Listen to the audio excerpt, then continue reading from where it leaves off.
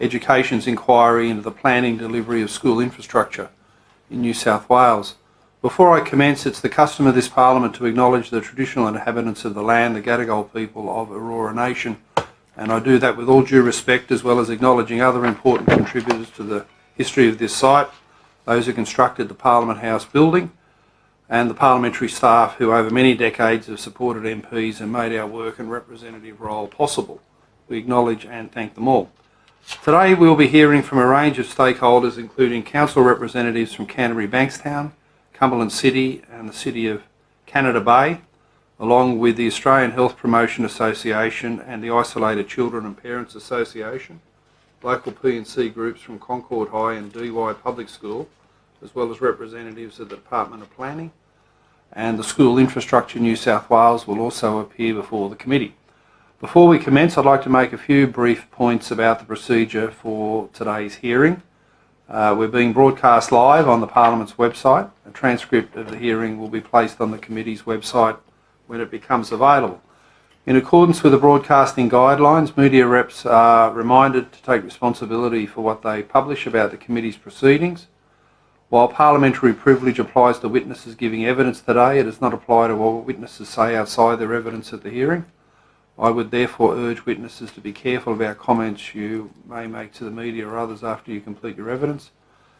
Committee hearings are not intended as a forum for people to make adverse reflections about others under the protection of parliamentary privilege. In that regard, it's important that witnesses focus on the issues raised by our terms of reference.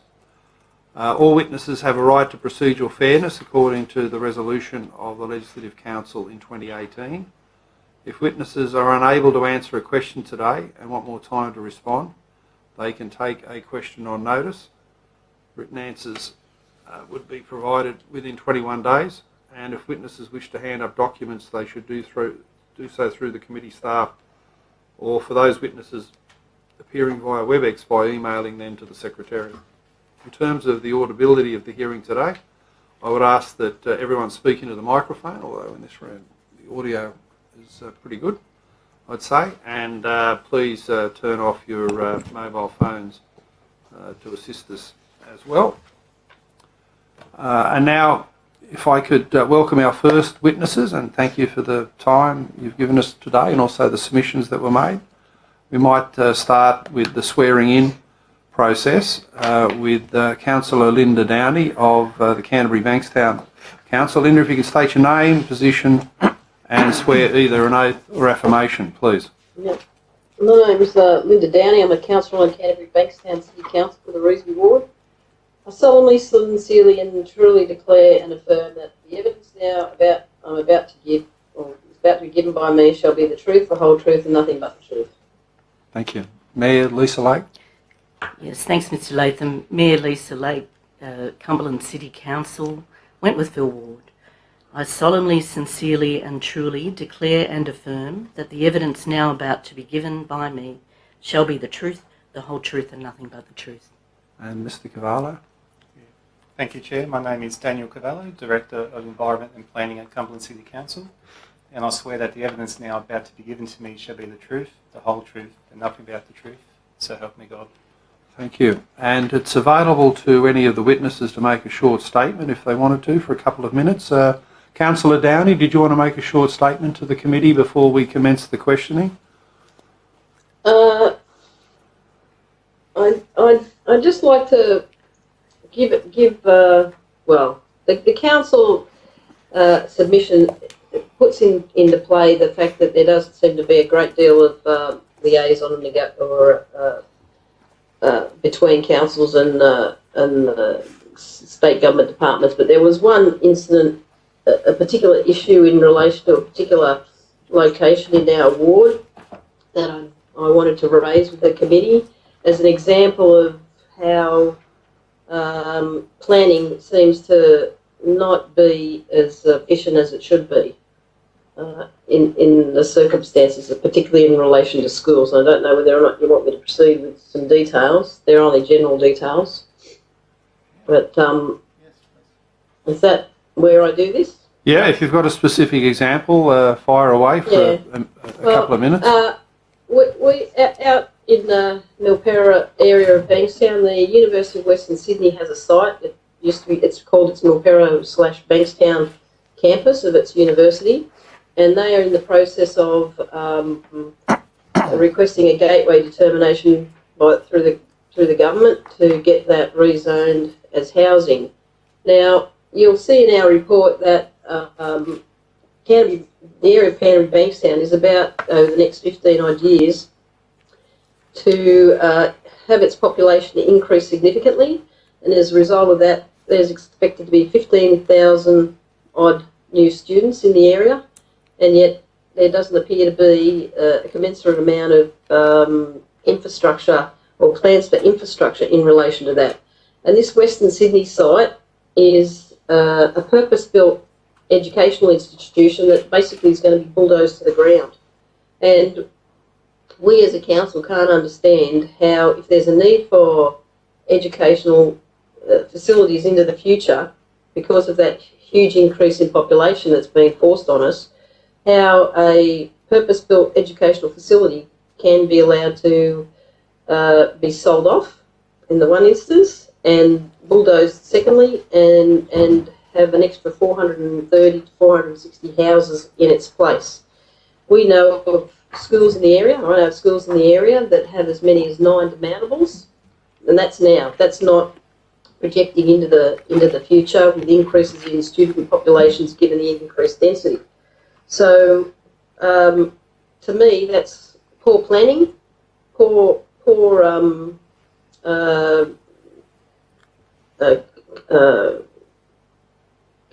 in terms of councils and governments talking together and being able to provide facilities for public school students. Part of the arrangement in terms of the expectation that this facility will become the subject of a gateway determination and be sold off to housing development. Part of that situation, the university is providing a certain amount of that land and giving it to the local private school that's adjacent to that facility. So there's a government facility being provided to a private, part of it being provided to a private institution because it needs more land in terms of its educational requirements, and yet the public schools in the area aren't even considered in relation to that sort of thing, or the kids that might go to public schools, they're not being considered in relation to that. And I just think that, and I know from my talking to the local people that that's just not a good outcome for our community. And I just think that the community needs to be aware that that's a particular instance where we have an educational facility that is, like I said, going to be bulldozed to the ground, and we know that there's a need for educational institutions and facilities into the future, and here's one that once the land's gone, it's gone. We don't get it back. Okay, thank you. Lisa Lake, would you like to make an opening statement on behalf of the Cumberland Council? I would, thanks, Chair. So good morning, everyone, and thanks for giving us the opportunity to provide information to what we consider to be a very important inquiry. Just a quick introduction to our local government area. Some people are unfamiliar with Cumberland and the suburbs it encompasses, so I've provided a coloured map that shows our suburbs and some demographic stats and a little bit of data about us. So Cumberland Council was formed in 2016 as a merger of parts of the Auburn, Parramatta and Holroyd councils. The current population is about 242,000 people. It's 72 square kilometres in size, and it stretches along the M4 from Lidcombe and Auburn in the east to Girraween and Pemulwuy in the west. We're one of the most culturally diverse areas in Australia. 52% of our population was born overseas, and our residents originate from 110 different countries. Top 5 at the moment are India, China, Lebanon, Afghanistan and Nepal. 66% of our population speak a language other than English at home, and about 22% of them have either no or very poor English proficiency. I've lived in the area for 32 years, and I can say anecdotally that this is a place where people are very focused on building a better life for their children than perhaps the one they might have experienced to date. Ensuring that their children are well educated is central to that aspiration. This is an area of rapid population growth.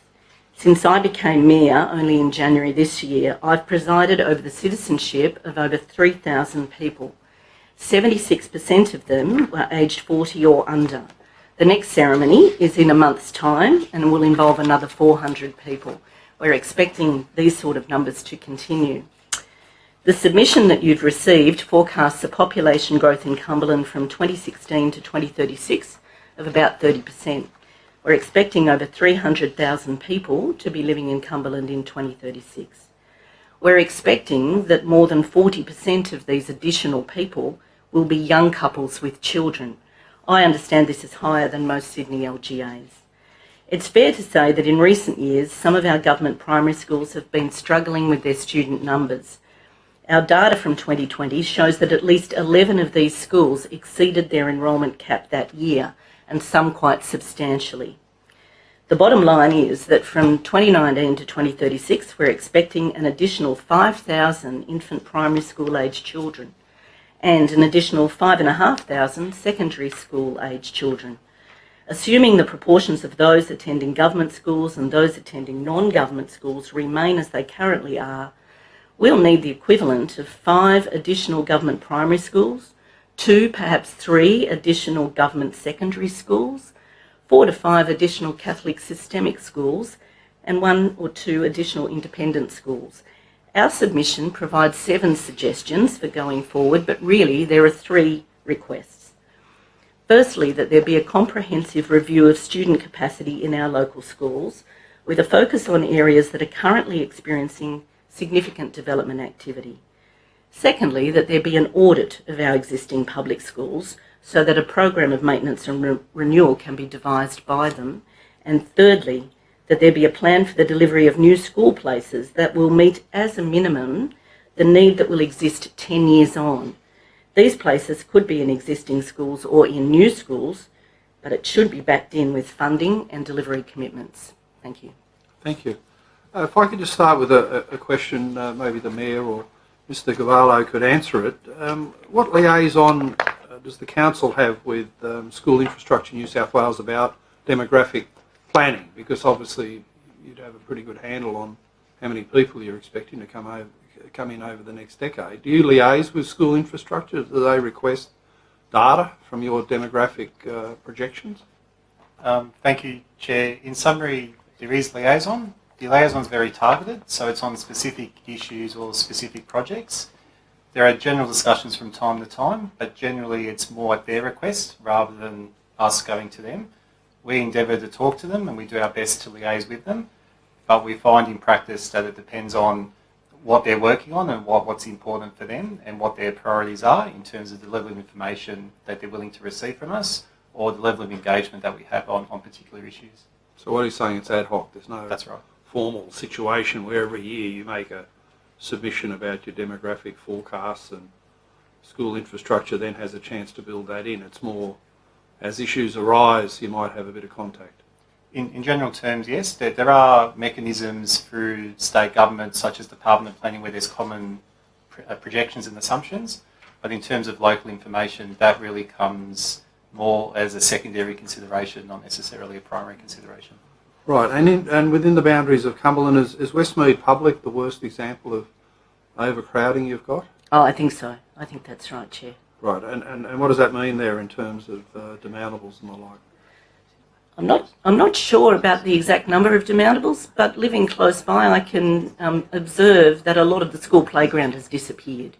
There are quite a number of demountables. I know they have a parking issue now because they can't find areas to park their cars internally, and there's a lot of double demountables too. All right, other questions?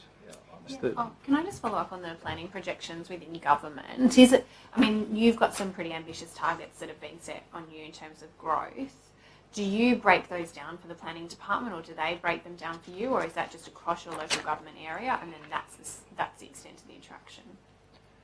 So in terms of planning projections, so those projections are developed by the state with input from different parties such as council. In terms of what is allocated for a council area, that does come from the state. And then what happens in practice is that council then needs to interpret that and identify how that can be achieved with current infrastructure and planned infrastructure. So in practice, with our growth, the housing targets, for example, are based on existing zoned land that could be built for high density, as an example. But separate to that, to meet targets in the longer term, council needs to continue planning work to identify opportunities where further growth can happen.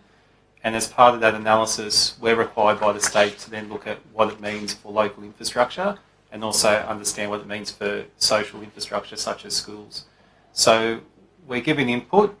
We don't really have a say on what that input is, but we contribute to it.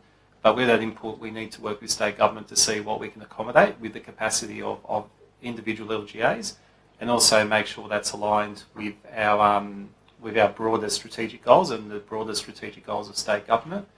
In practice, with our housing strategy, those have been endorsed by the state government.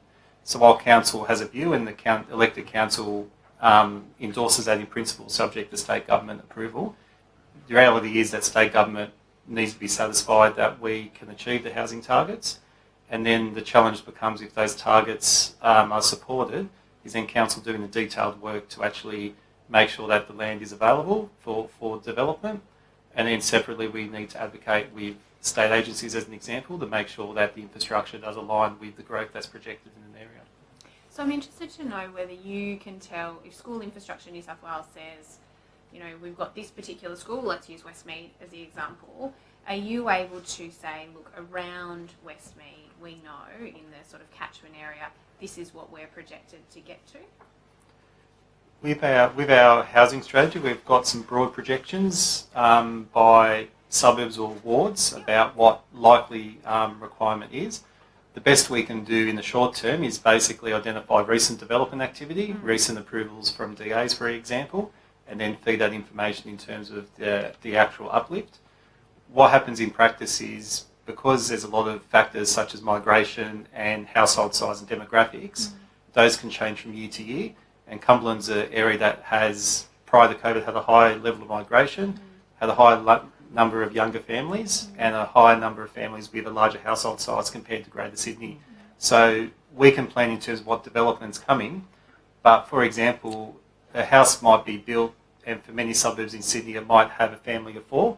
The reality in Cumberland is that same house might have 6, 7, 8 people. It could be an immediate family, it could be an extended family. And so that adds a level of complexity to projections and then what the needs are for school infrastructure, as an example, because common assumptions by the state may apply to an extent at the local level, but there might be some local anomalies that aren't fully considered or able to be captured at that state level. So that's where the local insight and the data is really important, to make sure that those that are planning for infrastructure at the state government have the best available information. And in your experience, does Planning New South Wales ever, or the Department of Planning I should say, do they ever engage with you to get that kind of feedback? Because we've certainly heard that feedback. We've done a couple of site visits, or in fact we've visited a large number, quite a significant number of schools, and we've heard that feedback directly. I'd imagine you would be hearing, in local government, you would be hearing that feedback all the time. Does planning ever try and get that feedback from you, that we have larger household sizes, that they have larger family sizes, that this is crucial for in terms of projecting what the size of schools is going to be? Is planning trying to get that information from local government? So my understanding is that planning collects data in terms of development applications and I suppose the yield of dwellings that are completed. We have a local strategic planning statement that's mandated by the Planning Act in New South Wales, which has information on demographics and trends and actions that we're going to deliver that align with state strategies as well as what we can deliver locally. But in terms of specific liaison, it's more of an ad hoc nature. So the information's there, the information is provided to the state, but the state's a large entity, so we're unclear with that information exactly which parts of the state it would be going to. When we have interactions with particular parts of the state government, we obviously reiterate that information, we advocate for the needs of the community, we refer them to public information that we have for our strategies and plans. But at the end of the day, it's really based on the interaction that the agencies want to have with individual councils. And generally our interactions are good, but it's more when they need something rather than having a regular forum, an ongoing forum where we can provide that information. That's really helpful, thank you. I wanted to actually just explore that a bit further. I'm quite familiar with the Lidcombe area, so I wanted to perhaps pose this as a real live example and get a sense of how the council interacted. So my children went to Lidcombe Public School. When my first child enrolled there in 2007, I think it had about 300 odd students. When my last child left, it was getting up to 900 students. In that time, the council had redone the LEP in the Lidcombe Town Centre, and I know that just recently it's also done further work in terms of revising the LEP on the south side of the railway station. Now, both of those processes have delivered significant high-rise development in that area that was going to undoubtedly result in additional enrolments. Now, there's been no further public schools built in the Lidcombe area since that process really started, sort of in the latter part of the first decade of the century. So what happens? What was the sort of role that the council played in that process? I know in terms of Lidcombe Public School, the solution that the department came up with fairly late in the piece, I think 2016, 2017, there was approval for further building on the site, greater classroom capacity. But that doesn't solve the other consequential impacts of higher enrolments in terms of traffic and inflow around the school, and the school is just a nightmare at pick-up time, and parents are parking, close to a kilometre away from the school and walking back to collect their children. There's clearly no planning there. So what happened? Can you explain what the interaction with the department was around that issue? That's the first question, and then I'll ask a subsequent question. All right. Thank you. In terms of planning for Lidcombe, there's been iterations of revisions to the planning controls in that area. And the most recent ones, as you mentioned, for the southern side of Lidcombe were formally gazetted by the government last year. In terms of the process of the rezoning, we need to basically undertake the technical work in terms of understanding what we could do, what does that mean in terms of the built form in an area, and at a broad level, what does it mean for infrastructure. That process then goes to a local planning panel for advice, which is an independent panel, and then that advice and the officer recommendations provided to council for them to consider. Now, if council considers that and supports the proposal, it then goes to state government to sign off. So while council might have a view, at the end of the day, state government's the one that has a final say on that. So when does school infrastructure, when do they get the information that says, okay, well, there's a lot of additional development coming to this area, you need to start thinking about a school? I mean, like this is, this was in the offing, 2007, 2008, still no planning for additional capacity in the area. The solution was just put more and more kids on one site that just isn't getting any bigger. Yeah, so in terms of school infrastructure, the expectation would be that the Department of Planning would be having some internal liaison with different agencies to provide that information and understand what it means. In practice, I don't know what happens because that's something that's outside my purview, and that's something that officers in the state government might be able to answer. But the reality is with planning is that the state would sign it off. We need to identify potential infrastructure requirements associated with that. But beyond that point, if it's outside our control, for example, with education or public transport, we really have to rely on the advocacy efforts of council or the liaison at officer level where we can get that interaction to make sure that there's an alignment between the actual growth happening in a location and then the provision of additional capacity to support that growth. What about the parking issue? I mean, if a school just keeps building its enrolments, we had that tragic situation at Greenacre where a kid was run over at a pick-up time. Like schools, the physical infrastructure just can't take the additional enrolments. Where's the interaction with school infrastructure on those questions? Is there any? We will present issues as required on particular sites. So I know that with Lidcombe, I can't give a specific example at this point, in the hearing, but for other locations we will raise specific examples, and we will liaise with schools infrastructure or the local school as required.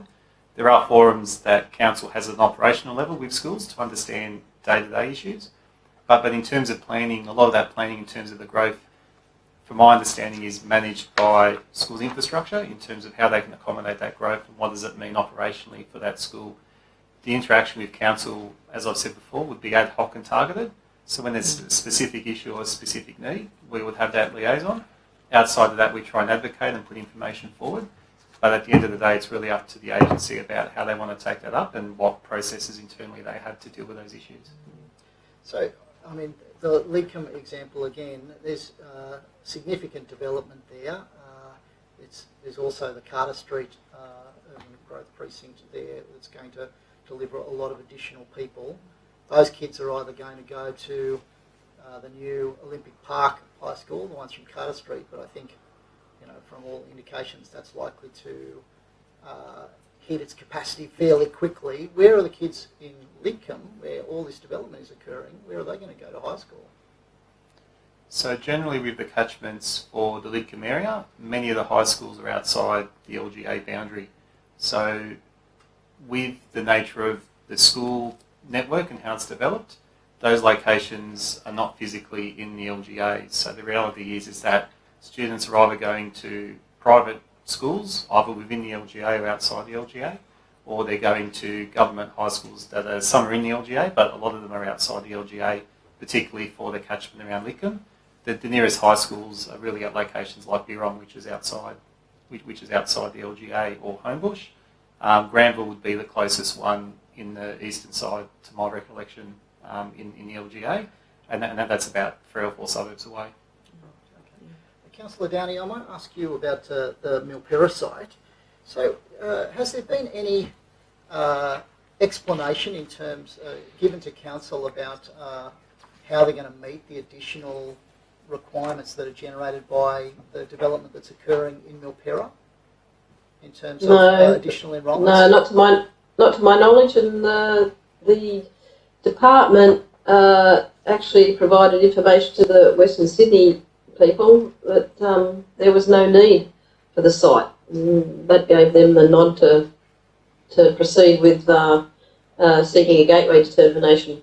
So there's been no detailed change the zoning. Feedback to the council about how the department intends to meet the additional capacity that's going to be required. I know there's development at Milpera Golf Course that's going to lead to additional housing in the area.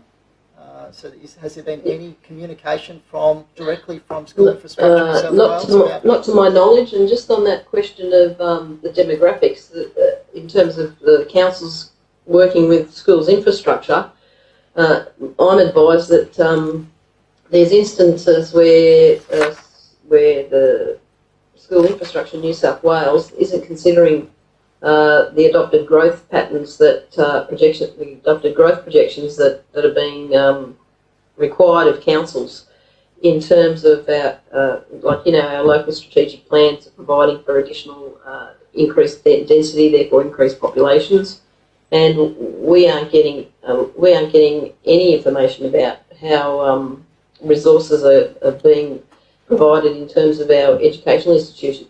It's happening right across the LGA, even last night, in terms of a county master plan, which would increase the population, increase the number of dwellings by about 6,000 dwellings.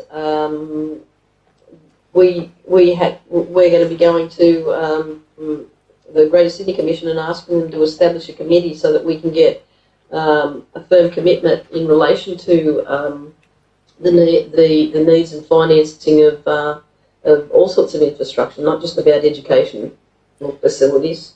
Can I ask you just we're a little bit in the dark.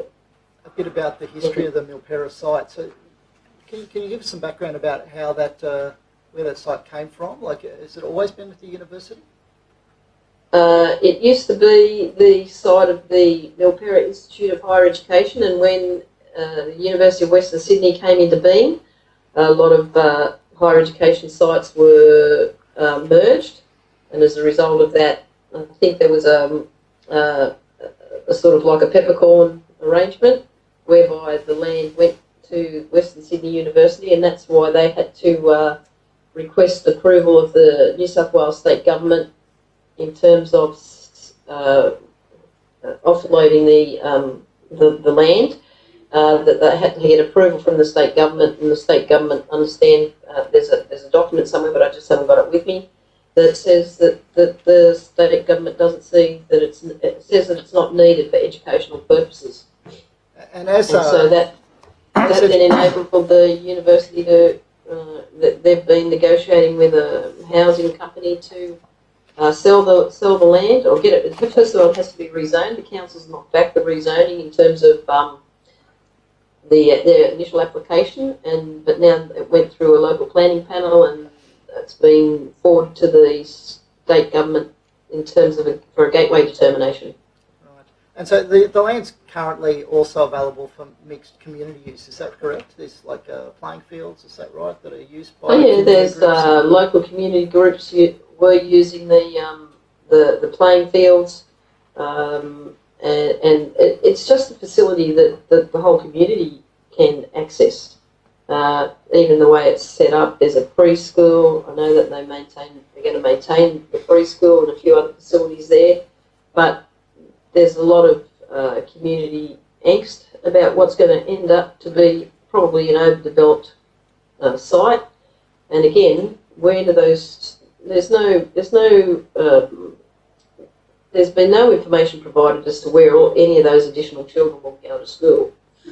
Like I said, I know a local high school that's got 9 demountables at the moment. And there's even other schools in the area have a number of demountables as well. Councillor Downey, which is that high school, please?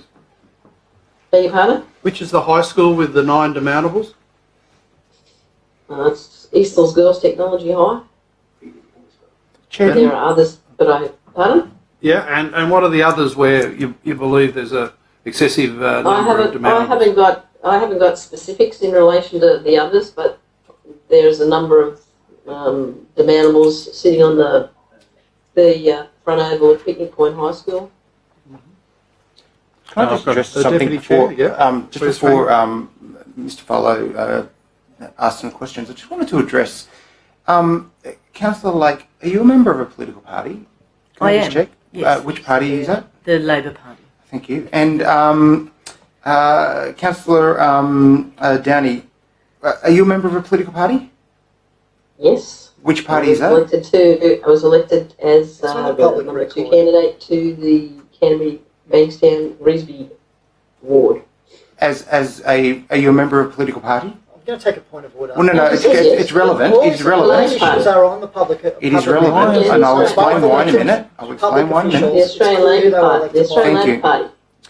Thank you. No, it came out of questioning from another inquiry yesterday, Chair, where a number of the witnesses turned out to be members of the ALP, and it's just interesting to note that there's 2 more witnesses from the ALP today. Mr. Carvello, are you a member of a political party? No, I'm ruling that out of order. Mr. Carvello is a paid officer of the council. I'm asking if he's a member of a political party. I've got to say to you, Wes, I don't particularly care what happened at a committee yesterday. I've never been at a committee where we interrogate people about their political allegiances. These things are all on the public record, and people don't come here necessarily as party political representatives. They come here to talk about these planning issues. Have you got any questions about school infrastructure and planning? No, I'll pass to Okay, Mr. Mr. Farlow. Farlow. Thank you very much, Mr. Chair. Councillor Downey, just interested in terms of the site you're talking about. I know it relatively well, as my dad used to work on Ashford Avenue, Milpera, at Western Sydney University. So, when it comes to Milpera Public School, which is in that vicinity, what's the current state of enrolments there? Have you got any information on that? No, I haven't got any information on that one. And you mentioned that the Catholic school, which abuts that site, has been given some option on the purchase of land. Do you have any? I don't think. My understanding is they're not purchasing. It's been given. Okay, being given. Okay. Do you understand how much has been given to them of that site? No. I'm aware of a figure in terms of the amount of money that was talked about, but I don't think it's appropriate in here for me to give you a figure because I don't really have anything in writing in relation to what that was, because that's something that's between the university and the school. But we can provide the information, whatever information. Sure, you're happy to take it on notice. Yep, that'd be good. I don't think I can take it on notice yep. and get the council to provide you that information. Thanks, Councillor Downey. And also, with respect to that Catholic school that exists there at the moment, do you have any idea in terms of their current enrolments, and are they sort of bursting at the seams there as well, or?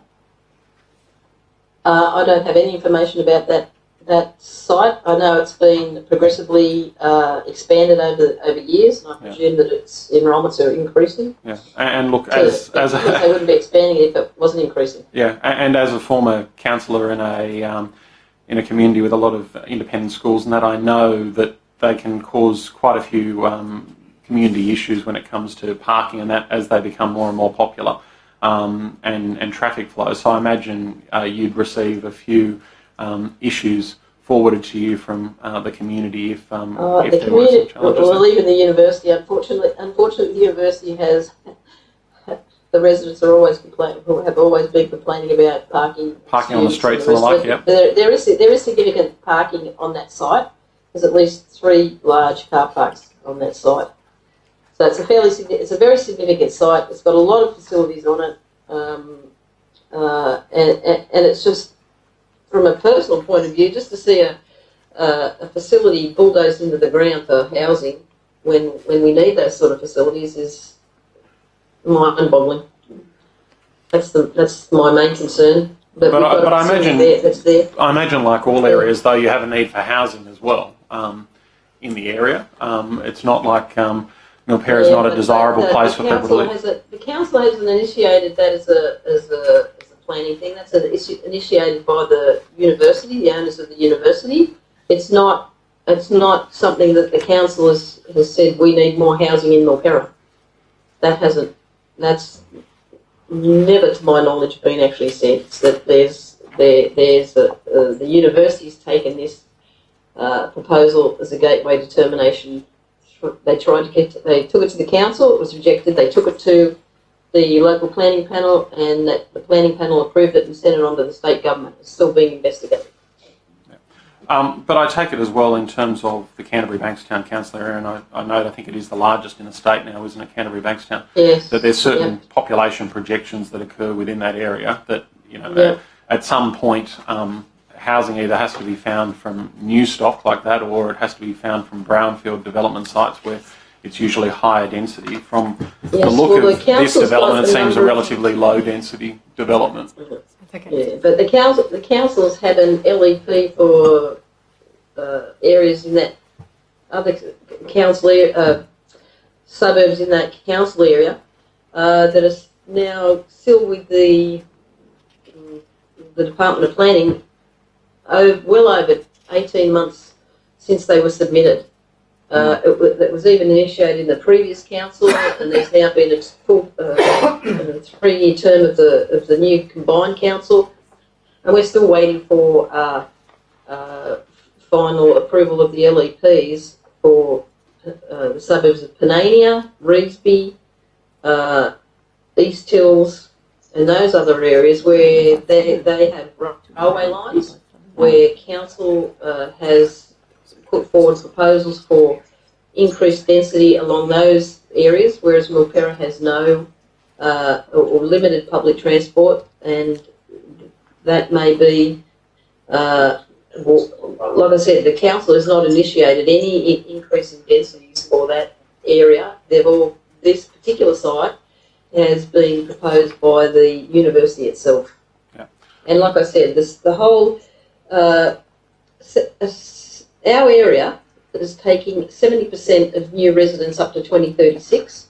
It's proposed that there's supposed to be 180 enrolments in public schools in New South Wales up to 2039. And again, 70% of our residents are expected to, our population's going to take 70% of that increase. and 15,000 new students are expected to be enrolled in our existing school population. And thank you, by Councillor. 2039. Thank you, Councillor Downey. And just turning to Cumberland Council and Councillor Lake or Mr Cavello, whichever one would like to answer this. I note in the information you provided us, and thankfully, thank you to you for that, in terms of all the local schools. It seems like, of course, there is a lot of students above the enrolment cap in a lot of the primary schools, but that doesn't seem to be replicated when it comes to the high schools. And I know you don't have details for all of the high school enrolments there, but it does seem to be there's this disconnect between primary school enrolment and high school enrolment. What do you put that down to? Is that people are going out of area for the high schools, or they're going to independent schools for high schools? You got any comments on that at all? I'd say it's a bit of both. I think there's a growing trend for parents in our area to look towards independent schools for high schools. Certainly there's a growth in Islamic schools in our area, and I think that will continue. And also, of course, there's schools outside our area that are attracting students. Certainly my personal view is that I'd like to see co-educational government school in the east end of Cumberland. I think that's really needed. And I think the department could be doing a little bit more to attract students into the government system.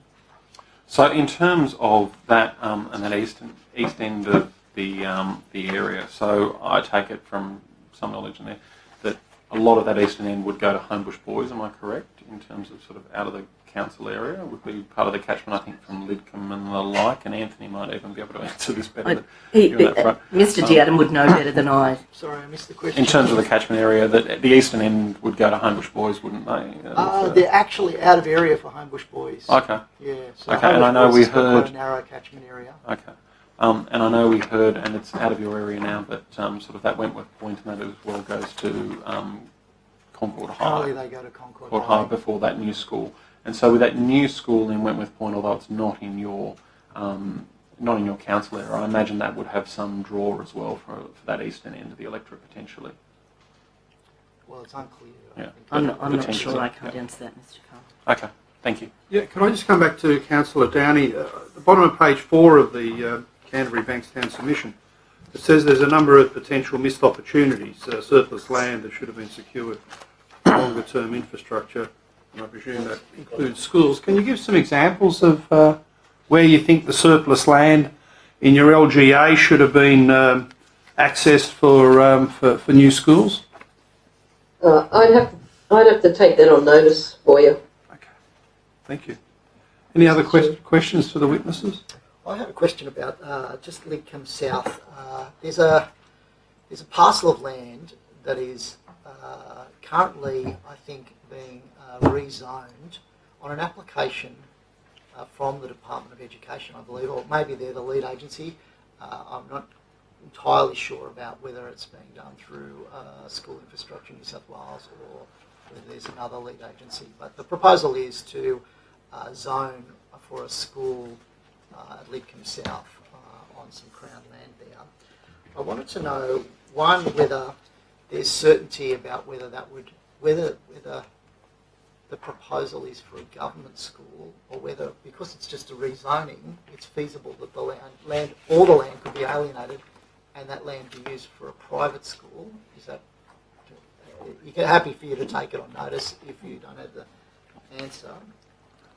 Yeah, in terms of the proposal for Lidcombe South, there is government land in the former Lidcombe Hospital precinct, which Property New South Wales is the applicant on behalf of the government to rezone that special purpose land from a hospital use to a school use. Our understanding from School Infrastructure, which is part of the, I suppose, a package of material that was presented to the community and to council, was that the intention is for a dedication of land for state education. Our understanding is that it's for a primary school, not necessarily a high school.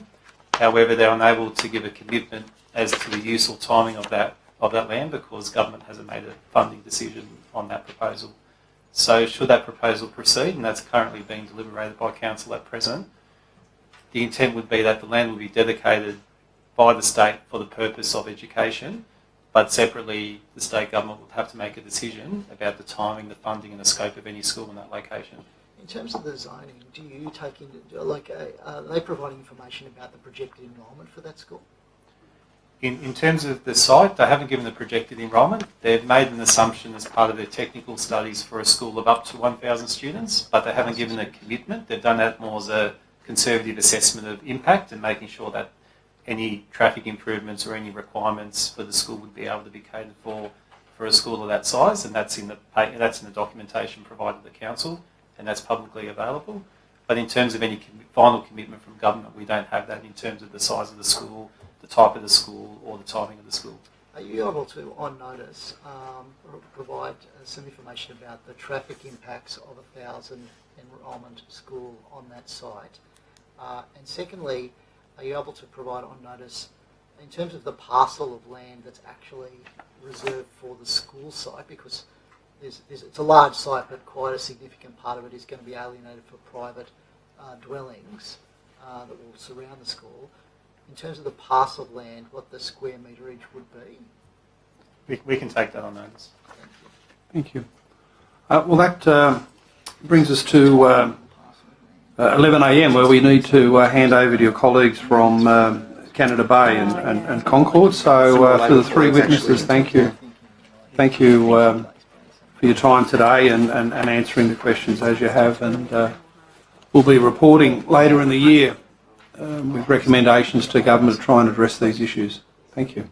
Thank you. Representatives from Canada Bay Council and also Catherine Zirk from the Concord High, which we visited as a delegation of the committee. So if I could ask each of the witnesses to state their name, position, and then take either the oath or affirmation to be sworn in. If we could start with Councillor Ferguson, please. Thank you, Chair. My name is Andrew Ferguson. I'd like to take the oath, if that's okay. Yep, sure. I swear that the evidence now about to be given by me shall be the truth, the whole truth, and nothing but the truth. So help me God. So Andrew Ferguson, and I'm one of the elected councillors for the City of Canada Bay Council, but not officially representing the council here at these hearings. Thank you. Thank you. And Mr. Dewar?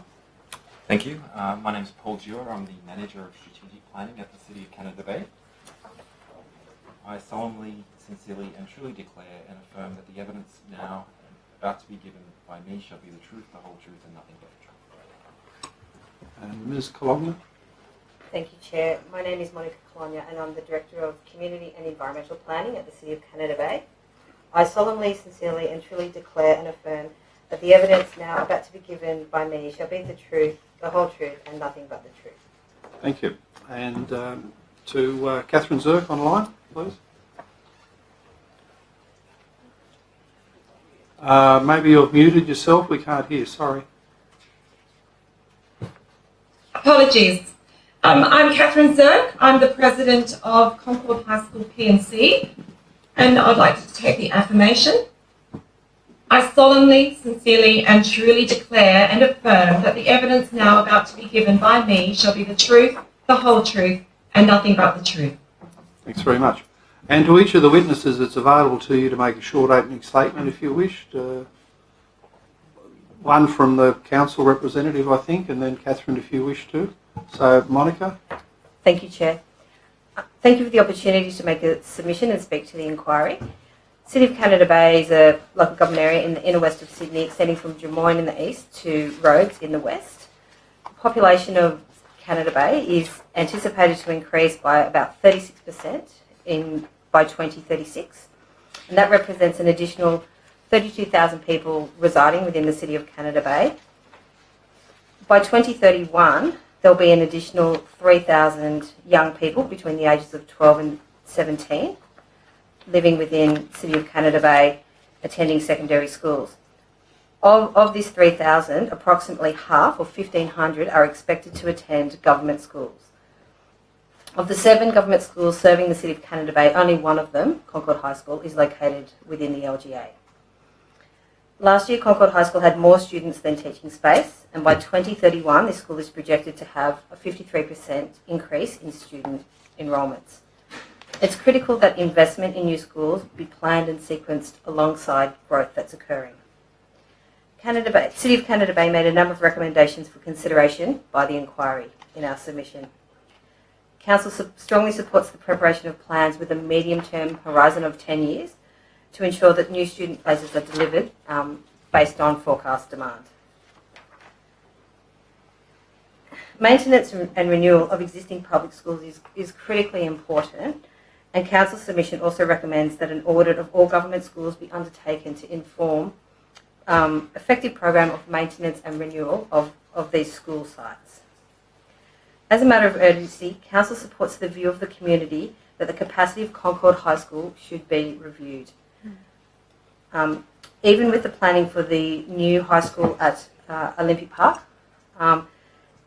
the Concord High School is under substantial pressure from increasing student enrolments, and with Olympic Park High School not due to open until 2024, there's an immediate need to address the student population and the facilities at Concord High School. Thank you. Thanks very much. Catherine, did you wish to make an opening statement? Yes, I would like to. Thank you. On behalf of the parents of Concord High School, we thank the committee for the opportunity to address this hearing and for the opportunity for us to advocate for the staff and students at Concord High. Just over a year ago, myself and 2 other members of the PNC executive team met with our principal in response to upsetting reports from parents, primarily around female students who were, some of them experiencing the onset of their menstrual cycle, were waiting for their entire lunch break to access the sanitary facilities, and reports of ongoing trauma caused by this distressing experience. In our meeting with the principal on the 23rd of April 2021, we learned of the significant shortfalls across the school, including female toilets, outdoor seating and classrooms. Since this meeting, we have lost trust in the Department of Education's capacity to keep our students physically and emotionally safe. We lost trust when we learnt from Safe Work New South Wales that the asbestos management plan at the school was not being monitored. We lost trust when we learnt that students were being taught in thoroughfares with potentially harmful noise levels, which negatively affects the students' ability to learn and concentrate, and in thoroughfares where students were required to sit on chairs immediately adjacent to descending steps. We lost trust when we learnt that the school was embarking on a legacy project to renovate the school canteen, which now runs a catering business on premises, with increased costs to our families. Yet 1 year on, we are still waiting for the seating shortfall to be delivered. We lost trust hearing of the dangerous slip hazards and the fear it causes students when walking between the demountable classrooms following significant rain events. I lost trust when I was informed that the school could not follow my child's mental health safety plan because the school is too overcrowded. We lost trust when we asked the principal why there has been no facility upgrade scheduled on the Department of Education's Capital Works program for the last 6 years, and why it appeared to us that no one was advocating for this to occur. His response: I don't like to bite the hand that feeds me. Well, we hope this inquiry will shine a light on the processes within the department that have let our children down and have put their safety at risk. And we ask why it has taken 3 full-time working mums to illuminate safety hazards and enact progress at Concord High School. Thank you. Thanks very much. With questions, could I just start, Catherine? At the school, on our inspection, we noticed the improvement to the seating and also the outdoor playground space. But what would the priorities be now? Is it mainly about the toilets, which obviously look substandard? And there seems to be a general problem, this was pointed out by school infrastructure to us, that these schools that were designed in the 70s and 80s and obviously in need of expansion and renewal, it's not easy to do because of the rabbit warren type design. of what was put there initially. So what would be the priorities of the P&C if you had to itemise the improvements that need to be made? Absolutely. Look, we're really, really grateful that the outdoor seating is being addressed and the oval is being addressed. We, were very concerned that when it was promised back in May, nothing happened until October when they started communicating with us. It's upsetting that it hasn't been addressed yet, and that they, but it is happening. We're pleased. Definitely, the toilets is a major concern. It's the biggest thing on the Tell Them From Me survey. What the students are most upset about. We have since, due to the P&C lobbying our state and federal members, we have had a promise. Minister Sarah Mitchell did come and visit the school recently, and we have had a promise that a new facility will be delivered. We're still not sure exactly when. That's in early stages. We'd certainly like that to happen at the fastest possible way.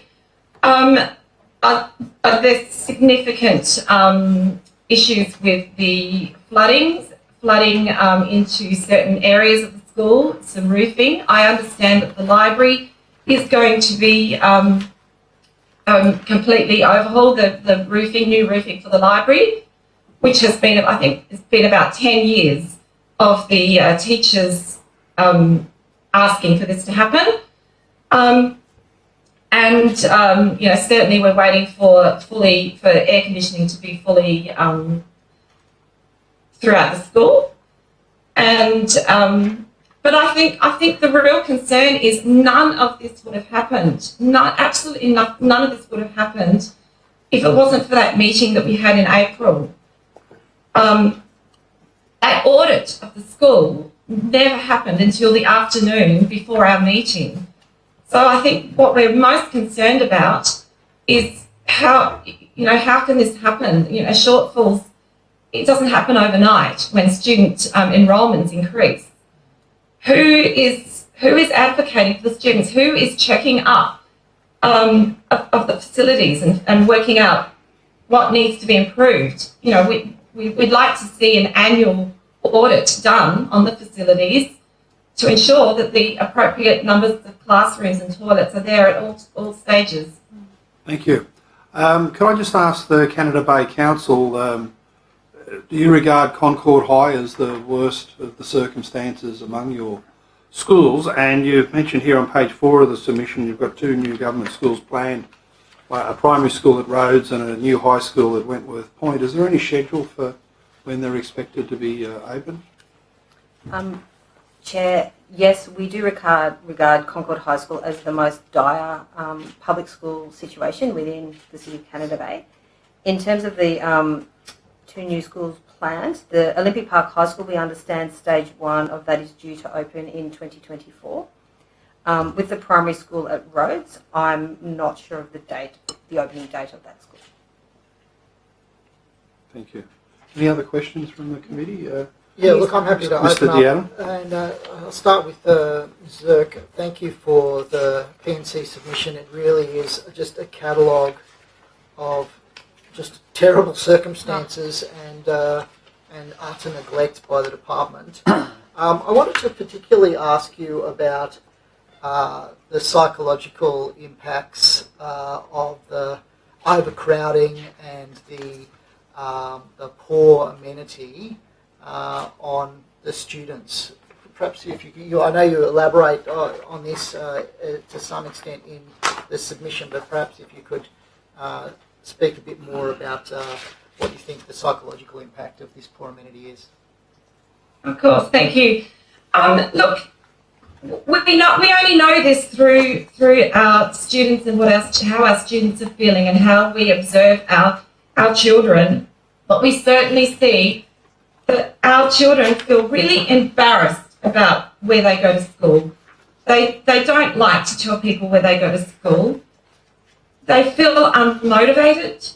When they're in a situation where they're in a school that's just of dire decay, they don't feel motivated. They feel they don't feel like they're being cared for. They feel, they're surrounded by neglect. They feel neglected when they're surrounded by neglect. So, and I should add that I do have the student Tell Them From Me survey here, and we see a sharp decrease in optimism. And optimism, when students decline in optimism, they decline in their learning and the way they feel about themselves. But I also have concern from a perspective of inclusion. There are a significant number of students who have specific needs, whether it be from generalised anxiety, students with sensory processing issues, and students who are on the autism spectrum who are terribly overwhelmed in those situations. And I was personally told by the school that my child couldn't be there because she couldn't handle the noise and the overcrowding. And so we had to look for alternative. And that's not really creating a school that is there for every student. Do you think that the state of Concord High School is driving parents into the private system? I know that there's a significant number of private school enrolments in the Canada Bay area. Do you think this is potentially part of a deliberate plan by the department to effectively push parents into the private system so they don't have to make the investment in schools like Concord? Look, I'm sure that's a valid point. I can't really guess what the Department of Education is trying to do. I certainly know anecdotally from just even my small group of friends and other parents that a number of them have moved their children into the private sector. Even students that have started at Concord High School. I know a number of people who have started who have been passionate about public education, who have moved their children after the first year into the private, which is quite concerning. I know a number of parents who have actually moved outside of the catchment to go to another school. Can I also So yes, certainly driving parents out. And can I also ask you about, because you raised a very interesting point around work health and safety consultation and trying to give students and parents a voice. I mean, your submission is full of identified safety hazards. Can you perhaps talk a little bit about why you think it's necessary for there to be a student or parent voice in terms of the safety processes and safety systems that exist in the school? well, I think the PNC, our primary purpose is to support the school. And that is what we're trying to do. We believe, I'm a great believer in a community education. Community brings up a child. I believe in my local community. I believe in public school education. Now, we send our children off to school 200 days of the year. We need to know that they're safe. And I think it's very important for us to have transparency over the issues and to have a scheduled list of maintenance that needs to be done. And I think a parent representative would be very powerful on the Work Health and Safety Committee. We have been denied that. We have asked several times over the last year for a representative to be on the committee. We have been declined. And we've also asked for minutes of the meeting to be provided to us. We have been declined. We would like to understand the hazards because right now the communication is so limited. We only know what we have investigated ourselves and what our children tell us. But we know there's many things that our children don't tell us. And we really feel we need to know so we can support the school and help enact a safer environment for our children. Thank you. Yes, please. Ms. Dirk, thank you so much for your time, but for your advocacy on behalf of your school community. I can only imagine how difficult it is. We often like to talk about in this committee, but also in the upper house, about how we want to see improving school standards. But your testimony to us today is saying that even just the basic things aren't being provided for students at Concord High. So I want to say thank you so much for the time and for the effort and for the advocacy. This is a very basic expectation when students go to New South Wales public schools, that they will have access to toilets, that they will not have the roof in the library leaking or the roofs leaking, that they will have adequate classroom space. I think that that's really important, and I just want to say thanks so much for that. I actually had some questions for Canada Bay Council. So Councillor Ferguson, whether it's yourself or the others, just let me know. I'm interested to know, you have a pretty clear understanding that there's huge growth that's going on in your area, and I understand that the state government has set some targets for that. But are they receiving, how plugged in are schools' infrastructure or the Department of Planning to get feedback on how that is progressing? Are they able to hear that feedback regularly? I might say I was scheduled to say a few broader remarks if I can. And then Of course, specifically yeah, come to absolutely. your, question. So I'm elected councillor in the area, and I'm very accessible and active in the community. I've also lived in the local area for 30 years, and 2 of my 4 sons went to Concord High School. And I also have the opportunity as an elected councillor to listen to feedback from the community about potholes and footpaths and parks, but often the remarks are on other issues that are state and federal. And I do pay attention, and I've got a great interest in education. And so I've formulated lots of opinions, and many local residents echo the remarks of Catherine Zirk from the Parents and Citizens, not orchestrated with the PNC, but just independently raising these same issues about neglect of the school, the overcrowding, and the negative impact on the well-being of students.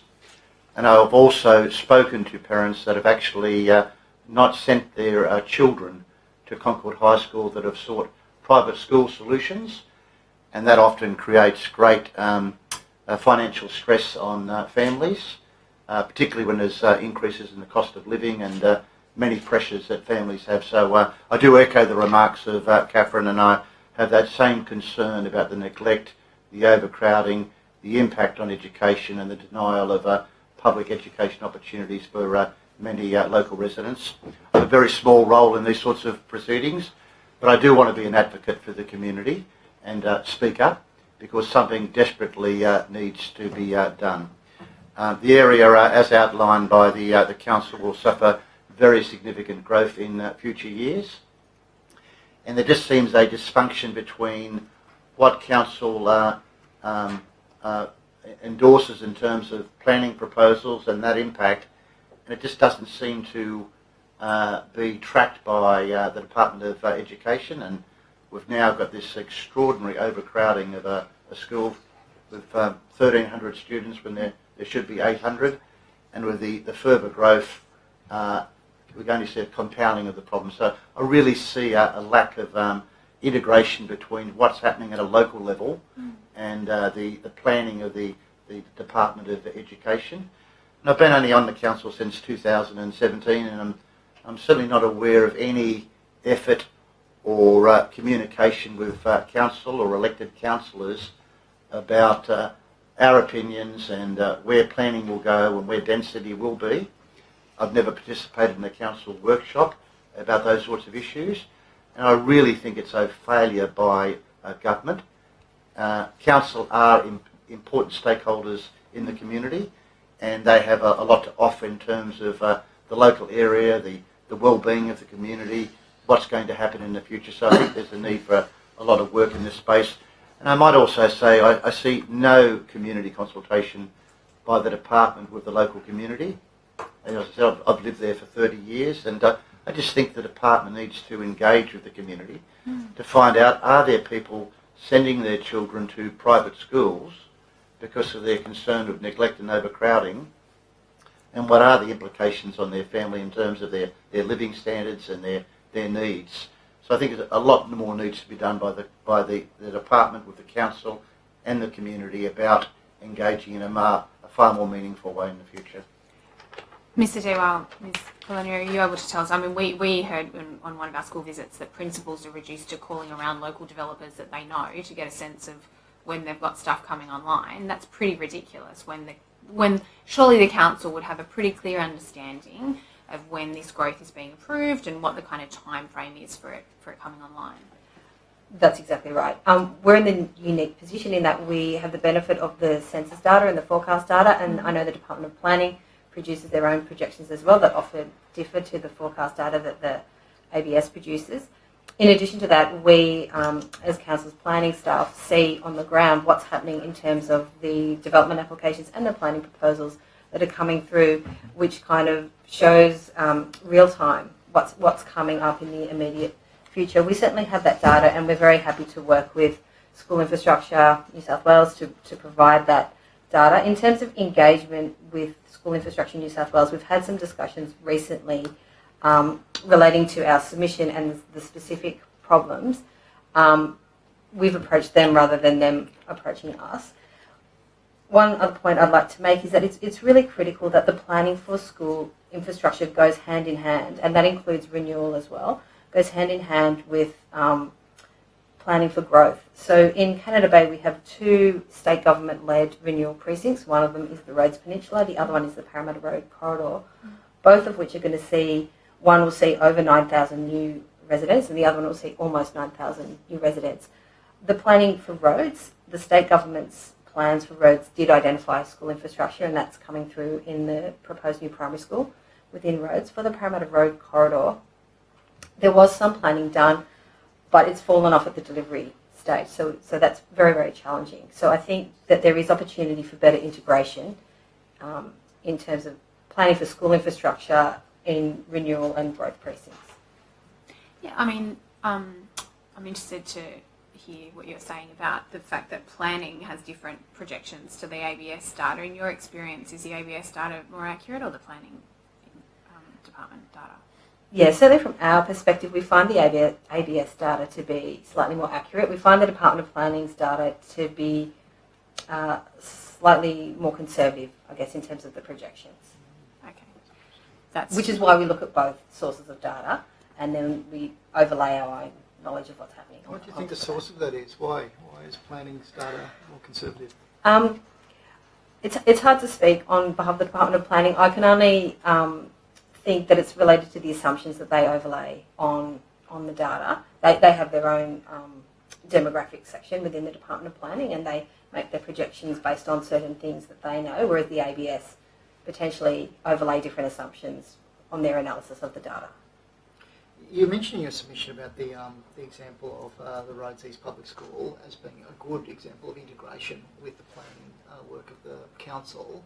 Can you perhaps just elaborate a little bit further on how that works, and also, I mean, why have we got a primary school but not integrated planning for a high school? Like, why one? Why not the other?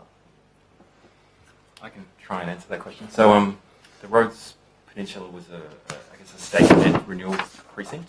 So, the Department of Planning and Environment prepared what's called the Rhodes Place strategy, and as part of that strategy, it did include planning for a new school, and that involved essentially identifying land that would be set aside in the future with the distinct purpose of providing a school. I guess the analysis that was done was that there was a need to provide a new primary school in that location, given the existing Concord primary school was already at capacity, and that need to provide another facility to meet the demand that would grow out of this new growth. So I guess that early upfront work, it's identified in a plan. There's no budget or commitment to deliver it in any time frame, but we at least appreciate the fact that there's identification of the need for a school at that early stage, so that the necessary, I guess, business case can be made to government, so that Treasury can then allocate funding at a future date. Is there a site? There's a site, but it's not yet owned by the government. It's still in private hands. So it's just a shading on a map at this stage. And so, in terms of the assumptions around the need for primary school capacity, what about the assumptions? What were the assumptions around where those kids would go when they need to go to high school? That's a really good question. We share the same concern. We don't think the same attention has been turned to the needs of high school students. Deputy Chair? I've got a couple. Thanks very much. Just interested in terms of your solution, and thank you, and this is to the council staff, and thank you very much for it. Your projections on table 1 of the 2031 enrolments, just drilling down into some of those, does that take into account the current mix of non-government and Catholic school choice within the Canada Bay LGA? Yeah, that's correct. It does. Yes. So that picks up on the current, because looking at it when it comes to the Canada Bay LGA, it's about, for primary school for Catholic schools, it's about 3 times the state average, I think, from the ABS stats, and about double when it comes to secondary school. And non-government as well is significantly, about 1.5 times higher as well. Now, having a look at some of those figures, so Russell Lee Public School, and I remember I went to Hamish Public School, so I remember playing Russell Lee as a very, very small school in soccer matches and cricket matches and the like. But that's quite significant growth there. But I see that the site with the redevelopment can cater up to 600 students. Is that right for Russell Lee? Yeah, Russell Lee was recently was subject to a significant upgrade. Yeah. So there is some spare capacity there. So there's lots of capacity there at Russell Lee for sort of that growth to come. But of course, that's probably a different kettle of fish to the western side of the council area, where you've got a lot of the intensified development along the Rhodes Peninsula and the like. So have you had any discussions with school infrastructure about the size of that Rhodes East campus as well? We've spoken generally. It's a very small site. It won't have a significant capacity to accommodate playing fields or open space. So there's even talk about the children. There's not really any open space or playing fields though in Rhodes, the Rhodes Peninsula at present either. That's right. So the discussion is, where would those children go when they want to access outdoor space? So there's also discussion about the capacity of that school in the long term, whether it's going to be 600 or 1,000. I think 1,000 would be pushing it based on the size of the site. Okay. So how big is that site at the moment that's been identified? You take it on notice. Yeah, I have to take that on notice. Okay, thank you. And you've also had another new school which has been established in recent times, which is Victoria Avenue. Now, knowing that side as well, that's relatively constrained too, and I don't think there'd be much scope for any sort of expansion there, would there? Or No, that's correct. It's an integrated primary school with a childcare facility and early childcare there as well. And it is adjacent to a park that functions as a playing field. Yeah. You're right, it is quite a constrained site, and there because it's a newly built facility, there's no space to expand that unless property acquisition was to occur of adjacent residential development. And is that really proper? Is that really capable of happening in that area? Well, way, or? I think it would be very challenging. Yeah. I think, yeah. The adjoining sites are earmarked for residential apartment buildings. It would be a very expensive exercise to acquire that land for the purpose of a school. Okay. And then in terms of your independent and Catholic schools as well, they've had significant growth as well. Like if I think of, St Mary's, Rosebank, even is it Our Lady of Assumption down there at Strathfield North as well. So there's quite a few independent and Catholic schools that are in the area that are growing as well. What sort of challenges are you finding from that in the local community? In terms of challenges, though, the independent and Catholic schools aren't as vocal in terms of their needs and concerns, but certainly Rosebank, for example, is part of the Parramatta Road corridor. So we're conscious that the sites immediately adjacent to Rosebank have capacity and zoning to be redeveloped into medium to higher density residential development predominantly. Yeah. So that may present some additional challenges around that school. Rosebank campus is quite constrained, as is Our Lady of Assumption at North Strathfield, and that's the side of the new metro station as well. So that's a very small school site with this, it's quite well designed, but it's quite a very small, tight site. Mm. And so, from all of this, has the council identified any other areas where new potential school infrastructure could be placed as part of your planning strategies at all? Or? We haven't done any detailed investigation to determine where a school could be located. Our analysis is being restricted to the demand for a new school. If I may just add to that, it is quite challenging in that we're largely an inner Sydney LGA and residential There's land no real prices are quite greenfield high. development sites here. That's right, yeah, and open space is at a premium in terms of our community and the growth that our community is experiencing. So it's very challenging in that we don't have, surplus industrial land or other sites that may be able to turn over for education. So it would be quite challenging to facilitate new school sites within the LGA. Could I just mention an opinion about some of the issues? Councillor Ferguson. I think there's a bit of perception, which is valid, that there's going to be very substantial growth in density and student population in the western part of the LGA, in particular around roads. But there are other very significant pockets of growth that are occurring and will occur in the future.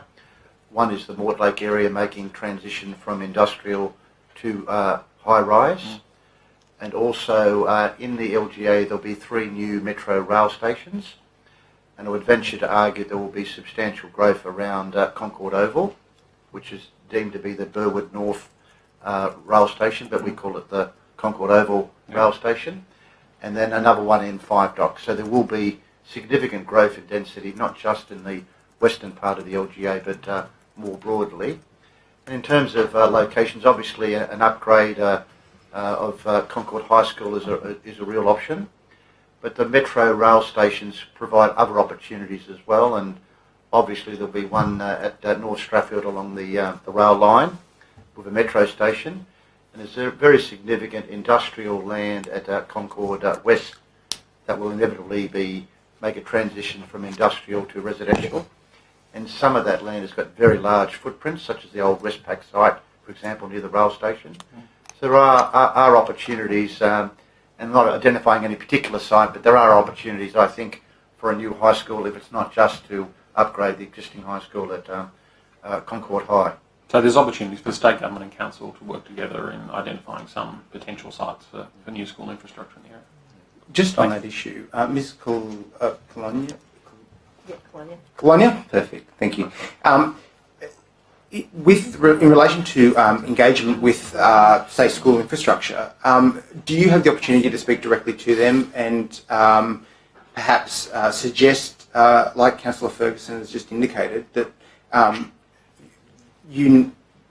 there are issues around the provision of new schools, that perhaps there's some, along growth corridors or transport corridors, there's the opportunity to purchase land. Do you get that opportunity to speak to them directly? Yes, we do get the opportunity to speak to them directly, and we can certainly make those suggestions as part of those discussions. Yeah. How often do you get to speak to them? So again, it's on an ad hoc basis. We've spoken to them maybe twice in the last 2 months or so, and that's largely been initiated by council. The second meeting was specifically about Concord High School and what school infrastructure New South Wales is looking at in terms of Concord High School. The first meeting was a more general meeting, more related to provision of school infrastructure generally. But you get those invitations to attend those meetings, and there's general business at those meetings? Yeah, and again, council has facilitated, or council has sought out those meetings rather than the other way around. Yeah. Okay, so yes, we do. Yeah. So when you seek a meeting on an issue like Concord or a broader issue around provision of services for school infrastructure, they're very open to actually meeting with you and sitting down and actually resolving those issues. Yeah, look, they're certainly open to meeting with us, yes, and discussing the issues, yes. Okay. And just for consistency, Councillor Ferguson, I did question the previous 2 witnesses. Could I just ask if you have, and I'm guessing by the surname and the fact you have a very clear resemblance, are you a member of a political party? It's in his Councillor? question. Like, It's actually not. That's the point. It It's actually not. It is not written in the submission. It's not written here. I think It it's is not pretty written clear anywhere. when he says my father was Jack Ferguson. It doesn't. Like, So Councillor Ferguson, are you a member of a political party? I'm sorry for this. With the indulgence of the Chair, not just a member, but a life member of the Australian Labor Party, which I'm very proud to be a member of. One up on the chair. Thank you. I've got a further question. I wanted to ask Ms. Zirk, earlier I think in your opening statement, you said you'd had a meeting with the Minister. Was that the meeting in April that you referred to? No, the meeting in April last year was just with the principal. All right. Were you asking about the Minister? Yeah, for I wanted Education? to ask, so you also made a comment that when you met with the Minister that there was a commitment to a new facility, and I wondered what you meant by that. Oh, the toilet. There was a decision made. I'm just looking for details of that. There's a promise. So from our intense lobbying from the parent community, the Minister for Education came. It must have been about a month ago, and as a result, they have made a commitment to fully. I can't see it in my notes. To fully create a new toilet structure. So it's really toilets. They've made a commitment to the toilets.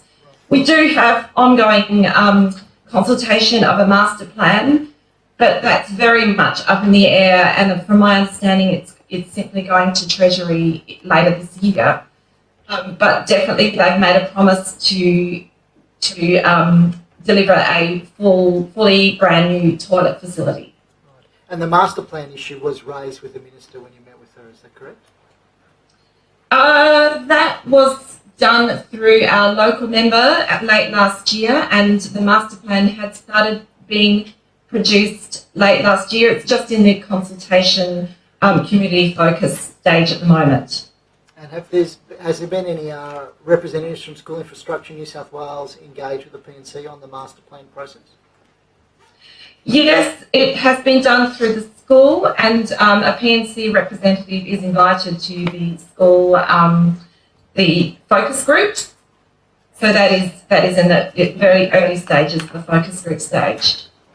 Sorry, Ms. Zek. So we don't know. We have not been. Sorry, go on. Oh, sorry, Ms. Zek. I just wanted to ask a follow-up question on that. The parental representative that's on that group. Do you know if they're required to sign like a non-disclosure agreement or required to adhere to any confidentiality rules? Yes. I went to the first one, but unfortunately many of us are working full-time and they're held during the day. So we actually are struggling to get someone who can actually attend every session. I went to the first one and I was told at the beginning that it was to stay confidentiality amongst what was discussed at that meeting, at that focus group. And what do you think of that requirement? I mean, you're there as a representative of parents. The expectation from other parents would be that you would report back on what the progress is going to be. What does those kinds of restrictions, what does that kind of burden does that place on you as a representative? Well, we're struggling to know what to report back. It's absolutely right. We can't report back. There are a lot of things that are said in that. There was mostly teachers involved. There's a lot of things that are said there that we can't report back. Some fairly alarming stories and certain wishes that you think are just basic wishes that we can't report back. So exactly, there's a real limit in transparency in this process. And a limit for then broader parents to have feedback in the process. It literally then falls on this one parent to represent parents but yet not be able to consult on what their views might be on things that come up through the process or hear feedback on the actual progress. Is that correct? Absolutely. Thanks very much, Ms. I've just got one further question. Okay, last question. So I just wanted to ask about whether there's any discussion with the council in relation to the catchment boundaries for the high schools. So obviously with Sydney Olympic Park High School coming online, that's going to affect the catchment boundaries. Presumably they're going to take some of the students who are in Rhodes, who currently go to Concord High School or would currently go to Concord High School. Where they draw those boundaries are obviously going to have an impact in terms of the demand that's placed on the existing school infrastructure. Is there any discussion about how and when they redraw the boundaries? Do you mean with School Infrastructure New South Wales or Department of Education and Council? Well, I think it would be both School Infrastructure New South Wales and the department engaging with council about proposals to alter the catchment boundaries. There's been no engagement on that to date. Our understanding is that those decisions are made by Education. We've certainly had a look at the proposed catchment boundaries, But yeah, there's been no sort of discussion about that today. Thank you. Well, that concludes our session. I want to thank the 4 witnesses for their presentation. Thank you for the submissions and the time you've given us today. And we look forward to doing some recommendations that assist, particularly at Concord High, where from the inspection it was evident that a lot more improvement is needed. So thank you. We'll break for 15 minutes now and resume at midday with DY Public School P&C. And we have Mr. Stuart Herring from the DY Public School P&C, the Rebuild Subcommittee Chair. And Stuart, if you just state your name, position, and take either the oath or affirmation to be sworn in, please. Thank you. Stuart Herring of DY Public School P&C, Rebuild Subcommittee. Affirmation. I solemnly, sincerely and truly declare and affirm that the evidence now about to be given by me shall be the truth, the whole truth and nothing but the truth. And would you like to make an opening statement of the committee, please? I would if that's all right. Thank you. Yep, sure. Thank you for having me today and taking the time to review our submission. Ours is a case of many issues that are impacting our school, namely impact of announcements by ministers, schools built to their maximum capacity on day one, limiting available investment for other schools. In our case, that's Manly Vale, which was announced and built to maximum capacity and sits barely half full.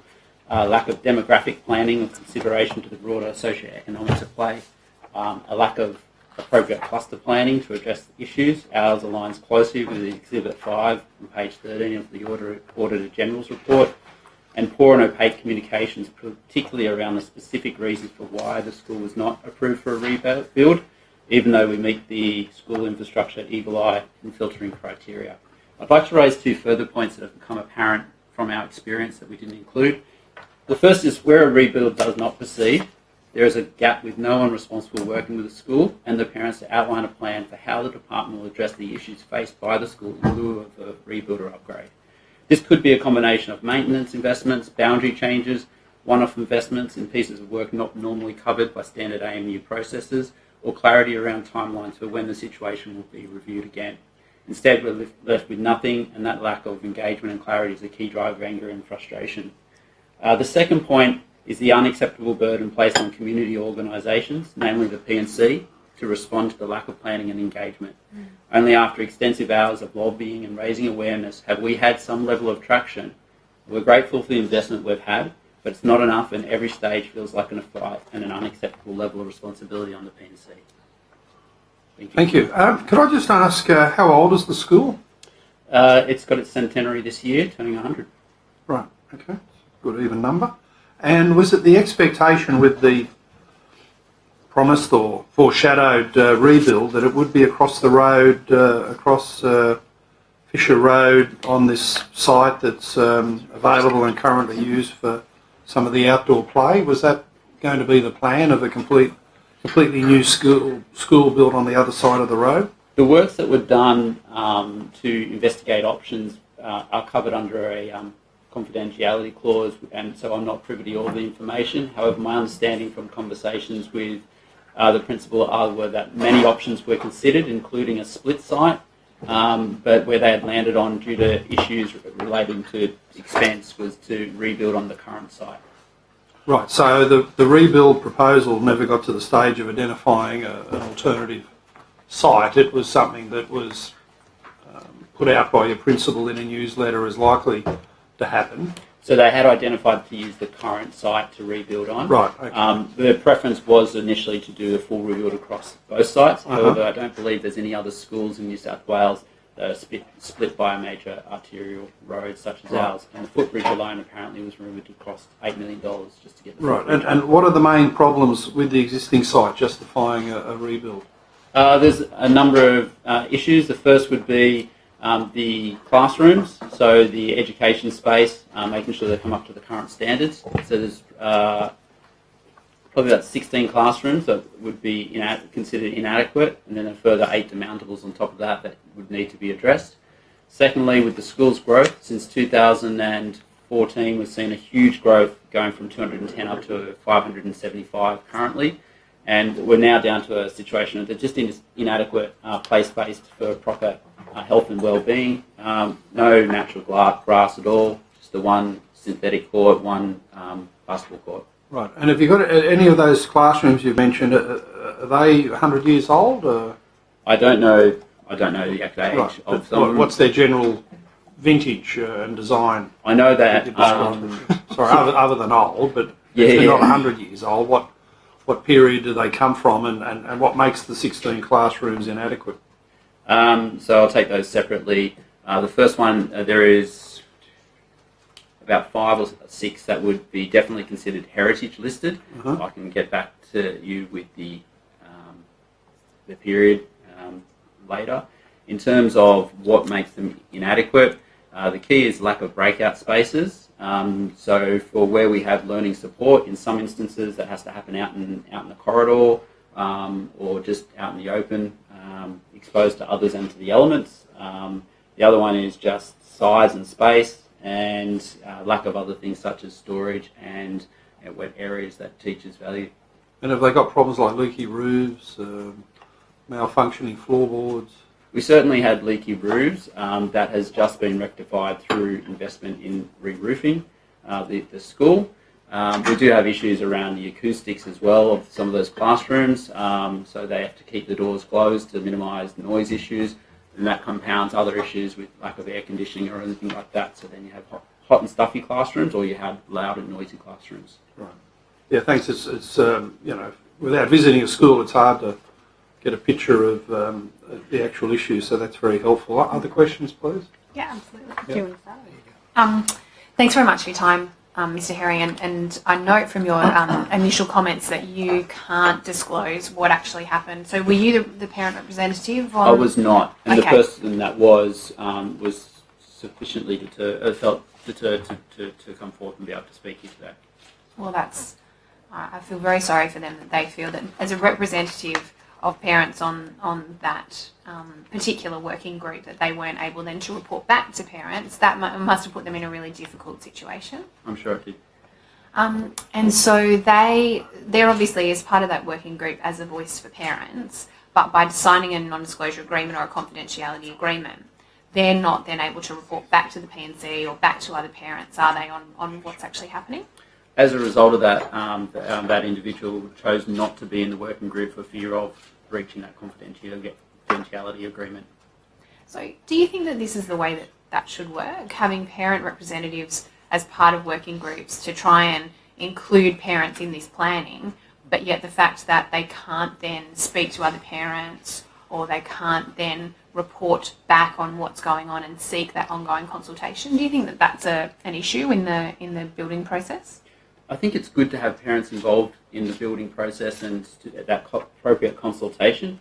I don't think it's appropriate to have that bound by a confidentiality agreement, and I think the gap clearly sits not necessarily with the parents, but a role around the communication of what is happening, why it's happening, and what would happen in the absence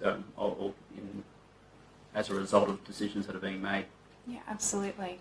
I just wanted to move to something slightly different. You talked about the play space, the inadequacy of the play space. So you've got, is it 575 kids in a school built for 210? I can't speak to exactly how many it's built to. I know within that 575 kids we have 8 mountables on site, which obviously eats into the space. I know that the play space they currently have is about 7.7 square metres per child. And yet we've got this land across the road which is abundant and useful, but no toilets or water facilities up until just recently. We had to lobby very hard to get some demountable toilets in there, which meant if children went across the road for play during lunchtime, there were no seats, there were no toilets, no shade, and if something had to happen, there was no recourse for them to be able to get back to the other side of the school. Yeah, that's hugely problematic, you know. So this question about demountables going on to play space is a one that's sort of come up consistently in the inquiry, because the need for kids to be able to get out and run around, and especially young kids, but all kids to be able to run around and sort of burn off that energy that they have. Has your school done things like staggered lunch breaks, or are they looking at other sort of ways of using this limited space? Not so much staggered lunch breaks, but they have managed to try to do cohorts in being able to use the one available synthetic soccer area. Certainly, I think the younger kids, particularly kids in Year 1, will find that they'll often retreat from play for fear of being knocked over, and just the sheer number of people and not a lot of soft surfaces. So they have moved to cohorting to allow at least some play space for the kinder Year 1s on certain days to have that freedom of movement. Yeah, that's pretty tricky. I've got a few others, but I might just pass to my colleague. Do you know how long that synthetic grass has been there?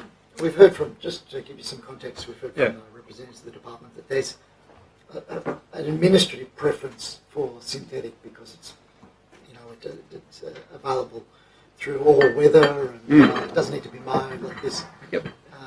So, do you know how long the synthetic's been there? I don't know. I do understand that the principal was exploring whether it's time to replace it, but obviously that comes at a cost. Right. And so there's no soft surfaces, no grass for kids to sit on or No. nothing. No. And so what's that like in hot weather? I don't know. No? Yeah, I'm not personally sitting there myself, but look, the site is blessed with many, many trees, which is nice. So they do have that shade. Yeah. Okay. In your submission, you talk about the practice of trying to reduce the school catchment area. Can you just elaborate on why that's not a viable solution? Sure. So my understanding is that came up as an option as in order to try, when they looked at building across both sites and realising there were some cost issues or some challenges around making that happen, the view was then to rebuild on the current site, but in order to try and make sure that those changes could be best managed for the long term, the view was let's try to also reduce the boundaries. But it's then sort of got to the point, my understanding was that it said, well, if we're reducing the boundaries, maybe we don't need to do a rebuild. The challenge with the boundaries is, I'm not sure if you can see in the image, but we're talking about a long major road, Pittwater Road, the most significant road on the northern beaches, where you're taking kids that are literally 800 metres from the school, now need to traverse 1.5 kilometres down this major road through an industrial area. So it takes two issues. One is a safety issue in terms of being able to make that journey. The second becomes a dislocation of students. So there's the attempt on the map was to be able to show the dislocation between the different cohorts that now would be attending Brookvale Public. Those that are sort of over on one side of Warringah Road and Pittwater Road, which Warringah Road also being a major crossing, and those that are in DY, but now having to travel down to Brookvale. So it just sort of really tears at the fabric of DY, which obviously is identified as a strategic growth area. And it just feels like rather than catering to and addressing the situation at DY Public School, which is going to continue to grow, they're trying to put a band-aid solution on. Can I just ask a question on that? So in terms of the rezoning process, what role do parents have in that? I'm not aware.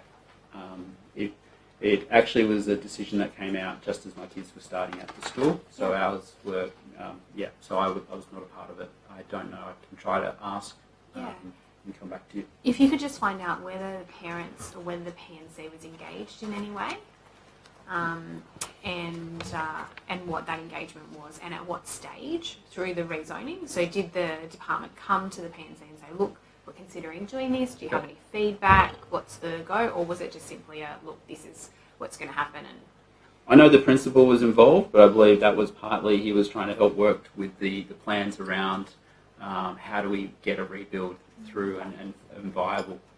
So I think some of if it was had to be done again, I think they may make different decisions on that. okay, thanks very much, Mr. Harris. Other questions? I've got another question if no one else does. So I'm not sure whether this was covered in Ms. Hughes' questions, but in terms of the privacy concerns, were they ever elaborated to you, what those concerns were? I don't think it's appropriate for me to comment on it. I wouldn't know the full extent of what happened. It was just my understanding was that it was clearly articulated that as a non-disclosure agreement. You just need to be mindful of that.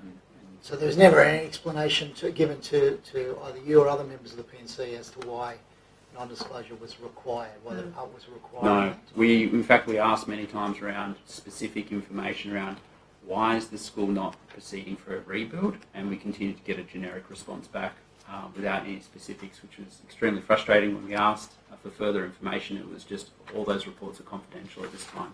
So how long did that? So, in terms of the process of arriving at the conclusion that the school needed to be rebuilt, how long did that? What was the sort of genesis of that process? Are you able to sort of maybe tell us a bit of the story of how the school arrived at the conclusion that it needed to be rebuilt and entered into that process? That I was not present for that portion of it. However, the letter from Schools Infrastructure suggests that, or in correspondence suggests that due to the growth, because you recognise that we'd had 173% growth over a 4 or 5 year period, that we needed to explore options for a rebuild.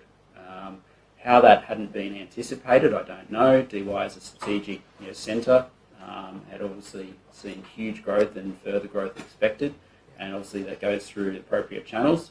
So maybe that's what triggered it, to say that, hey, we need to actually explore a rebuild for this school because it's simply not at appropriate capacity. it's correct to say that it was the department that sort of suggested that a rebuild was necessary in the first instance. It wasn't something that where the school community had said, no, look, this school is just not working anymore, we need to rebuild it. The department had reached its conclusion and planted the idea that the rebuild was appropriate with the school community. Is that a correct assessment? I can't confirm that. I'd have to go and explore and ask. I'm happy for you to take on notice if you want to have a look and see if you can provide a bit of detail about whether I suppose what I'm getting at is whether the department initially raised the expectations that a rebuild was the solution and then changed its mind, or whether this is something that had been generated by the community against sort of resistance from the department. Finally they relented and then they're back down. So if you could perhaps provide on notice some more detail about this. Sure. I can certainly say the school community were very welcoming of the idea, and it feels like it's much needed, particularly given the fact that, like we say, when we talk the concerns of the parents around play space, we're talking about DY, which, although it sits on the northern beaches, which is blessed by an abundance of space, 83% of DY population sits in a medium or high-rise environment with little or no open play space, other than a few parks. So I think it feels like a consolidation of that socioeconomic situation when you look at the school as well. How big is your PNC? I mean, we've heard from others about the burden that these issues, advocating for these issues, are on PNC members who often are working, and the burden falls on a small group of people. It's small. At DY Public School, it's very small. In fact, this year we're struggling to have a president in the role, simply just trying to find the people with the appropriate skills and time. What's your latest from Brad Hazard as to the prospects of the rebuild? So the latest from Brad Hazard, he wrote to Sarah Mitchell, who responded back, who was clear that it wouldn't be proceeding at this time. So what we're left with is, through ongoing lobbying and engaging via council, we did manage to finally get some engagement with a member from Assets Management Unit, who has come out and had a look and has kindly put some demountable toilets across the Fisher Road, which is helpful, although they're still being installed. But outside of that, there's some upgrades to carpets and things like that that will go on. But we are left with applying for community building partnership grants as a PNC to try and put some level of some play space in place. Right, and is your fallback position to get some improvements on the other side of Fisher Road? Yes. Right, and what chance is there of that? Is there any positive indication about it? So all improvements that will be done on Fisher's Road side, other than putting the demountable toilets on, will be fully have to be funded and worked through by the PNC. At the time, the Schools Infrastructure or Asset Management Unit's responsibility is to the buildings, and no play equipment comes into their remit. So we fall between a gap where any improvements to that land will be solely up to us. Right, and it's synthetic at the moment, is it? Across Fisher Road is all natural grass. Natural grass. And how usable is that? I know in southwest Sydney that with the phenomenal rain we've had the last 9 months, some of these sporting fields look like they won't be used in the winter because they've literally become a bog.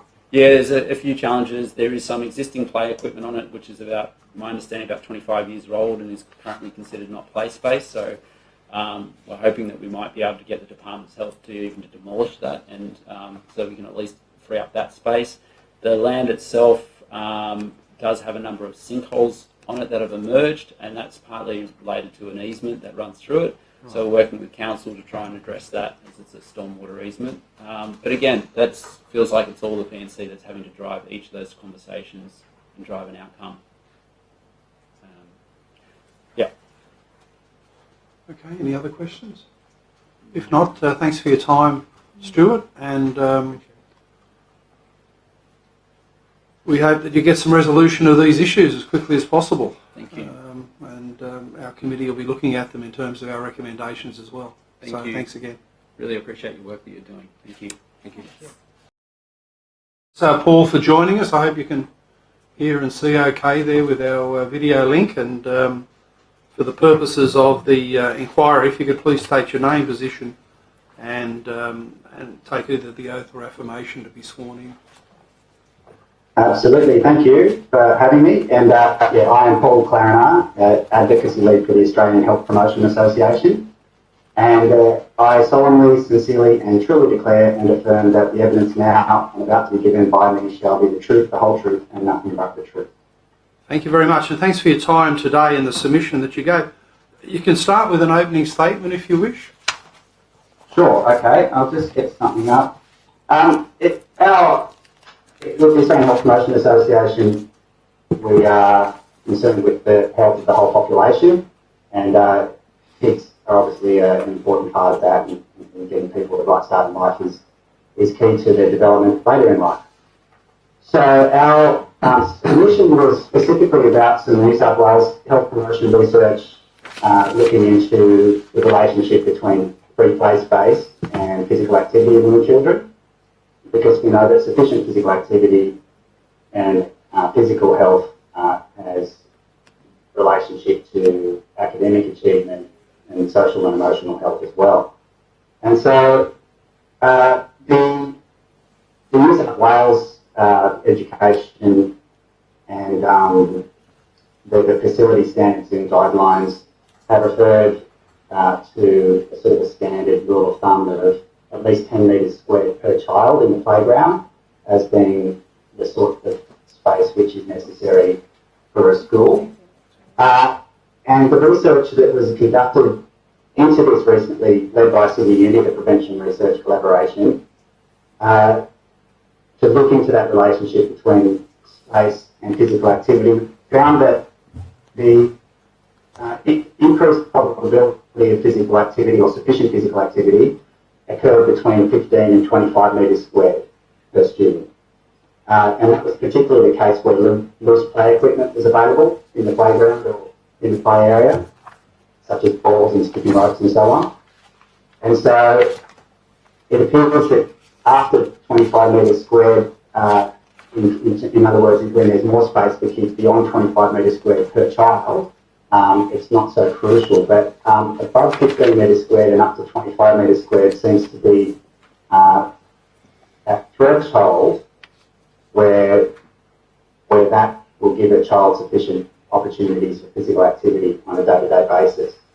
So our key recommendations were for new school builds and renovations where retrofitting is possible, that planning guidelines for primary schools should refer to a minimum requirement of 20 metres squared per child of open space, and a best practice goal of more than 25 metres squared.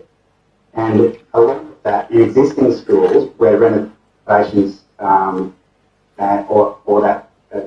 where renovations are possible, potentially that it's not practical to get beyond that 25 metre threshold, alternative strategies to provide active play opportunities should be considered and implemented. So that's our main. That was our main point. Oh, thank you. If I could just start, I suppose, with a background question. Who are the members of the Australian Health Promotion Association, and what are the main research activities? The Australian Health Promotion Association is a peak body for health promotion across Australia, and it takes in most of the members are health promotion professionals working in either the public sector, so with the state government health services, or non-government organisations.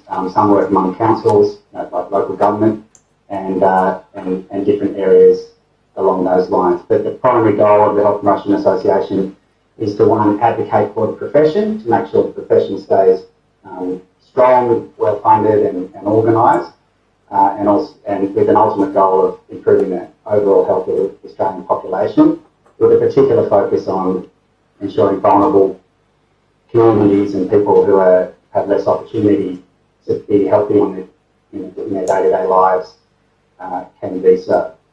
And there is a professional journal, a peer-reviewed journal that the Australian Health Promotion Association oversees, and so that brings in all kinds of research from all kinds of different academic organisations and health services. And in your work, does it go beyond the material, the useful material you provided here about the dimensions of open play space per student? Have you looked at questions about classroom design, acoustics, access for the hearing impaired, those sorts of issues? Yeah, we haven't looked specifically at those items, but absolutely acknowledge and are aware that there are lots of contextual design factors that can improve physical activity opportunities and socialisation opportunities and education opportunities. So, while not directly leading research in those areas, we do facilitate that through the journal and support that kind of research. And I suppose this submission was specifically about, to make the point that good design will make a big difference in terms of providing physical activity opportunities, and that might be the only option where retrofitting is not possible in schools, or a new school design isn't possible. But there is a minimum space requirement that will either result in a better outcome in terms of physical activity for kids, or a suboptimal outcome, which would be below that 15 metres square per child in schools. Other questions? Yeah, thanks. Can I just say thanks very much, Mr. Clarenar, for your time and for your submission. It's been, I think, really helpful for us. One of the issues that's really struck us as we've been out visiting schools is just the lack of physical space, even in brand new schools. And that just gets exacerbated when poor planning means that demountables are put onto play space. So I asked a question of the minister how many schools don't meet the 10 metre per square metre guidelines, and she wrote back and said that it's not a benchmark, that the Education Facility Standards and Guidelines is not a benchmark by which schools are assessed.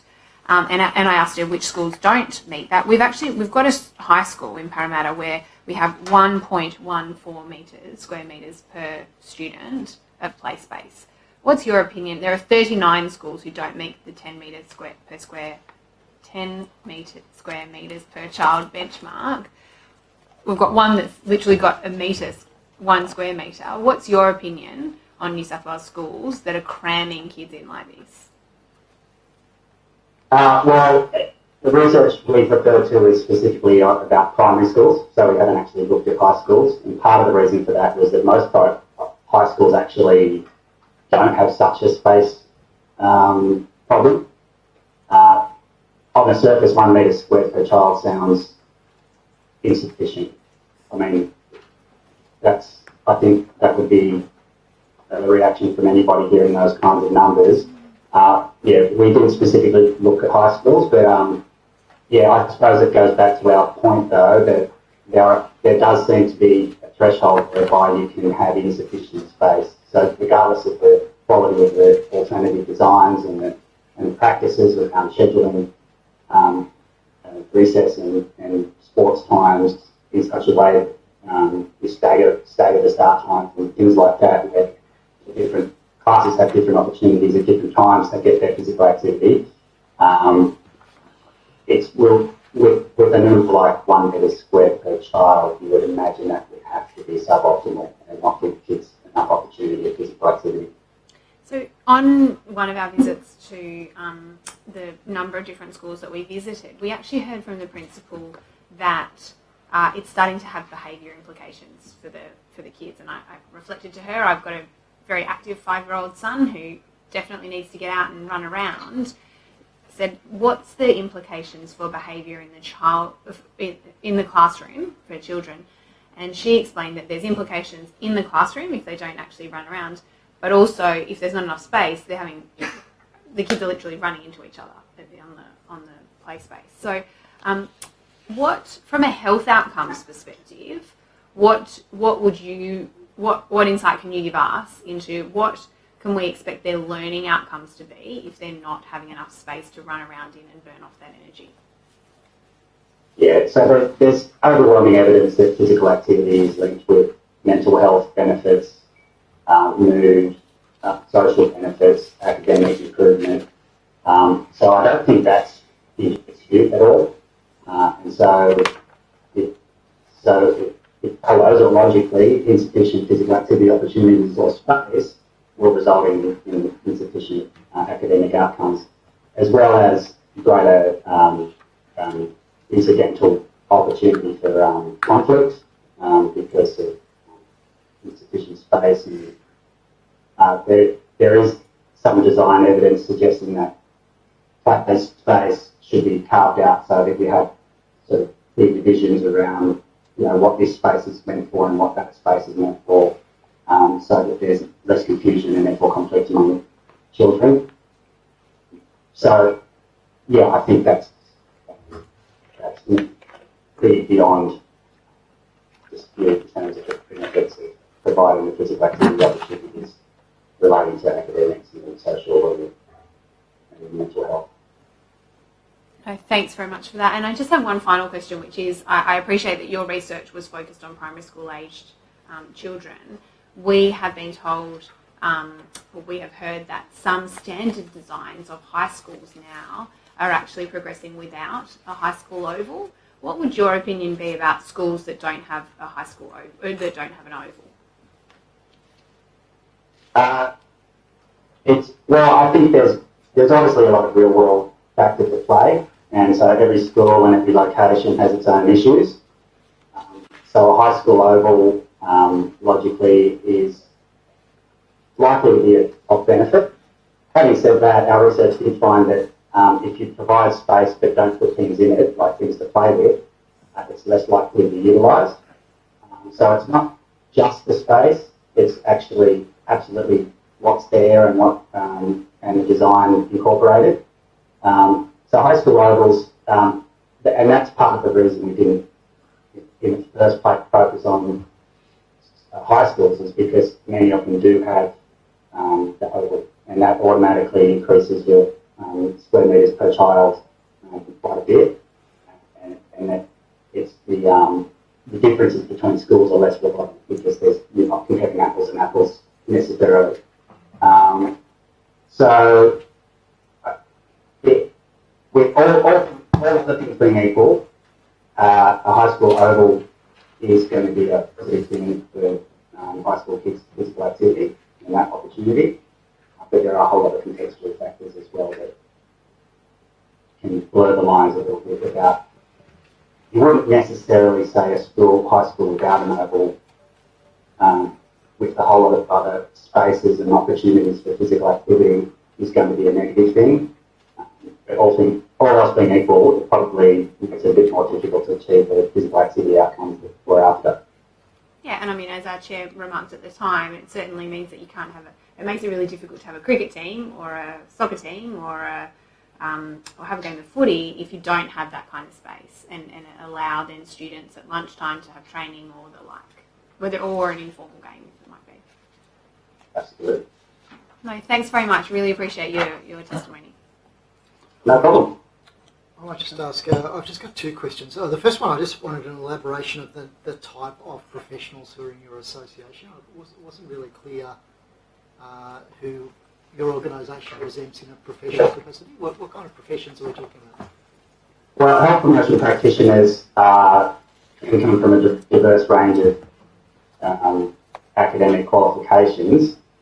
So generally there are population health, public health degrees and so on within universities that the health promotion practitioners hold, but often it's allied health professionals or other types of health professionals, even urban planners and people from within local government. But the Health Promotion Association also has an accreditation process where by members go through a process where they can demonstrate that they are proficient and have the sufficient sort of qualifications and experience to become registered health promotion practitioners.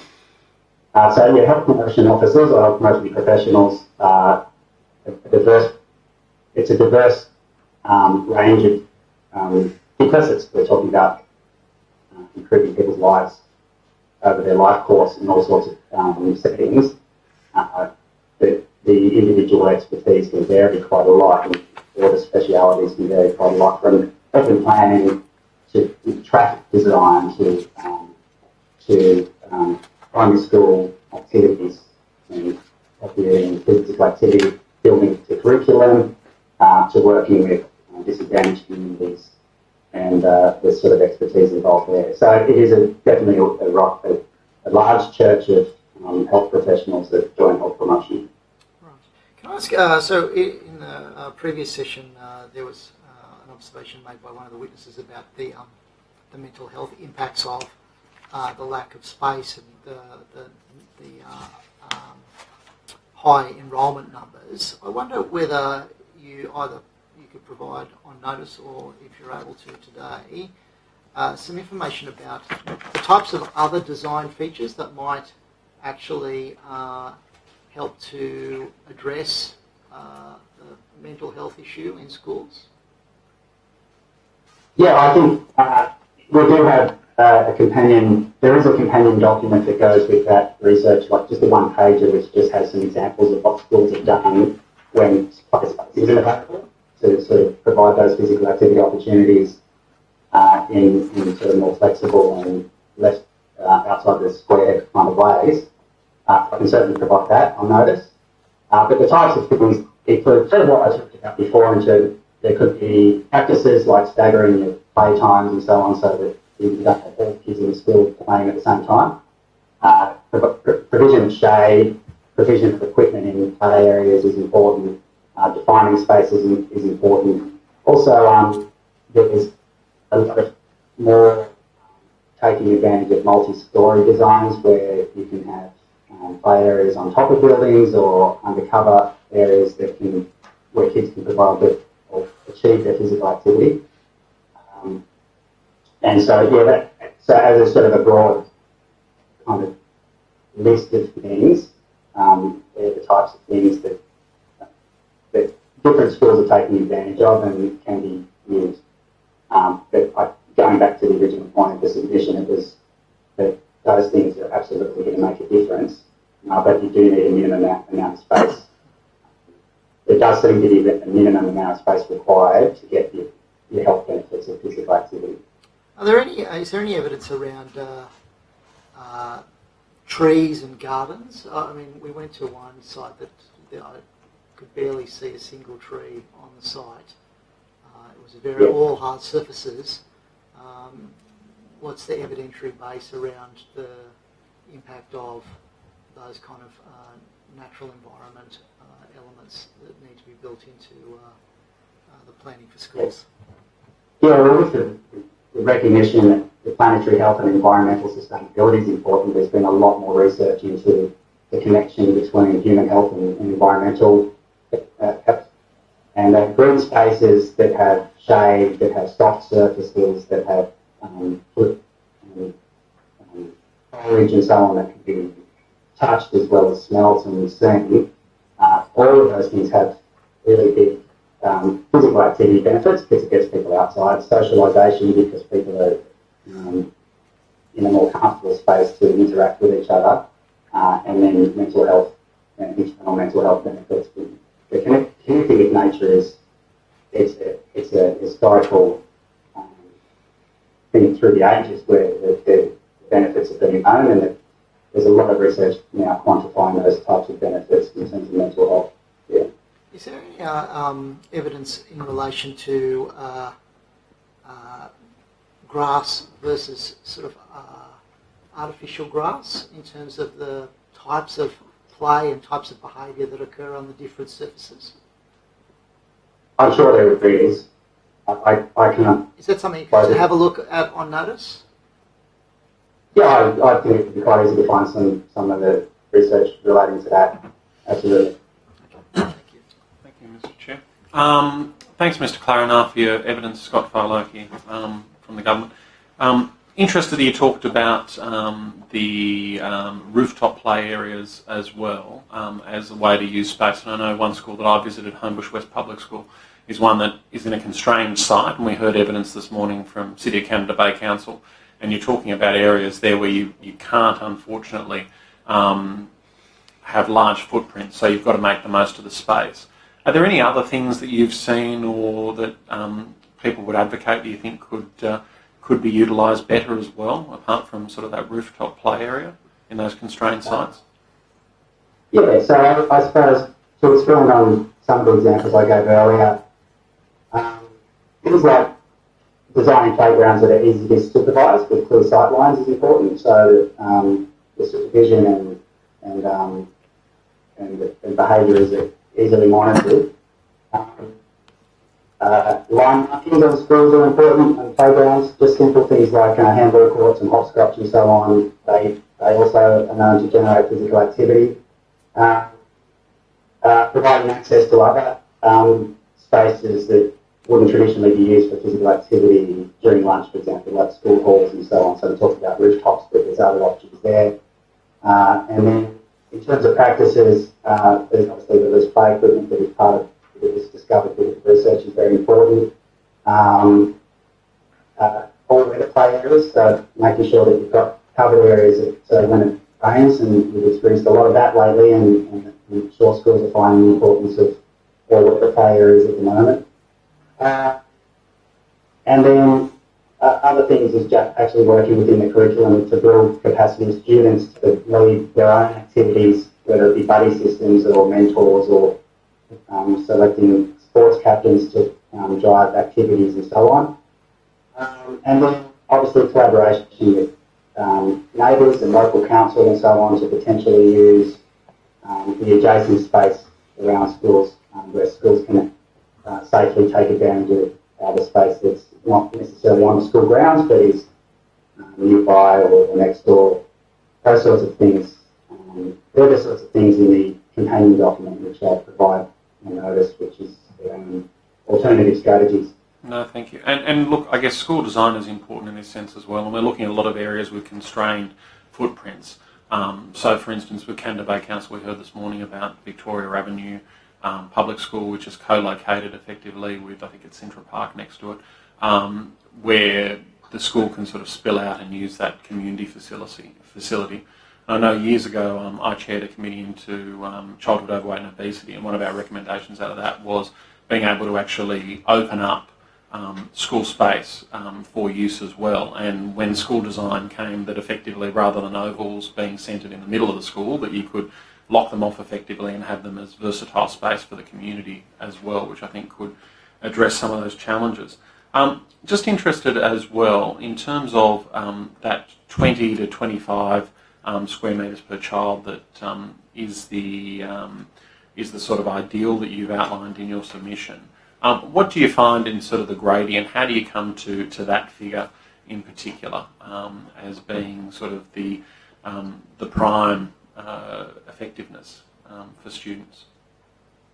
Yeah, so that was arrived at through the statistical tests that our academic partners understand and apply that to the data that comes in. So we actually look, there's a GIS mapping system developed by University of Canberra in partnership with this group to map the space available, and it discounted things like car parks and bushed areas that can't be actually used for running around on.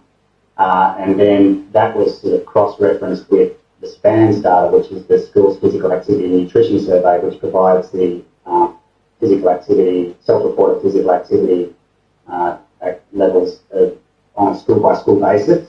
So have a look at the size of the metres squared per child at the schools that were randomly selected, and then compare that to the amount of physical activity that the kids were undertaking on those schools, within those schools. And the statistical analysis showed that I think up to 15 metres squared, there was relatively little physical activity occurring. And then between 15 and 25 metres squared, that's when the curve rose very steeply in terms of physical activity levels and also probability of meeting physical activity guidelines among kids. And then when it got to 25 metres squared, You had a plateau. that's take it off, yeah, plateau.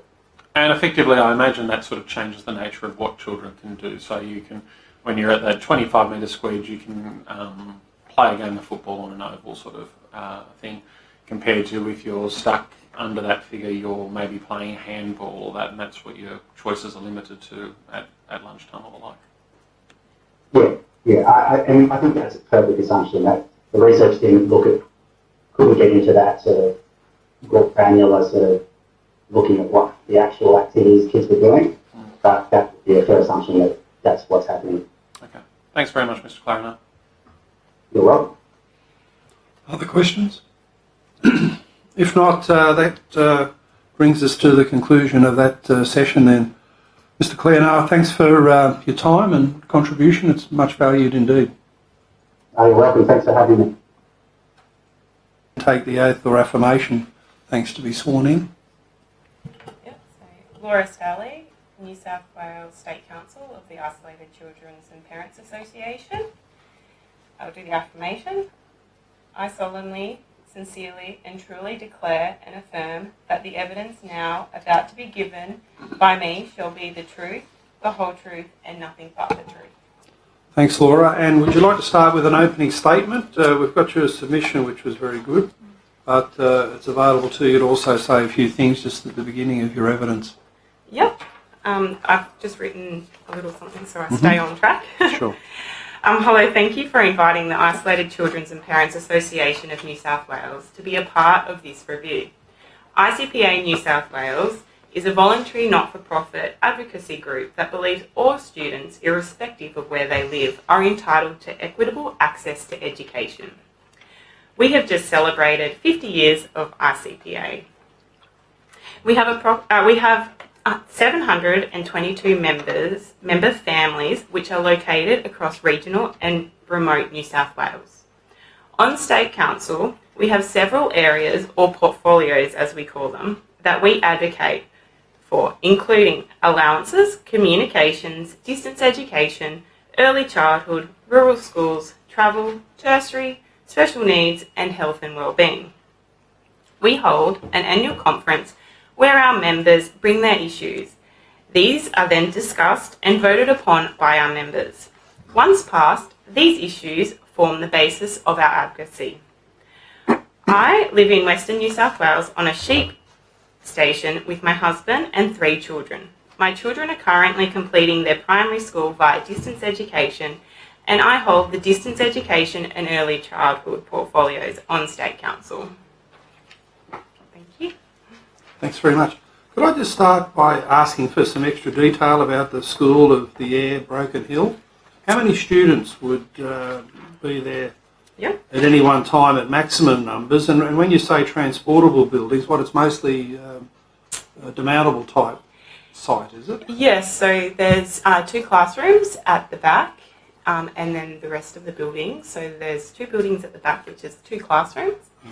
There is a library, there's the staff offices, and then I think the toilets are demountable. The studio area is an older sort of style building, and then the main administration office is transportable as well. Right, and is it true that you'd like extra students to be there at any one time, but it's because of those physical limitations that only a certain number can go there? What sort of number of students do attend the school? Okay, so there's 148 students, with 21 of those being preschoolers. So the preschoolers do not have a place on site due to restrictions and having to have fences and all of those requirements. So the school, I guess, hires or goes to another location where the preschoolers attend. Yes, so then you're left with 127 students. Not all students will come in at at the same time because of those restrictions, so having the different stages. So sometimes one stage might be in for the whole week. So for example, generally stage 3 will come in for a whole week at a different time. But there is times where the whole school is there, but they do have to arrange excursions, so the children are going off-site. Sometimes they try and utilise, if it is available, there is a school next door. They sometimes try and utilise the oval there if that school isn't using it already. There isn't a huge area within the school. There's sort of a cemented area just outside the administration office, and there's no playground. That's where the children will play ball, or if they can, they will try and work with the school next door if they can, right, for them to come out for morning tea if they were able to use the oval next door. And is the top priority to have permanent toilet facilities rather than demountable? I think the top priority is to allow the students all to attend the school at the same time, because currently if you have 3 different children that might be across 3 different stages, you might have 2 children in at one time and 1 at the end of the week, so you might be in Broken Hill for the whole week, but the children that aren't registered to go into school at that time, they're allowed to go in for their satellite lesson for 20 minutes or half an hour, however long their satellite lesson is, and then they do have to leave. So it is a matter of, if there is schoolwork set, that the family has to bring all of their schoolwork to complete in the hotel room.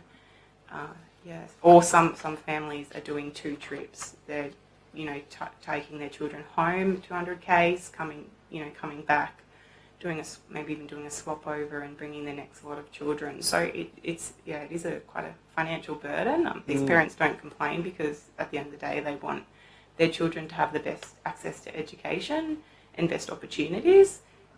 But it would be great as a community as a whole if the students could all attend full time and have that classroom experience, because that's what these students are missing out on. That they're not having interaction with their peers. They're obviously living on remote stations and need to see their teachers, see their peers, and have that interaction.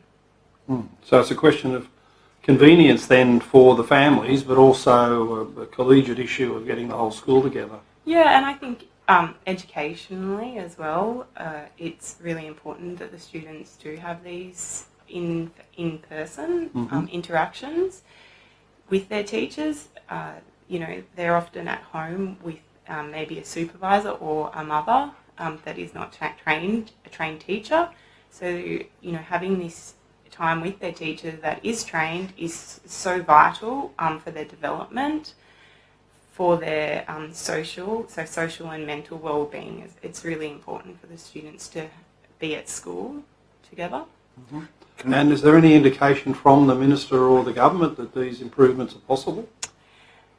This was a new motion. So we had our conference in Burke back in March, and this was a new motion that has come up, but it had been presented to us just prior to that. So someone had mentioned, one of our members, or several of our members had mentioned that they were wanting the school to be there at the same time, and the New South Wales Department of Education did say that it was something that they could look into, but obviously no promises, and much now we haven't had too much more, like we've talked about it, but not too much has progressed with it, I guess you would say. Can I assume that a lot of the children who are preschool age are siblings perhaps of other students that are actually attending the school as well? So by combining, by able to having the preschool students there while the older students are there as well, it just creates that more involving atmosphere where they've got that sibling interaction, but also that friend interaction. Is that a fair assumption? Yeah, well, I guess we're parted but united, and I think obviously we would love to have the whole school there at the same time. Like, that would be so beneficial. I guess our main priority is getting the students the K to 6 there at the same time is number one. But if we could get preschoolers there at the same time, that would, it would be amazing. And so for preschoolers, it involves being able to segregate or secure the area so that they've got that safety. Yeah, from my understanding, you have to have different fences, and there are different requirements for preschoolers than there would be for primary age students. That helps conform the National Quality Framework instead of the schools aren't required to. I've got a few questions. Can I just say at the outset, thank you so much for the incredibly important work that your organisation does, and I know they've done it now for 50 years, but certainly have helped inform this inquiry and the Labor opposition as well. So thanks very much for your time. Thank you. And for coming all the way today. I've spoken to you before on the phone, but it's nice to be able to talk in person. I wanted to ask you a couple of questions. So you talk about the Finnegan School of Distance Education and the upgrades there. Can you just explain a bit more about what's happened there? So ICPA had been advocating for quite some time for new facilities to be implemented there, and I think 2019, maybe even early 2020, could be wrong, but I think 19 was when it was completed, and it was a state-of-the-art facility. It's from K to year 12, so it's a bigger range. It has a lot more classrooms. It has state-of-the-art furnishings and all of that sort of stuff, which is very much welcomed by ICPA New South Wales to have that upgrade done. And I guess it's something that we aspire to roll out to all distance education centres. Obviously, we're not just advocating for one in particular. This report that we did mentions Broken Hill School of the Air, but obviously we would like this to roll across to, make sure that all distance education centres are equipped with what they need to cater for the students that are there. And sorry, excuse my ignorance. How often do the students come into the centres? So it can vary depending on the stage, but I would say there's about 6 to 8 times a year that we go into Broken Hill, and that can range depending if you have if you only had a stage 1 child, you might only be there for 2 or 3 days. If you had multiple stages, you might be there for the week as well. So, but it's the same. It's a similar amount of physical interactions, irrespective of the year, or do they increase or decrease? Yeah. So, for example, a stage 1 might be in for 2 days, but a stage 2 and 3 might have 3 days, and the stage 6s have their own individual time where can be in for up to a week for 5 days. Yeah. I also just wanted to ask you, in terms of, I know in our previous inquiry we talked a lot about reducing the barriers to allow preschools to operate on school grounds, because there's obviously that little period where we need a preschool and maybe we won't necessarily need it in the future. How are you going with that? And I'm happy if you want to take it on notice. This is the sort of pop-up, pop-down model. Yeah, that's right. Yep. Yeah, so it's been really successful where it has been set up, and it's something that ICPA New South Wales has been advocating for a long time for. There's still one centre that is to be set up, and there's just a few barriers there, but it's a great incentive for these small communities that already have so if anyone that doesn't know what's happening, is that small towns that have a school already, they're utilising the school grounds and they're putting a pop-up, pop-down sort of model preschool where they'll go through distance education, and they might have one of the teachers that will implement that preschool program for 2 days. And it's a great stepping stone for these children to get them the 600 hours, I think it is, of universal access to early childhood. Sorry, just one final question. I know there's been a massive delay with those new female dormitories at Yanco Agricultural College. Did you get a reason for the delay? Because they still haven't started construction, is that right? Yeah, no, from my understanding, and I've been trying to do a little bit more research, I'd have to take that on notice and find out a little bit more information for you. As far as I'm aware, that the construction hasn't started yet, and obviously I guess I think we've been told that it was meant to be finished in 2024, so that's, you know, quite not that far away really. It's a bit over a year and a half, and whether it would manage to be finished in that time frame. I guess also, you know, with the COVID restrictions that did have to come into play, from my understanding is that there was obviously had to be a bit of reshuffling. So I think it's really vital that the infrastructure, the dormitories, I guess, happen as soon as possible. Absolutely. No, thanks very much. Wes? I was just going to ask you about the distance education component of your submission and the installation of I'd say technology into schools by the Department of Ed, but also then the linkage of that technology to SkyMuster and the like. Can you explain a little bit more some of the issues there and what you see as a way forward to relieving that burden on families? Yeah. Okay, so I can give you a little bit of an update on that. So ICPA New South Wales has been asked to talk with the Department of Education. We sort of created a bit of a technology team around the installation of the NBN SkyMuster. So currently we're on the Optus network, which doesn't have a massive, I'm probably going to get my technology terms incorrect, but doesn't have a massive bandwidth. So the program that we're using on our computers, so our computers haven't been able to be updated.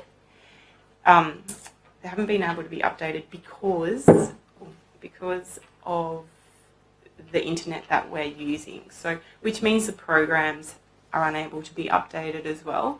So we're currently working with some families, some of our member families have computers that their child started with in kindergarten, and their children have now left distance education, and so those following children are still using those same computers. So the computers are out of date. The program is having problems with the internet, so there's often crashes on the React program that they use, which is a video conferencing program. So they've been talking for a number of years about the rollover to NBN SkyMuster. So it is happening as we speak. They've started making the phone calls to roll the NBN SkyMuster out. I guess our members they're feeling quite disappointed because NBN SkyMuster was started in 2016, and members have been bringing this to our conferences for many years, wanting to know when we're going to roll on it, when we're going to have better internet. So that's essentially 6 years. So that's almost the whole of a child's primary school that they have not had access to this better technology. Once the technology is rolled out, we will have better internet. We'll have more capabilities of using different platforms. We will also get upgraded desktop computers, so the desktops will then be upgraded. Once this, so we're hoping, and they've given us a time frame that it should be completed by the end of this year. So, but obviously with distance education, the internet connection, the accessibility to peers and teachers when they're not having that daily face-to-face interaction is so vital. And so is it the SkyMuster connection that's actually holding up the rollout of that technology? Would that be? No. So I guess it's the processes and that so the department has also had to work, the New South Wales Department of Education has had to work with the child safety, so in terms of making sure that the internet access that they're getting will be secure for the children, because they also have a lock on what children can view as well. So they've been, that's sort of, and then the policies and processes that go with it is probably, and then COVID as well. So it needs a dedicated connection separate to, say, the household connection? Is that how it operates? So NBN Skymaster is, it's a satellite, obviously, so Yeah. we're going to have to get new satellites installed. So we currently have the Optus satellites on our home school rooms. Yep. They will obviously be taken off. For one of our members who has NBN Skymaster in their household already and their schoolroom is attached to their house, or they have NBN Skymaster, they've gone out and put NBN Skymaster on their classroom already. Yeah. It will be a simpler installation. Yep. There is an education port on the NBN modem. Yep. And it will be installed through there. So it will work off the already installed, but for a family that doesn't have it already, that will be a whole new installation that NBN will do. And then once that connection is made, then the New South Wales Department of Education will send out the technicians to install the new desktop computers in the classrooms. Yep. Yep. Excellent. Thank you very much for explaining that out. That's all right. Jeremy. Other questions? If not, thanks, Laura. Oh, I just was wondering, we had, obviously we've had our conference in March, and since this submission there was one other infrastructure motion that was presented, and I was wondering if I was able to present that. Yeah, please do. Absolutely. Please do. Okay, I'm actually just going to sort of read what the motion is, if that's all right. So it was that the New South Wales Department of Education work on solutions to allow distance education students to access hostel accommodation at the Dubbo Distance Education School site. So pretty much it is that the Dubbo School of Distance Education hostel was built for the purpose of helping families to have affordable accommodation when they come in for their residential camps, athletics carnivals and swimming carnivals. It has been increasingly difficult for the families to be able to stay at campus if there is not enough families attending these events. At times, there hasn't been the required number of families to stay in the hostel, which has seen many families obviously having to pay for larger accommodation or even camping in swags and tents at the caravan park. So it's pretty much, we know that we have spoken to the New South Wales Department of Education about this, and we've suggested that maybe there can be, obviously there's child protection policies and all of this because it is on the New South Wales Department of Education school grounds. So we're talking with them at the moment, but I just wanted to raise it here. We're talking with them and just seeing if there is a way around how we can allow these families to access this hostel while they're in there with their students. So it's if there is a not enough number of students that are attending the event or the school lessons, that they're not able to open it. Is that correct? Yeah, and a member has also told me that it also requires a teacher to be on site with the family at all times? For them to be able to stay there, which can also be difficult getting a staff member to stay on these sites. Yeah. And that's in the Dubbo grounds? Yes, that's in the Dubbo School of Distance Education. So that's preschool to year 12. Thank you. That's one for you to fix up, Wes. I think it's more than one. I might just need a bit of water if that's okay. Any questions on this subject? If not, Laura, thanks for your time today. Thanks for all the wonderful work the association does in what's obviously a very challenging and important area of education.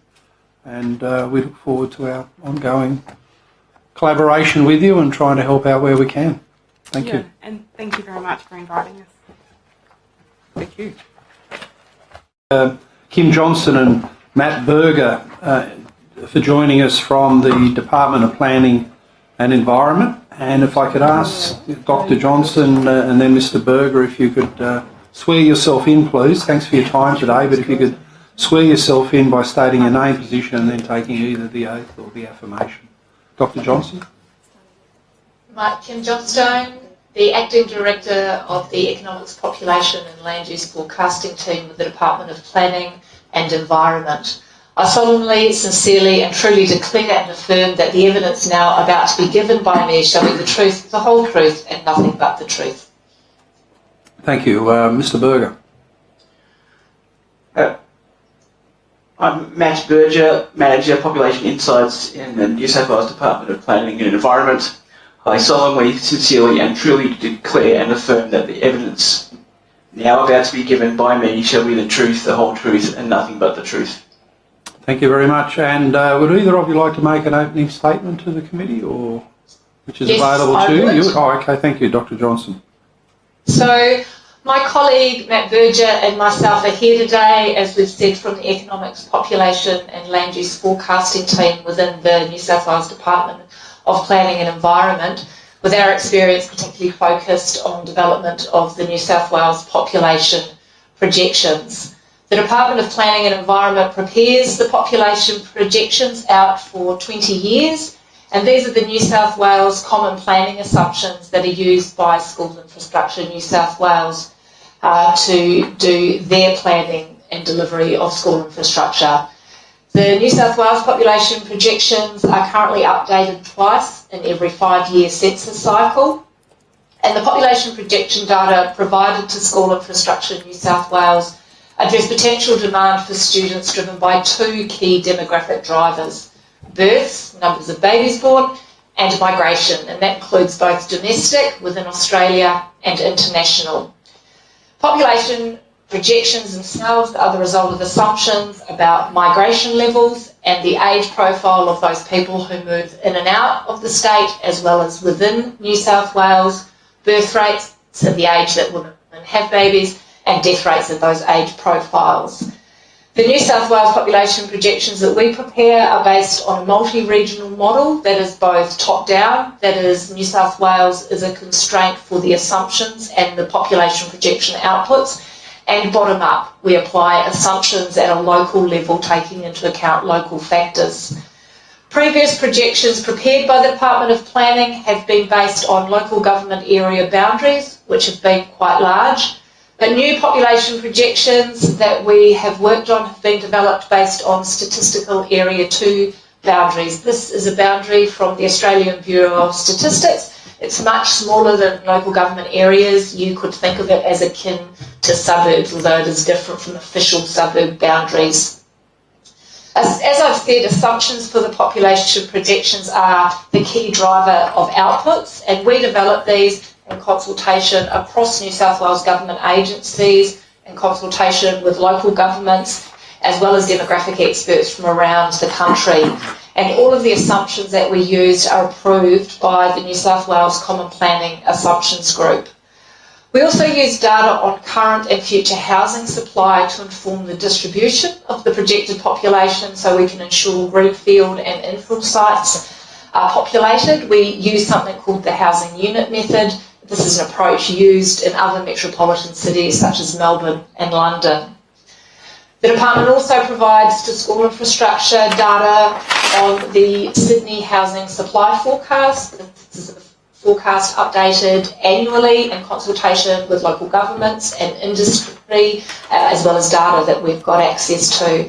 And in addition to that, the department's e-planning program has provided School Infrastructure New South Wales access to digital data on development applications and complying development certificates via an API, an application programming interface, for the full term, and this gives them access to short and medium term information regarding the timing of housing development, which of course has flow-on effects to population.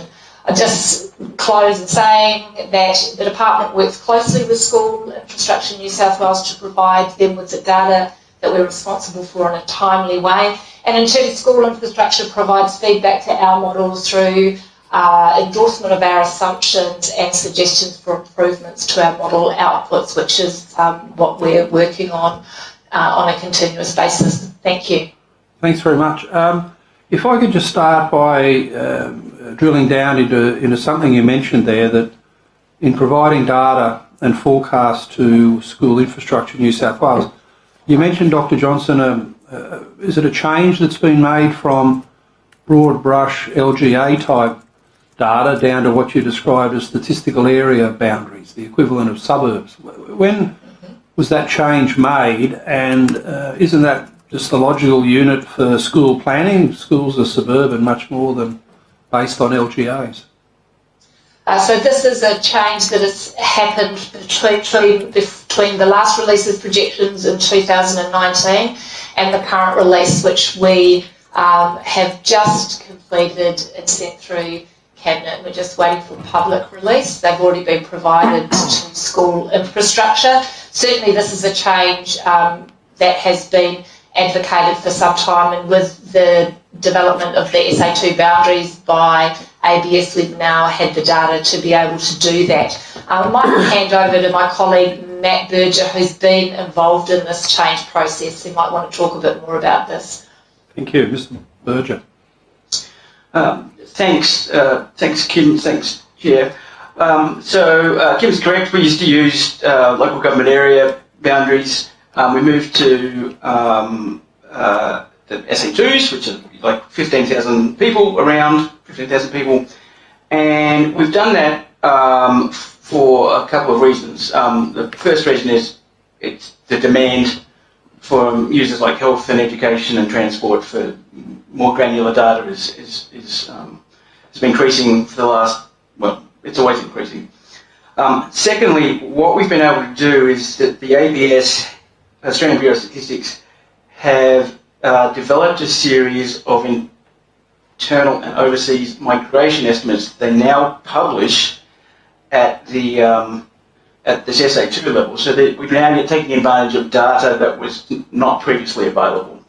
So as soon as the data became available and we could verify it against our own sources, such as data from Transport for New South Wales, we redeveloped our entire methodology to now use these new data sources to address the demand for more granular data. So this started to happen in 2019, is that right? So the ABS only made their series public around 2019. So the 2019 series was developed over 2018 and 2019. It takes a while to put the numbers together. So when did the state government start using this SA2 data for the first time? When the numbers, this first set of numbers that we're releasing now. Right, so they haven't been used until this point. You're awaiting release, and all planning, population planning and forecasting has been at LGA level. The population projections are at LGA level. The housing supply forecast that Dr. Johnstone mentioned, that's available at a much more granular level. So within the city, in particular, Greater Sydney in particular, that there was more detailed data available. And in the past then, why weren't you using, say, census collector districts and building up a small number of those into a suburban unit? Okay, that's a good question.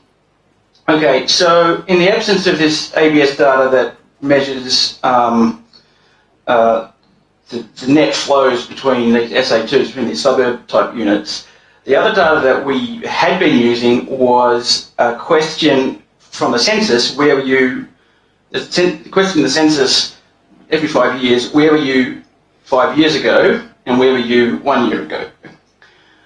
While we can get the location of where a person is in the current census to mesh block or SA1 or formerly census district, at this quite granular level, that ABS would only ever provide us with data on where they were in the past at a broad level, like LGA or SA2.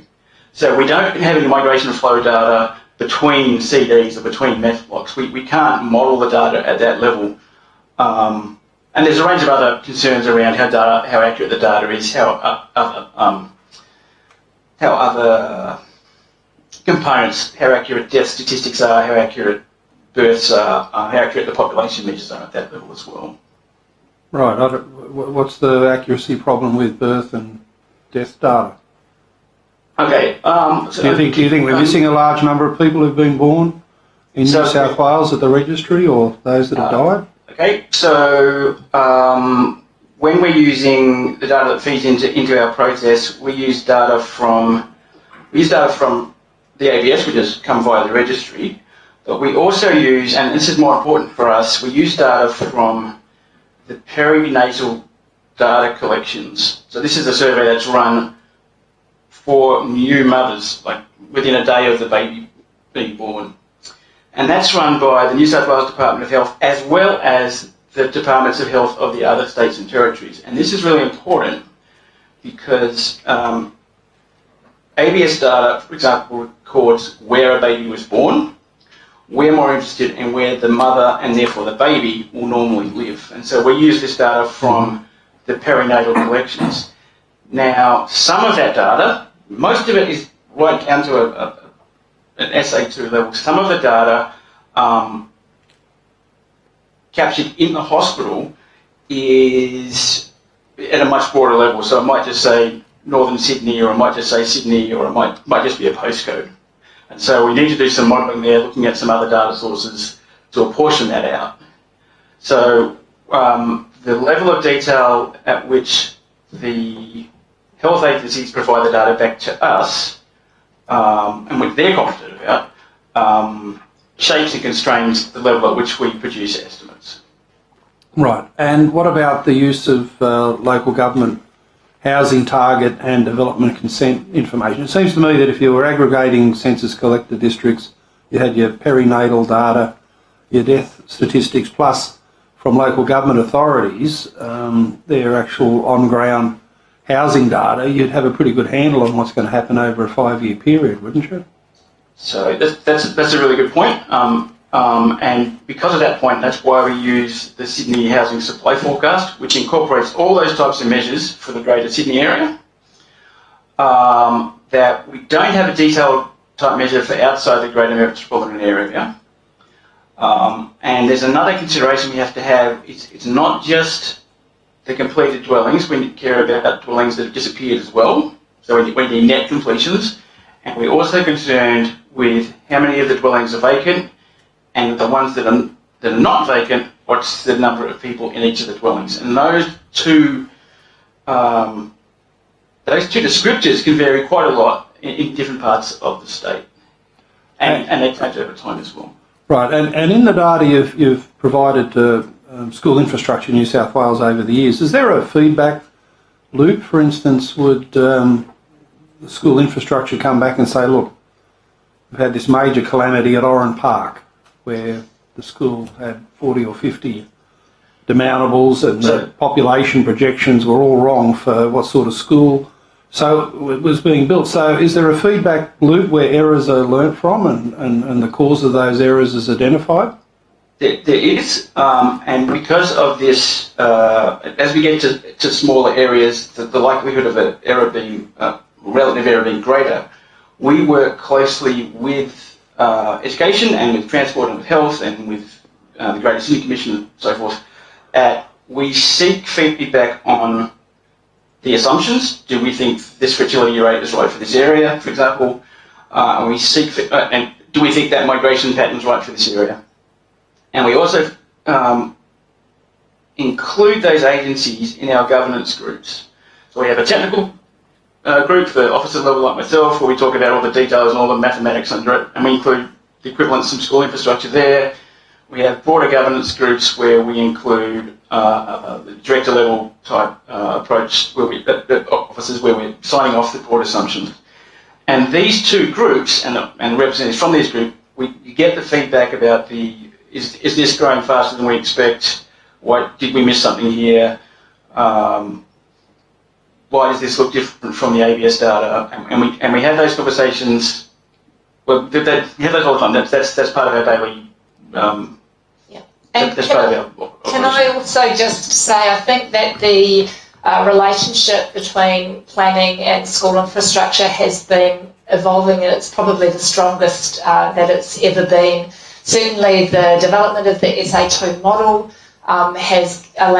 is directly in response to the type of feedback that we've been receiving from school infrastructure for some time, and some of the things that we are looking to do with that model in terms of being able to test different scenarios is really a direct response to the way that we work with school infrastructure to have a better understanding of the way that they use our data and are able to and feed that into their planning processes. And the access to the e-planning portal is another new development, really, which just gives us these digital tools, giving us much more ability to share information on a timely way so that school infrastructure can have some insights into what's happening on the ground. Because, of course, at a population level, we may have modelled certain migration and fertility rate assumptions, but if there's a development that either is stalled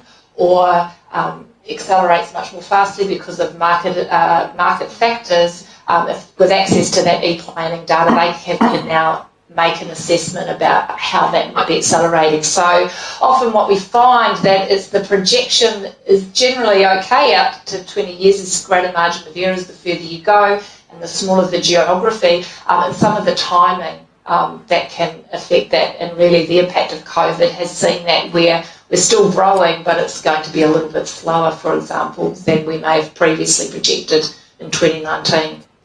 Thank you. Other questions? Yeah, thanks. Courtney Househos? Thanks very much, Mr. Chair. I just wanted to start by just asking some follow-up questions to your opening statement. You said that you make assumptions at a local level. How local are those assumptions? Those are at the statistical area 2 level that we were talking about. But that only started in 2019, is that correct? Yeah, so prior to that it was at local government area level. Okay, and those 2019 changes are only now being fed into the system. So anything that's been planned prior to now has been based off local government area projections and not these SA2s. Yeah, correct. Okay, thanks very much. Okay, and when you were doing it by local government area, did you do any further analysis? Did you do any suburb analysis? Did you do, or you just simply did it by local government area and that was it?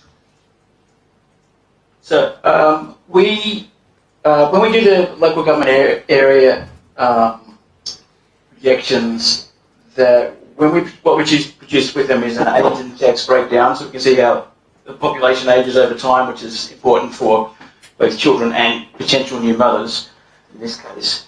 And we also had the components of change: births, deaths, and migration. So in addition to that, because of this demand, we produced in general the public sector series at the SA2 level that was just the totals. That we didn't have the age sex breakdown because we didn't have any data to do that, and we shared that. Sorry, with, Mr. Berger, I just missed what you said. You didn't have what at an SA2 level? We didn't have any age or sex breakdown. So we had population by age and sex for the local government areas, but we used that to make a synthetic forecast, if you like, at the total level for the SA2s. Okay, so what you're saying is before 2019 you knew the total populations by SA2s, but you had no idea what the age and gender breakdown was, which is not particularly relevant for schools, right? That's correct. Yeah, okay, all right, that's helpful, thanks. And you said in your opening statement that you do it in consultation with local government. I have to say that's completely contradicted what we've heard today from local government, who've said that it's at best ad hoc what they're hearing from the ability they have to feed into, particularly schools infrastructure in New South Wales. But can you just explain what that consultation with local government is? That's a process that the team, just hand throw to you, Nat, afterwards, really is during the setting of the assumptions phase in terms of what the level of those migration and assumptions in particular. The other level of consultation that we benefit from with the population projections is the consultation done through the housing supply, Sydney housing supply forecast across Sydney, where there's an annual consultation with the councils in terms of anything that may be happening on the ground that's not already picked up within the data. I can't talk any more detail about that. I'd have to get more information from my colleagues in the land use forecasting team. But Matt, do you have anything to add to that in terms of the consultation from local government to inform the assumptions for the population projections? Yeah. So for the 2019 series, we did a series of visits to local councils via the joint organisations and their predecessors, the regional organisations of councils. We went to probably around a dozen of their meetings that touched pretty much all of regional New South Wales except the South Coast, where we sat down and we talked about this is what the dynamics of population change are, births, deaths, migration, and so on. These are the things that we see from the ABS. What do you see differently? And we got a lot of constructive feedback that peak in deaths was a bad flu season, that so on, and that's when people moved out because of floods and so on. So we got that data to validate. But we can't get to every council all the time. So we use these for these JO and regional organisation meetings to talk to them as groups. From those, we then, if people have concerns, we have follow-up meetings. So we had follow-up meetings with Durandra and Griffiths, for example. Okay, and why didn't you go to the South Coast? Pardon? Why didn't you go to the South Coast? With South Coast, we made several offers to the RO, the regional organisation, and we didn't get any feedback from the offers. Excellent. Okay, good to know. I mean, there's a number of schools down there. There's actually a series of schools down there. There's huge issues with, and so it's interesting to know they didn't feed into that process. Can you tell me who's on the Common Planning Project group? So it's chaired through New South Wales Treasury, and there's representation from across New South Wales Government. We'd have to pull up the website to see all of the agencies. All of the agencies are represented. I'd have to pull up the list though. You can take it on notice. If you want to take that one on notice and come back to us with and who's serving on it. I'm not just interested in the agencies, I'm interested in who's the actual person that is serving on that particular. So in terms of the Sydney housing supply forecast, do you break that down by SA2s as well? Well, we do, but it's also, that is the much more granular spatial view of what's happening on the ground because of the way that information comes in terms of developments. But are you able to say by SA2, we're going to have this many new houses, we're going to have this many new apartment blocks, we're going to have this many people moving in, we expect? So the Sydney housing supply forecast doesn't talk about people. It is simply a forecast of dwelling completion. So based on what's in the pipeline and an estimation of that realisation rate from DA through to completion. As I said, based on what we know through the data in consultation with the local governments and so forth. That's just about the housing supply. And how often is that updated? That's updated annually. Annually, and then that information is then fed through to schools' infrastructure? It's one of the information, one of the data feeds, yes. Okay, and do you have modelling then, or is it schools' infrastructure New South Wales who then have modelling to say, right, we've got this many units coming in, so we expect this many people, we've got this many houses being completed in Gledswood Hills, so we expect that this many people will be moving in. That's not work that we do at the Department of Planning, except when we feed that through into the population projection model, where we take account of that update. So there's additional work that school infrastructure do, in addition to the data that we provide. Matt, do you have anything to add to that? Yes. That in addition to the housing, so we work out a vacancy rate and a vacancy rate and a household size for each of the areas. And the other thing that we do on top of that is we then add in people that don't normally live in traditional housing, so boarding schools, nurses' quarters, barracks, aged care homes, and so on, so that we get more than just the housing part of the population, we get the full part. that's important for areas like, Hunters Hill that have Joeys in it, for example. They've got a lot of school children that don't live in traditional housing. Yeah, okay. And do you, in terms of the dwelling completions, when you provide that information to schools' infrastructure to do their own analysis, do you tell them how many bedrooms are in each dwelling so that they can project from that? No. No, that's not part of the data set as far as I'm aware. Do you tell them the type of dwelling? We have detached and The housing supply forecast break it down by greenfield and infill, which is, it's not quite, but it is low density, high density. But the supply forecast is mostly just total dwellings by unit, by area. Okay, so they don't get any insight to say it's going to be 4 new houses or it's going to be 4 new apartment blocks? Not through the Sydney Housing Supply Forecast. They also, school infrastructure have access through to e-planning now. This is a relatively new development, and that e-planning has more information in those dwelling approvals and the compliant development certificates in terms of that level of detail. Okay. In terms of you talked about looking at the fertility rate for an area. Do you look at how do you break that down? What do you mean, how do you break it down? So by age or by geography? No, or? so I'm interested by geography. What's the smallest area that you look at it by? So for the latest release, it will be at the SA2 level, and prior to that it was at local government area level. Okay, and did you see large differences between different parts of Sydney? And the reason why I say this is because when we went out, we did a northwest visit and a southwest visit. We had a lot of feedback from the northwest that the reason for part of the reason for the overcrowding in schools was 2 families purchasing into properties, whereas in the southwest it was actually that the sizes of the families are much larger. So do you provide that kind of feedback and that kind of information to schools' infrastructure?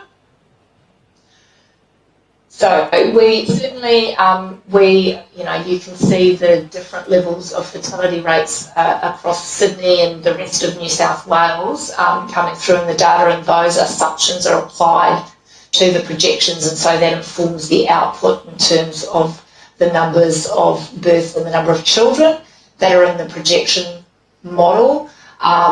We and of course school infrastructure, through looking at the assumptions, have access to those. It's not just the fertility rate though, it's also the number of women in those ages of having children that informs those numbers of children and the numbers that will go through the schools. And the fertility rate of those assumptions, we don't make assumptions in the projection, the population model in terms of how many people are living in each household. We make assumptions about the population drivers of change, so that fertility rate, migration and so on, and take those into account. Matt, you might have more to say just in terms of the geographic distribution of those fertility rates. Yeah, so that observation that vary greatly across the city, they do.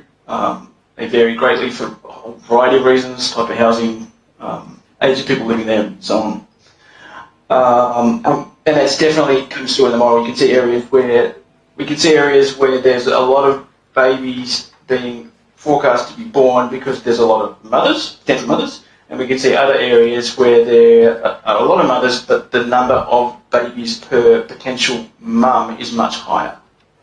So we've got both things: the mums being high, which is like the northwest case, and the bubs per mum being high, which is in the southwest.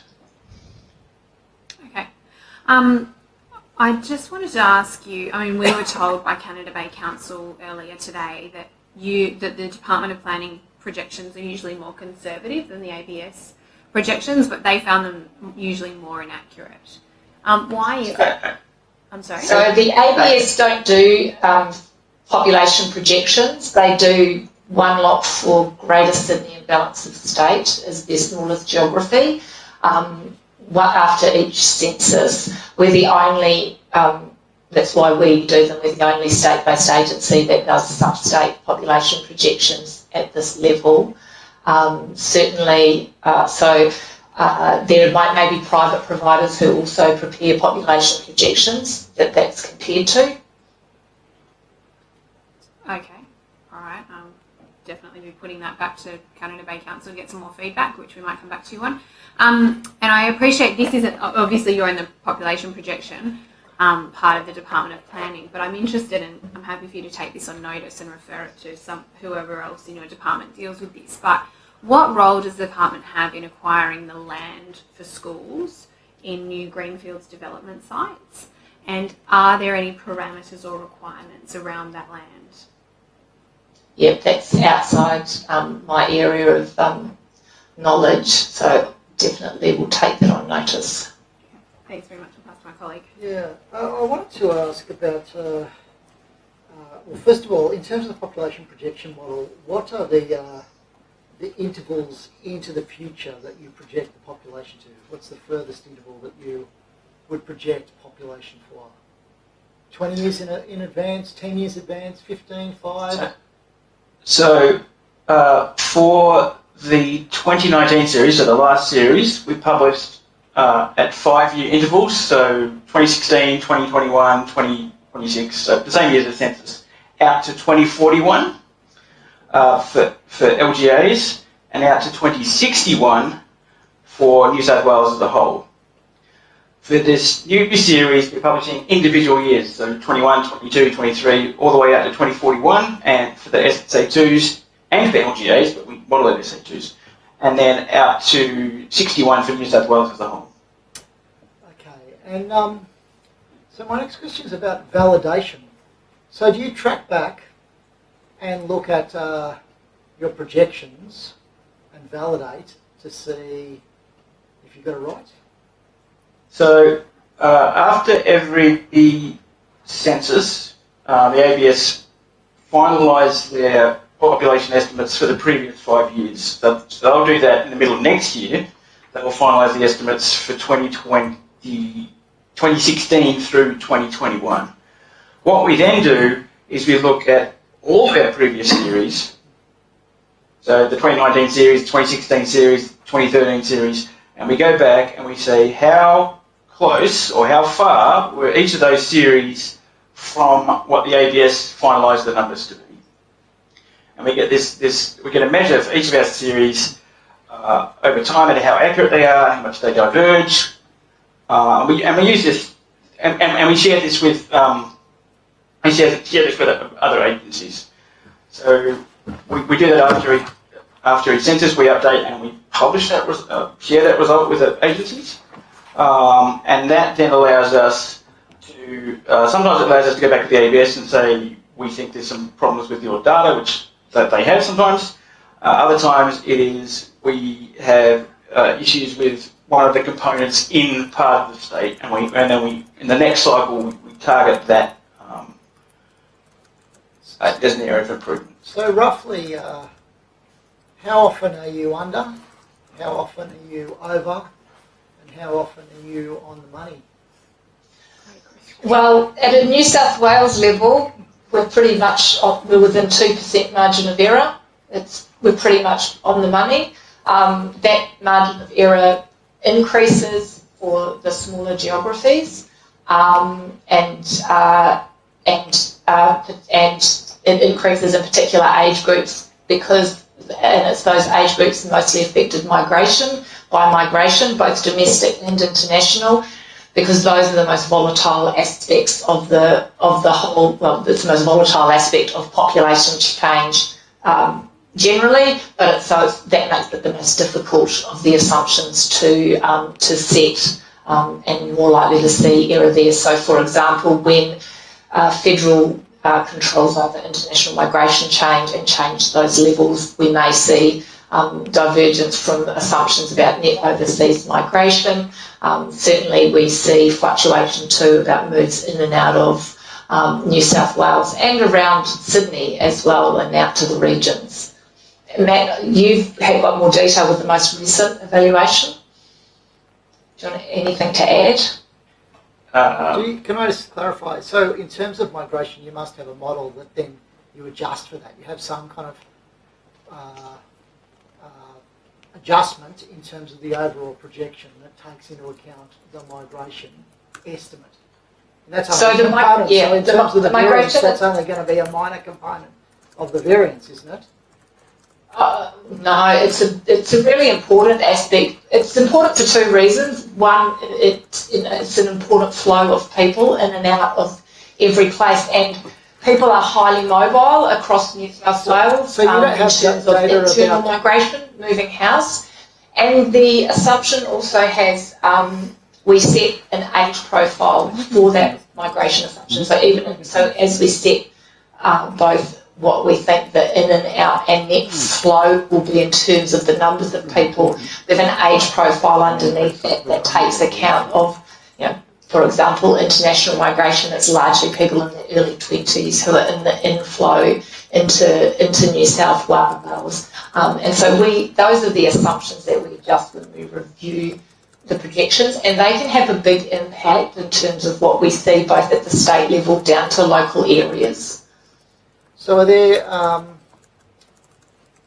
particular, given the settlement patterns in Sydney in particular, are there particular areas that you would red flag and say these projections are going to be almost impossible to get accurate? Because, if pre-2019, for example, the projection you were projecting only at local government area, so an area like Blacktown that has a high degree, Blacktown LGA has a high degree of inflow migration, the capacity to actually project the population accurately, given your reservations and the absence of sufficiently accurate data on settlement patterns,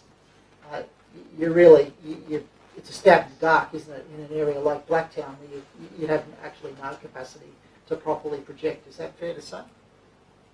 It's more the other way around. Areas that are big, we bring more evidence to the table. So in an area like Blacktown, it's 400 plus 1,000. At the starting point, we've got a lot of information, a lot of historical information about flows, the net flows, net overseas flows, and net interstate flows. So, and the variability in that assumption compared to the overall projection is quite low. The where we get, we don't actually red flag, but where we get, where the model is at its weakest is where we have very small areas. So the SA2s vary in size from about 8,000 to about 32,000. Most of them are around 10, 15, and the model was really good at that, in that above 10,000. When we're down in the 2000s, there's just so little information, and as Kim was saying, you only need one or two families to move in or out of one of those small areas for the projection to be off, and we can't manage individual families, of course. But that's at SA1 level. You're talking about analysis at SA2 level. I think you said there's a couple of 12 to 15,000 people, isn't it, in an SA2? Two, yeah. So that's quite a large number for one or two families to make a huge difference, isn't it? No, I was talking about, sorry, can I just clarify that? So, most of the SA2s are in this 10, 15,000, and the model performs quite strongly at that level. It's where we get down to the very small SA2s, and there are handfuls of them. There's probably a dozen of them that are quite small. Lord Howe Island, for example, there's 450 people at Lord Howe, so that's very, very tiny. That's how small. I mean, what we're getting at here is, the school infrastructure says that their projections are based on your information, and that's why they're getting it wrong in terms of enrolment numbers. And you're saying, no, your data is correct. And in those areas where we have greatest concern, particularly on the urban fringe, in LGAs like Blacktown, we're trying to establish who's right, whether your numbers were actually accurate, in which case school infrastructure's got a problem, but if your numbers are wrong, then obviously their account of what's going wrong points the finger at you guys. Yeah, I think it's fair to say that it's as soon as we release the projection, we know it's going to be different to what it is. So we're pretty good at understanding how populations work, but it can't predict what babies will be born on what street. And so for places where there may be lots of change, there's been a few things that could happen. You know, housing supply could come on faster than previously anticipated when we set those assumptions. People could use the dwellings that are coming online in different ways than we may have assumed. So if two families move into a dwelling where there may have been an assumption of just one, and so that's something that is also picked up. The other thing that can happen is we can see a change in fertility rate, and perhaps one of the best examples of that was really when we saw in 2008, for the first time New South Wales had 100,000 births, and it was the first time since 1971. So that was we had never seen that before, and that was a combination of a slight upturn in the total fertility rate, but also we had a huge increase in the number of potential mothers in the population, and that was an uptick that wasn't necessarily foreseen. Well, it happened in Australia as well as the United Kingdom and the United States and across Europe, and wasn't necessarily picked up. So if you have those kinds of small changes at the New South Wales level may not have an impact, but we could predict the number of children with it for a quite degree of certainty for the state as a whole. It's the fact that people are able to move around in ways that we don't control. People have children, as they decide, and some of those factors we pick them up as best we can in terms of setting those assumptions. But some of them, and I think this is where the projections are one of those inputs, and how do we look at other information about what may be changing on the ground. Matt, do you have anything to add to that? Could I just ask? Not really, other than on the Blacktown issue, that Blacktown, the error on Blacktown is like less than 1%. For Blacktown as a whole, over the last set of projections. But that's not to say that every bit inside Blacktown that schools just necessarily need to use, whether that was done. I don't know what's been done at that level. Okay, we're running out of time now. Maybe I just one more. want to ask one more question. We visited a school, Northbourne Public School in Marsden Park. Now, that suburb pretty much wasn't there when the last census was run. How do you actually project the population now?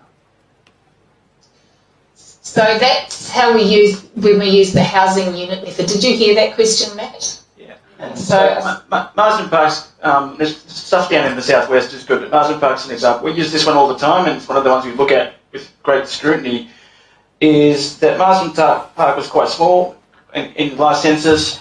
What we see coming online there is new housing stock that we see in completions and we see in the supply forecast. So in our upcoming projection, that we have the supply forecast in effect driving the net migration assumptions into that area. So the more supply we have relative to the rest of Sydney, the faster the migration will grow in that area.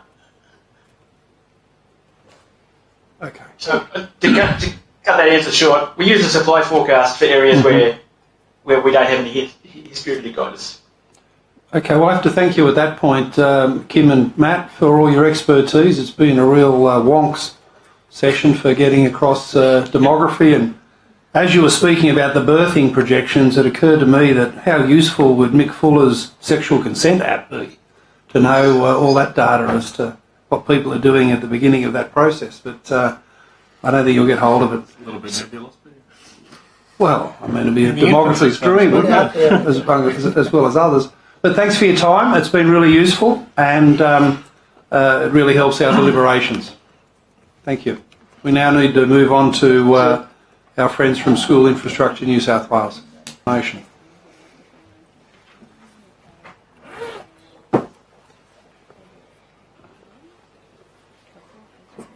afternoon, everyone. I'm Glenn Downey, Executive Director of Asset Management with School Infrastructure New South Wales, I solemnly, sincerely and truly declare and affirm the evidence now about to be given by me shall be the truth, the whole truth, and nothing but the truth.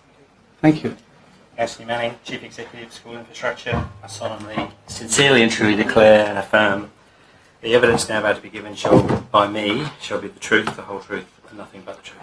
Thank you. And Mr Manning, would you like to make an opening statement at all?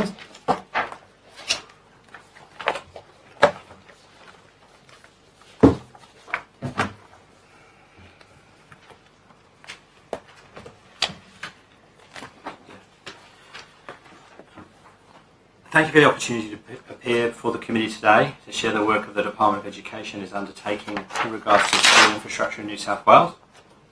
As Chief Executive of School Infrastructure, I am the Department of Education's lead executive for its schools infrastructure program. As the committee is aware, I have been extensively engaged in the committee's inquiry to date. Mr Downey is also responsible for the Department's School Infrastructure Asset Management Program. Together we are best placed to support the full range of issues canvassed by the committee's terms of inquiry. School infrastructure is a division of the department that was established in August 2017.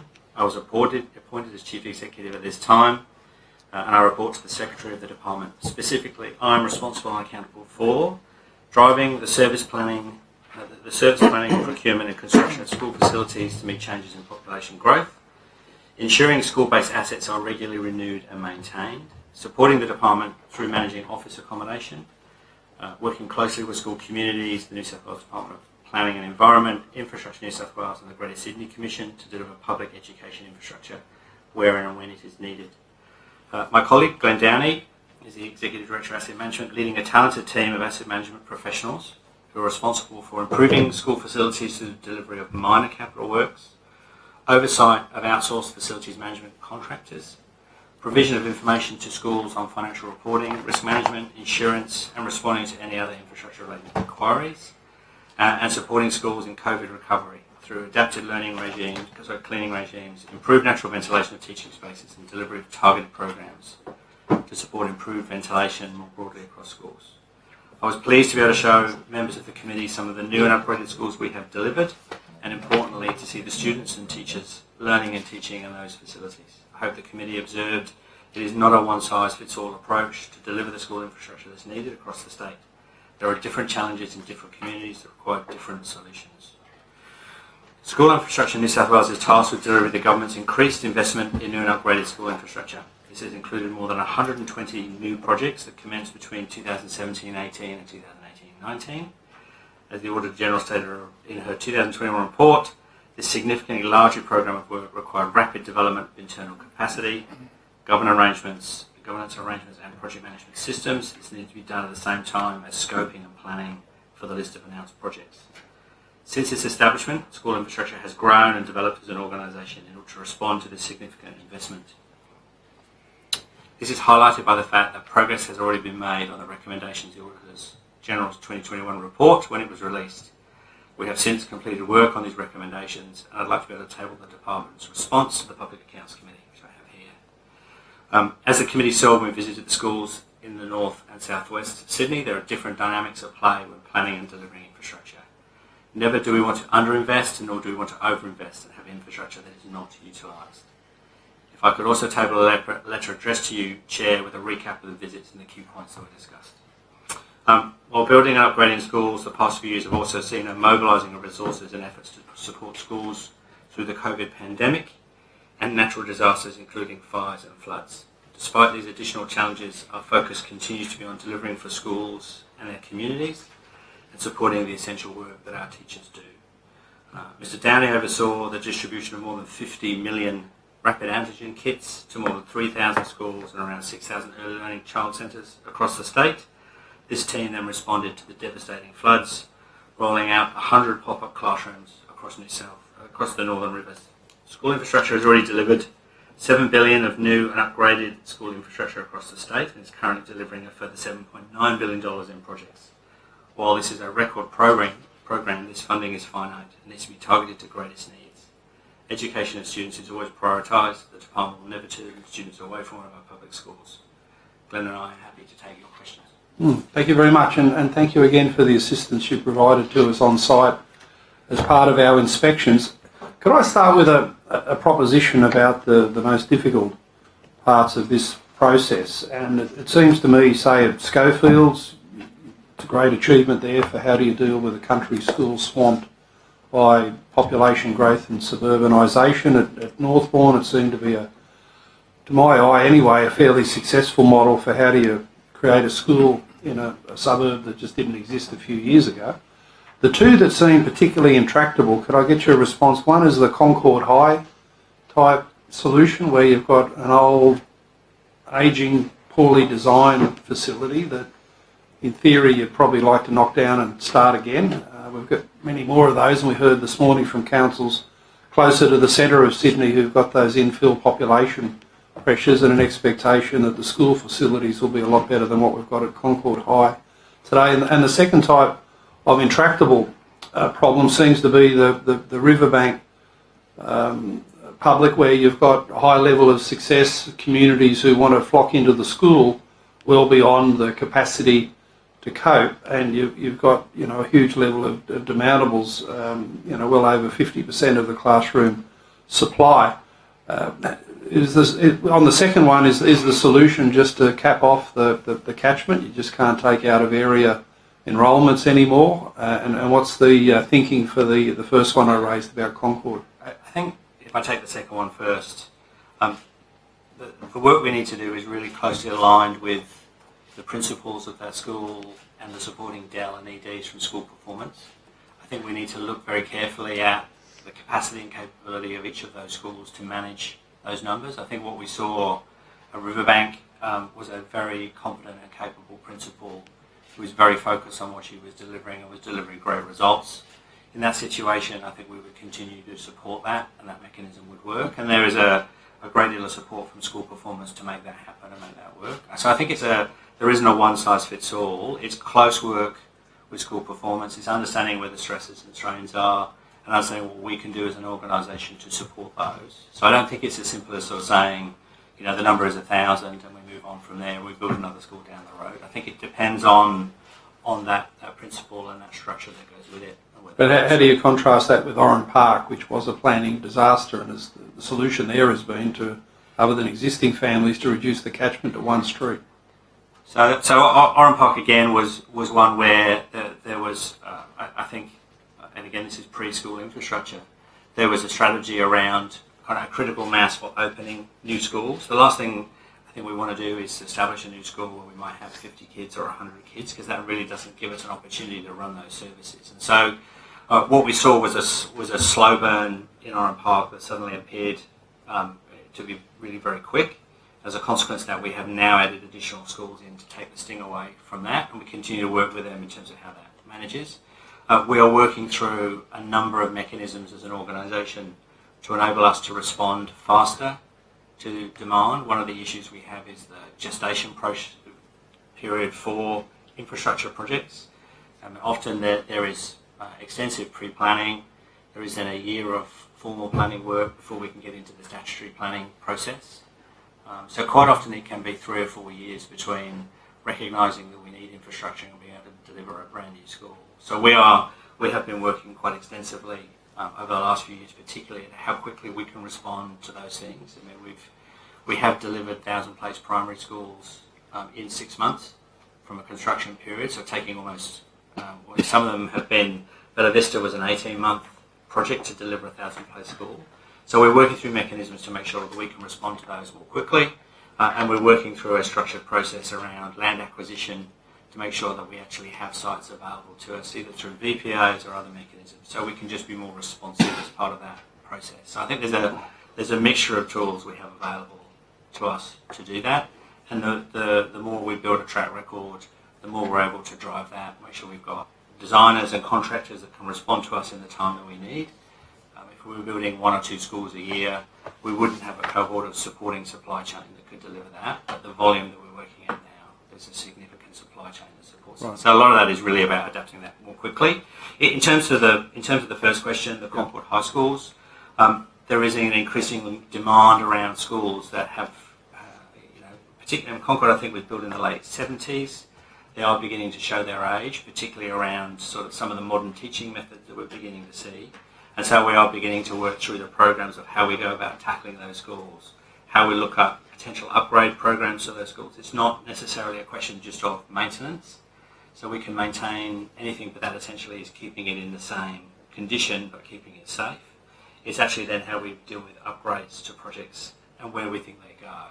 And whilst the focus initially has largely been on growth, because that's been the key challenge, we are moving more and more now to looking at what we do with upgrades, what we do with schools like Concord, because the more new schools we deliver, the bigger that gap is with some of those older ones. So we're beginning to work through the pre-planning around mechanisms that we can adapt for those schools, begin to identify schools where we see low utilisation as a trigger for us to get in and do some investment, and we're beginning to shape those capabilities up so we can respond to those in the same sort of manner.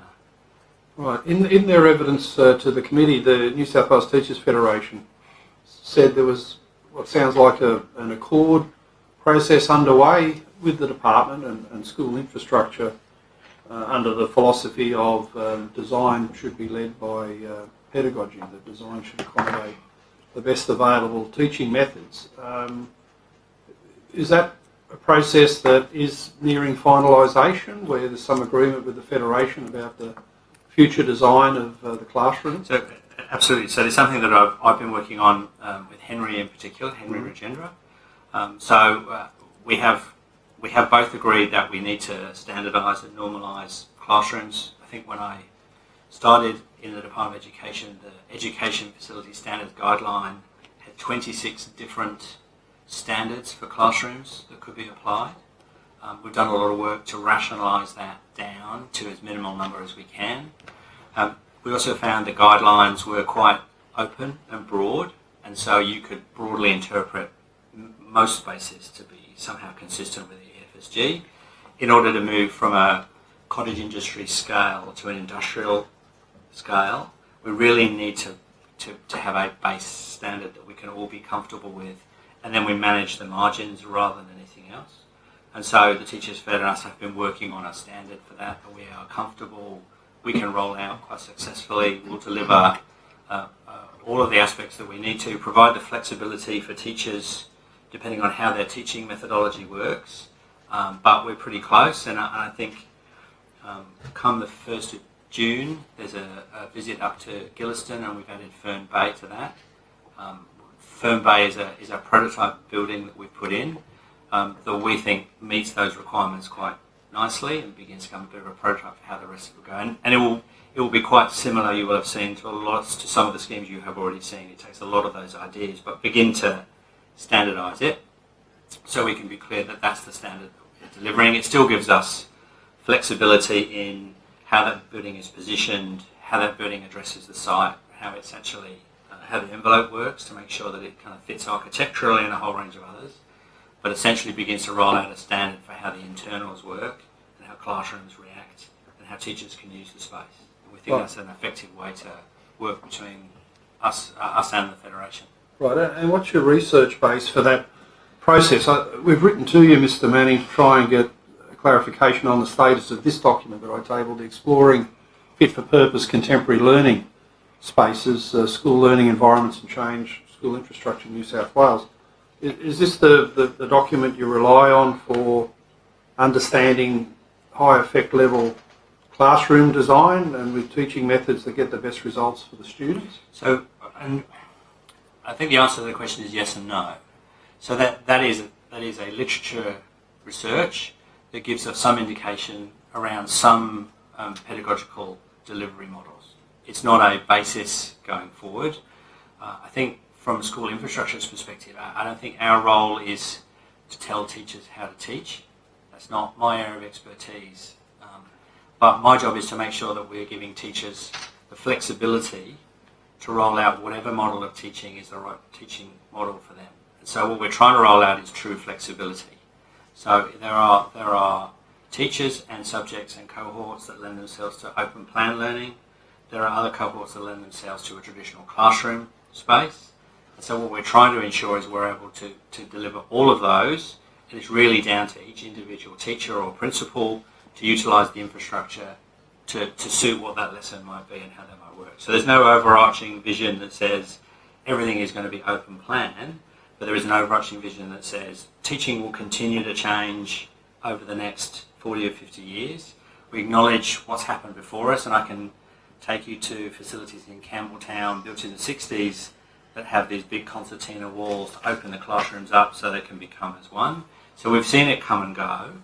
We need to make sure that the infrastructure we deliver is flexible. So it is part of a suite of information that we begin to look at. And one of the roles for SLEC, who are the part of my organisation, is then to support schools if that's the model they want to go down. So it's not about saying this is the model, you must do it. That's not our job. Our job is to support schools to make the decisions they need to work out what is the best model of teaching for them.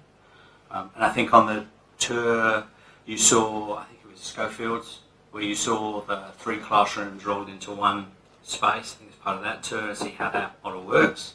The intent is to make sure we're delivering true flexibility. So you can open and close the doors. The classrooms function perfectly suitably for that. And I think that's the way for us to go forward, not to engage in what is the right model, because I don't believe there would be a single right model. It would be down to teachers and subjects. But isn't that the disconnect? CC has identified a single right model, explicit teaching. This research paper pretty severely misrepresents a lot of the Hattie's research about collective teacher efficacy. If there is one thing that works best for teachers, why don't we do for students? Why don't we design our classrooms around that physically? Again, teaching isn't my background and my experience, but what I do know from the 5 years I've spent in the department is that you can go across a whole range of schools and a whole range of teachers, including principals, and they have their own views about what they think works effectively and can demonstrate how that works. Well, maybe this is why New South Wales has got the fastest falling school results in the world. But look, this is a separate area of debate, of course. Other questions, please? Thanks very much, Mr. Chair. I guess, Mr. Manning, I do want to say thank you very much. We've had 2 really productive days out visiting schools in the northwest and the southwest, but it did show us some pretty serious examples of where the department's got the planning very, very wrong. Northbourne Public School, Gledswood Hills, Riverbank Primary School in particular, fantastic schools, but what went so badly wrong? I think I would disagree with your conjecture that any of those schools went badly wrong. Riverbank you has... don't think that the planning Riverbank process... Sorry, point of order, Chair. Mr Manning's trying to answer the question. Yeah, we'll give Mr Manning a chance to answer it. I think, as the Chair's pointed out, Riverbank is the subject of the fact that it's actually a really popular and successful school. I wouldn't call that a failure. Let me be very clear. I'm not saying that the school is a failure. I'm saying that the planning process is a failure. So again, I would continue to disagree with that assertion. And as for schools like Northbourne and Gledswood, you've had the presentation from the Department of Planning. The complexity of projecting population, particularly around migration, in those sorts of areas is very complex. We're now beginning to get some really good data in terms of being able to manage that. But the reality is that those projects were planned based on the data that was available to us at the time, and the planning was appropriate. The fact that at Gledswood Hills we've seen a much higher increase in dwellings being constructed and living in than was ever projected for this period of time. But in the case of Gledswood, government has made a commitment to deliver stage 2, and that's what we're focused on doing. But Northbourne Public School was where they lodged the original DA for 500 for the pop-up school, for 500 students, then had to re-lodge the DA to up it to 1,000 students before the pop-up school had started. And now part of the pop-up school is still there after the actual school has been completed. So, there's pretty clear examples here that school infrastructure in New South Wales got it completely wrong. And I take your point about Oran Park. I understand that was before school infrastructure in New South Wales was there. But for years we have been asking questions about the population planning, and you're saying that it's actually okay. So Northbourne, the planning that went into the permanent infrastructure was aware that we would need 1,000 place at a point in time. What we didn't anticipate was the speed of growth of that suburb and the density of the occupants of that suburb. And you're right, we planned for a 500 place pop-up school because that's what we had projected we would need as part of that project. We wanted to get that school established for day one, term one, knowing full well that the permanent infrastructure wouldn't be available to us, but a pop-up school was appropriate. As that school was publicised that it was coming online, we actually found a great many more families wanted to access that, and so we were able to increase that school exponentially. But again, it was based on the population data we had at the time, and now what we're finding is that some of these areas are moving much more quickly than anybody had ever anticipated. Some of them are already in excess of their long-term growth projections, and that's what we're now responding to. And as we know, there are other schools being planned that will take the load off, Northbourne in particular, so we're comfortable to return to that, to the 1,000 capacity that we've built. So is it your testimony then that, and I understand what you're saying about the new information, that the information that's now being provided to you since 2019, that you fixed the problems with the projections? So I think, to be clear, I think what the Department of Planning said, that the projections started in 2019. We've started to see them, and I think they even said in the testimony that it was yet to be approved and signed off. So we've begun to see the additional data. It is much more granular. It is still at SA2 level, which is 15,000. That would include many primary schools. So it's not as simple as lining up an SA2 level with a school community group level. So there's still some complexity in understanding the SA2 level, understanding those projections and how they relate to individual schools. But it is a lot better than it was. We're getting a lot more granular information. I think we stand a much better chance of making sure we've got capacity where we need it. But it's still something we need to work on. More layers of data, better e-planning. Data is available to us in the last couple of months. We're beginning to understand the efficacy and benefit for that as well. But all this will begin to add to our ability to more accurately project what's actually going to happen. Can I just clarify the story that you're telling us here? It's either the data is wrong, right? There's an issue with the data. It's not granular enough. Say your projections have been wrong, or you plan for a 1,000-person school, but you build for a smaller, build in a staged approach. You know, the data. You know that you're going to need 1,000 places, but you choose to build a smaller school because why? Treasury won't approve unless a larger project. Is that the reason, or is it actually the data? Like it's one or the other, isn't it? No, I mean, I think kind of it's not a story for a start. The data that we get is a projection, and it's projected out over 5 years. The reality of what happens on the ground can be different and can be significantly different, particularly in those growth zones.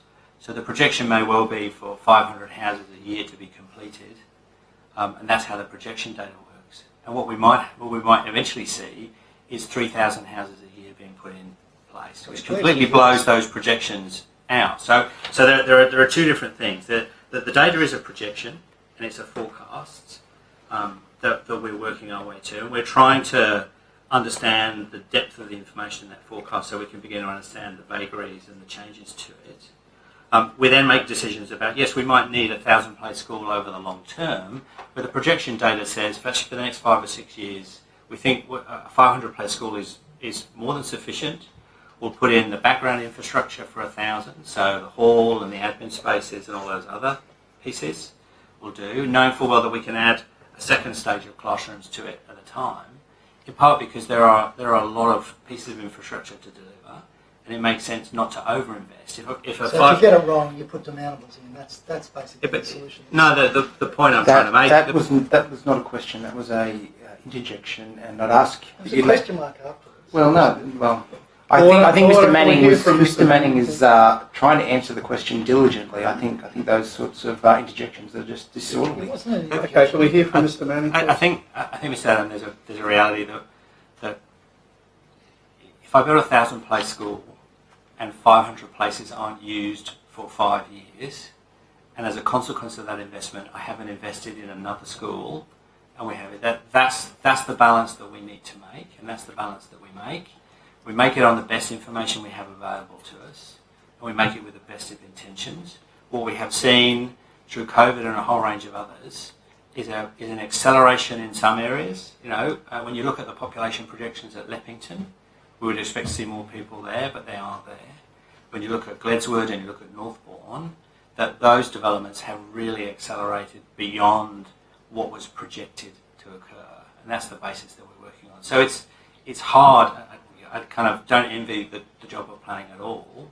As you say, from a statewide basis, they can get it really, really very accurate, but as you begin to break it down, we have no control over the number of houses the developer might choose to build in a year. We might know the rezoning gives them 10,000 dwellings, and they might even give us a view as to how quickly those developings will move through. But as you know from most of the developers, they sell the plots.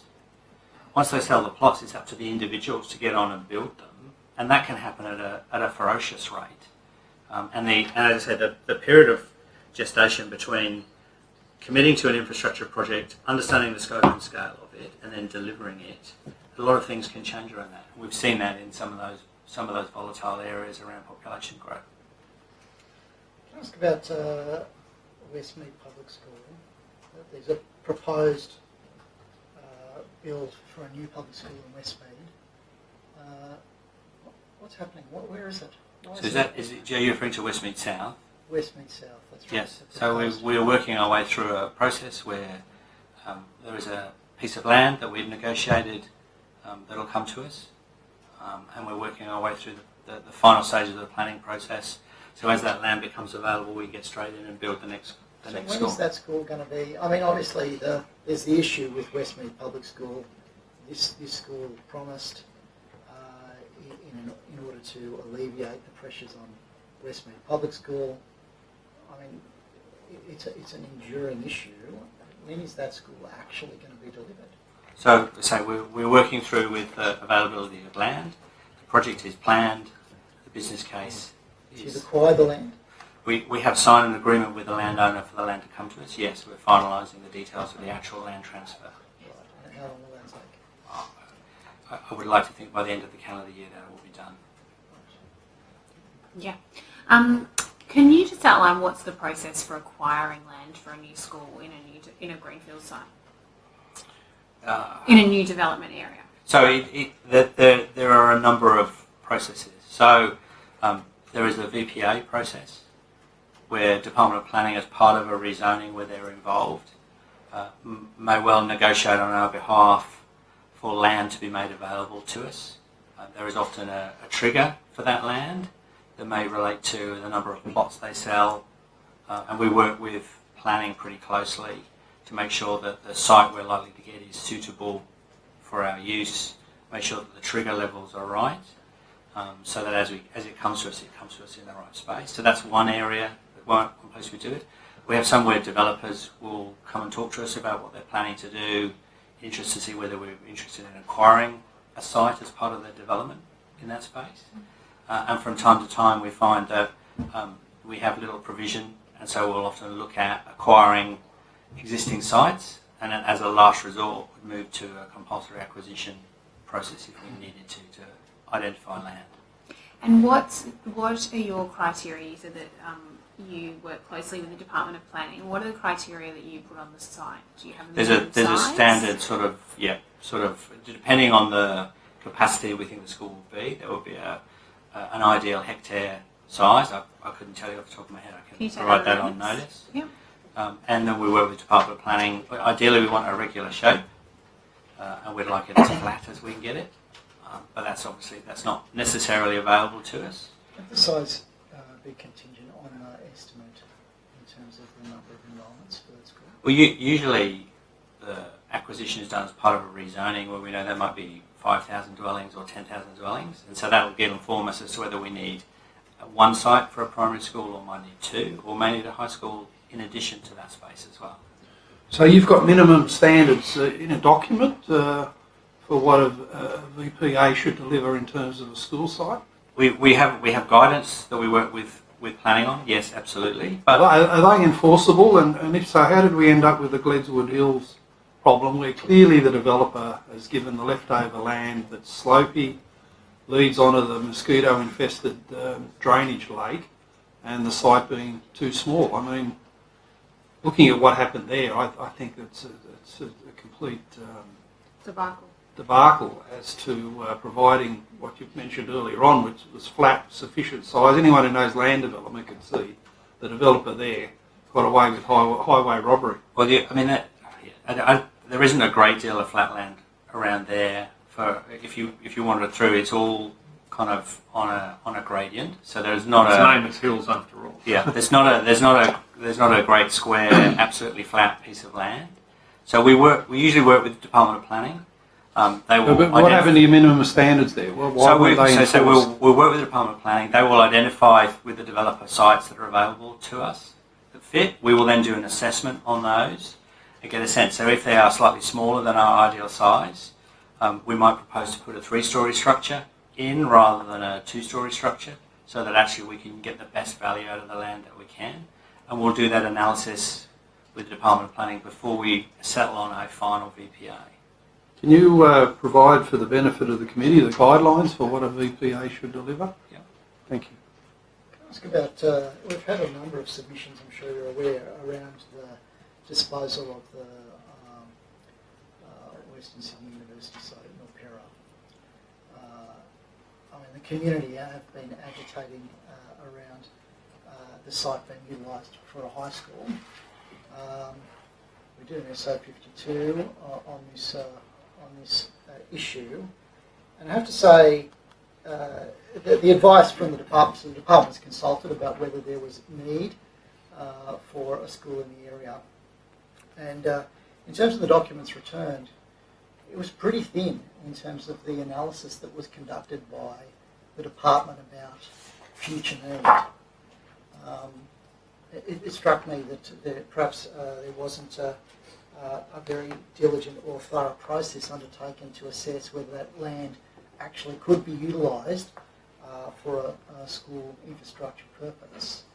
Do you have anything to say about the thoroughness of that process? Given, I think in our visit you expressed concern about, the cost of acquiring land. It's expensive in Sydney, and the department should be planning on long horizons.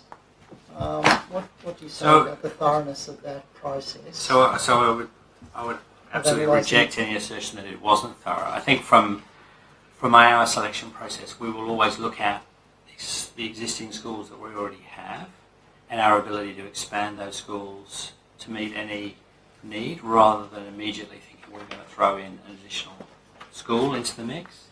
So that process was undertaken, and as you know, we made a commitment, and as a project about to start at Picnic Point, to expand the capacity of that school as part of that issue. The other thing we look at is actually the location of the land relevant to where we think that catchment area growth is going to be. And we also look at a lot of the surrounding infrastructure. And I don't know how well you know that area or that site, but there is actually a freeway that really runs between where we think the majority of the growth issue will be and the school. And so that, what we found on existing schools, is that becomes a very difficult barrier for students and parents to get across. And so that's not ideally suited for a school to suit that catchment, simply because of the size and scale of that road. And so the analysis was done to look at existing school sites in the knowledge that we've got some quite big school sites available to us. We can expand the existing schools, and that is a better strategy to do to ensure that we can meet the demand in that space. All right. Question from Catherine Cusack, please. Thank you, Mr. Chairman. Can I just ask, is the purchase and management of school sites a discrete area of activity in the department's budget? Purchase and management. So yes. So we have funding to purchase sites as we need to, and then we will also for some projects included in the budget provision for each individual project from an ETC perspective. So we have an ability to acquire land, if you like, more of a medium to long term, and then we have the ability to acquire land at the time, and some of the arrangements. Yeah. Yep. Sorry, no, that wasn't actually my question. Is it a discrete area of activity? Because I'm aware that in the past there was a discrete kind of unit in the department that was buying multiple sites to make sure that you had options available in areas of development that were being unlocked. A big problem for the department was that developers would then put up a new school being built here sign, which would, inflate the value of the land around it. The sale of land that was then surplus, because you had multiple sites and you made a final selection, but the sale of land then that was surplus was incredibly profitable. So in the past, it's been an area where by planning ahead, the department, it's more than self-funding, it's actually a profit centre for the department. So I just wanted to, I guess, come up to speed with, is that system still operating, or has that hollow log been raided? So, in answer to your question, we have a property team that is responsible for the acquisition and divestment of sites, but we do not buy multiple sites across the state hoping to profit from the land where we may or may not put a school. We focus on the sites that we want to develop as schools and acquire those. So no, that's not a practice, and it hasn't been a practice for the duration of school infrastructure. Well, if that's the case, Mr. Mayor. So sorry, can I just question that? Because you do have surplus sites available where schools have not been built. Am I correct? So we have a land bank available to us, yes. So the reason that land bank is available is because the department was keeping its options open by buying more sites than were necessary as a prudent strategy to make sure that, depending on the way the development unfolded, you would have an appropriate site, a choice of sites that were available. Because, I mean, it's very difficult, isn't it, to retrofit an entire school site into a new development. So I am not aware of a strategy of buying more land than we need to hedge our bets in terms of where a development might go. Okay, so where do you think the land bank came from? Why does the department have a land bank? It will predate school infrastructure. A lot of the land that we rely on, particularly in the growth zones, is through VPAs, and so it's land that will come to us at a point in time. There has been a history where, as you say, developers have established a development and there hasn't been enough provision for schools, and we've had to purchase land in the middle of that development to make that work. But that's not a practice that's occurred in the time of school infrastructure. There are pieces of land that the department owns that I can only presume at a point in time we were expecting to deliver schools, but some of this land was acquired in the mid-late 80s and has never eventuated. There's one at Mollymook that we're looking at the moment that was, I think, acquired in 1985. It's never been used and never been needed, and we're looking. I understand, but that's the strategy that I'm referring to. But it not only gave options, but then it self-funded the whole site purchase. No, and it just seemed to be a sensible approach. When you talk about in the time of school infrastructure, what period of time are you talking about? So school infrastructure is very nearly 5 years old. 5 years old. So it's not a strategy. We would rely on. Is there an actual strategy for site purchasing? So So as I said before, we work with Department of Planning around VPAs. We will also work with Landcom around where they see developments, and us working with Landcom in concert to deliver things as part of that. So we'll work with that. And if we needed to, for a long term, we'd work with Office of Strategic Lands to look at what land is available for us. And latterly, we've also been working with New South Wales Health, where they are looking to either divest or redevelop for us to include schools as part of that process. But we certainly, in the last 5 years, have not had I think that's great that you're working with all of those people, but my actual question with respect was, is there an actual strategy providing these purchases? Because the past period that I'm talking about was a self-funded strategy, but it sounds like you need new investment from the budget to purchase these sites, which sometimes turn out not to be adequate. No, So if one strategy is gone, and I appreciate that's ancient history, and you sound like you're not aware of it. I guess my question therefore is, what is the strategy that you're operating by at the moment? So not who are you working with? So we have a strategy for the strategic purchase of sites to make sure that the department has good options and adequate sites in areas being unlocked for development. So we have a strategic land acquisition agenda. We will understand rezonings that provide us with opportunities to acquire land as part of that process. So we will fundamentally work with Department of Planning. We'll work with the population data. We'll understand where we think the next wave of developments will occur, and we'll get in as part of that, either as part of the rezoning exercise with the Department of Planning, or if needs be with individual developers directly to acquire the land that we need. But it's very much informed by the rezoning that's happening and the dwelling forecasts the Department of Planning have given us. Does the strategic acquisition program have a strategy? I think I've just articulated the strategy, but it's fundamentally not a strategy to buy multiple sites that we profit from. I understand what it's not, but if it's a strategic land purchasing approach, I'm just asking if you can give us the strategy that they're using for their strategic purposes. Like, I'm assuming a strategic investment has a strategy behind it. Is that kind of a document that maybe you could make available to our committee? I'll take that on notice. Thank you. Okay. Thank you. Scott Farlow. Thank you very much. Mr Manning, thank you for being with us through our site visits as well. The committee certainly appreciated your insights. Not to sort of speak out of school, but one of the things that I remember you mentioning to us on the site visits was the sort of the preschool infrastructure days, that you didn't really have those structures in place to effectively build the schools, the number of schools that are being new and upgraded at the moment. Just maybe outline to the committee some of the changes that have come into place with school infrastructure and the change in approach that school infrastructure now takes. Yep, definitely. So thank you for the question. I think the Auditor General Office report identifies in the years preceding school infrastructure, the capital that flowed through the department and the number of projects that were delivered from a major project perspective were small. You could probably count them on one hand, and that had been something for years and years. And in fact, in the late 2000s, there was an injection.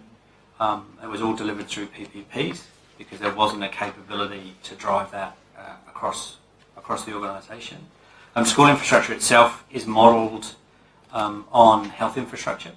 So health infrastructure was established to deliver the health program, and school infrastructure was effectively designed as part of that program. So an opportunity for us to develop an area of expertise around project delivery, focus being away from simply administering contracts to actually developing an expertise in-house as to what a good school looks like, how to go about delivering it, what good maintenance looks like, and how to drive those aspects. And so school infrastructure essentially was designed to be an expert client in that space and drive a program. Knowing full well that there was going to be multiple projects, we needed to build a supply chain. So if you looked at the number of architects that have been involved in designing schools, preschool infrastructure was a pretty small number. The number of builders that had experience at building schools, again, was a pretty small number. And we needed to scale up pretty quickly to deliver the program of works that we had ahead of us.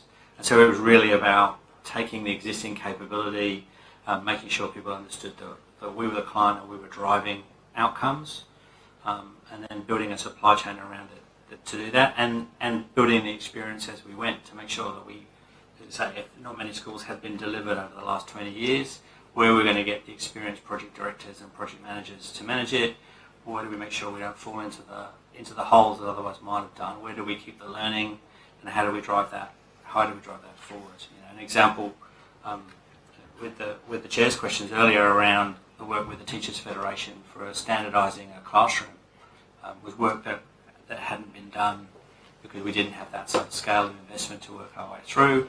The population growth coming again, the idea of how do we take a standard process and how do we speed it up? How do we find the ways to condense it so that actually we can be more responsive and more reactive? But it wasn't just a major capital works challenge. As part of the major capital works, we also found a significant increase in investment in maintenance. And so there was a big push into building that capability and that expertise and unlocking what was already there so that we can make sure we can respond to those things. As that expectation grew, we could continue to deliver that. So it's been an interesting journey over the last 4 or 5 years. The first couple of years was really getting a sense of the size and scale of the challenge, what needed to happen to the organisation to make it work, and then building that organisation pretty quickly. And that's been in the midst of what has been a big push across all of New South Wales around infrastructure and making sure we have those skills and capabilities. Thanks, Mr. Manning. And I take it now, from what we've seen, there's a few different categories, from my mind at least, as to some of the challenges that are faced. Of course, we've got the new growth areas, and some of the problems we've seen, and we've seen this on our site visits, is the projections not necessarily lining up, or new housing projections, but you've got maybe 2 families that are living in the house, the rise of granny flats in areas, so giving you a larger population than otherwise would have been expected from the development footprint. So that's one challenge, which, from what we've seen, the department has been building new schools in and around other developing areas to accommodate for that. We've also got the challenge of schools, like we've seen more today, along witnesses, in areas that are largely developed but going through redevelopment. There's not the land available to be able to build new schools. And if you are doing a new school building project, you of course have the interruption of the schools that currently exist. It's not as easy to sort of do a knockdown rebuild when it comes to a school community. What are some of the things that you can do in those areas to try and provide continuing education, but also look for new sites that potentially could be on much smaller footprints? So there are projects like 4th Street Public School, where we've utilised the pop-up school that was installed for the Ultimo school program to actually enable us to empty the school so there's no disruption whatsoever to the learning for the kids at that school. So we have the site entirely to ourselves. It's a very small site and absolutely would not lend itself to both construction and educating primary school children. We've used that model a few times where we've had to take a decision to decant an entire school for the period of the redevelopment, and that's been a really effective way to do that. I think in terms of disruption, even during construction phases, we have done a lot of work with our supply chain contractors in particular, and we have some contractors who are really responsive now to schools and the needs of schools. Just things like the HSC and those sorts. So really hardwiring that into our delivery program, so we make sure that we aren't making a massive amount of noise on school sites during those sorts of periods and those sorts of processes. Working really closely with principals, relying heavily on the experience of the asset management teams who are in and out of schools every day to make sure that actually the programs fully recognise that we're operating in an existing school and all the issues that go with that, all the kids who are interested in the school, but the health and safety issues that go with that, and then in some cases providing opportunities for those kids who are interested in construction to actually get an insight into the school build process and how that process works. So that it continues to be a challenge. We'll continue to work really effectively with principals, and the vast majority of our principals are very happy to see the school infrastructure teams because they know that they'll end up with something much better than they started with on the way out. We also work with school performance on the new projects to bring principals in relatively early into the process, so they have a really good run-up to make sure that the school can operate day one, term one as we intended to. They can build their teaching staff as part of that process as well. And then we work really closely with schools post-build to make sure that what we've built them is working in the way that we had intended it to.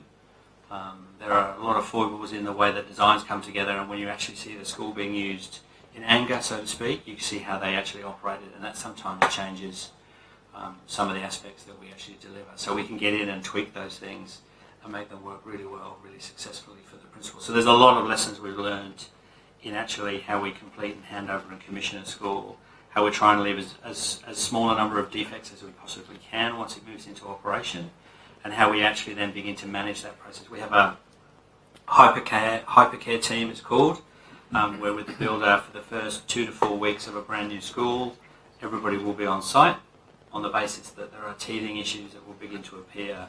The slightest problem with the school, we'll get in and we'll fix it straight away. so we can get comfortable that all those aspects are working for us. And so Meadowbank, the opening of the new Meadowbank school at the beginning of the last term was part of that. So the hypercare team was installed to make sure that any slight wrinkle that occurred we could resolve and get on with as quickly as possible. So there are a number of challenges. We're working on existing school sites and the complexities that go with that, particularly where we're planning major rebuilds.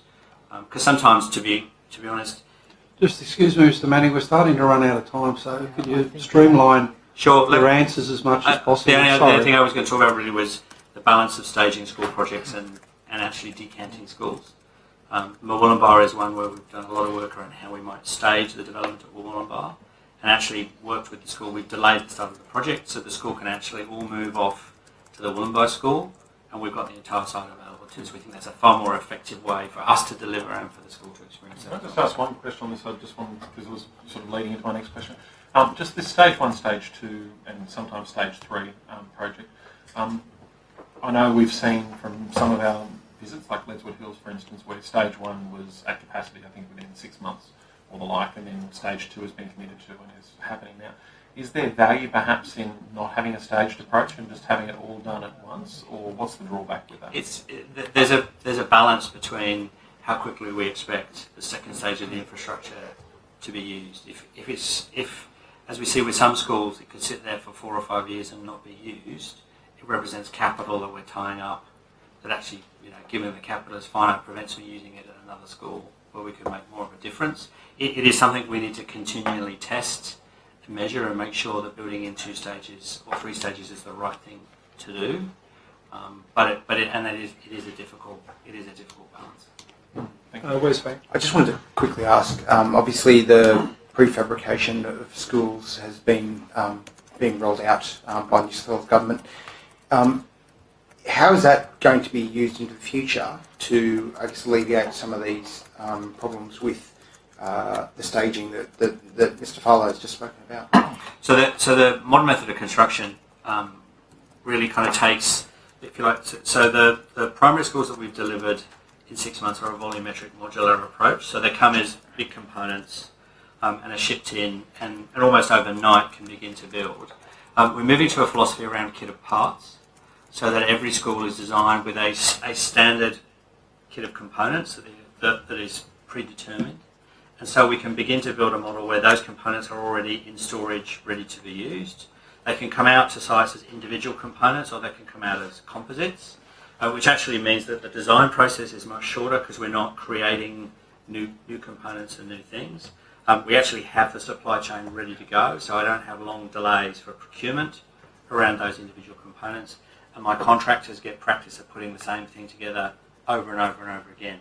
And so we see that as a massive opportunity, particularly, and this is really where the shared idea around standardising the classroom spaces. The less they're bespoke, the more we can rely on a standard set of kit. Some of the sustainability benefits from that are really quite incredible. So the Meadowbank school, the primary school and the high school, we've begun to test some of that thinking. So a lot of the components were prefabricated, including internal walls. And we found that wastage, when compared to other projects, was down by a factor of 10. So plasterboard waste on other projects have been 40 tonnes, it was 4. So again, I'm not buying the material, I'm not spending time cutting it to size, and I'm not spending time and money throwing it away. So that's the strategy really to drive. And we think probably 75% of the portfolio will lend itself to that. It also allows me to build subsequent stages incrementally.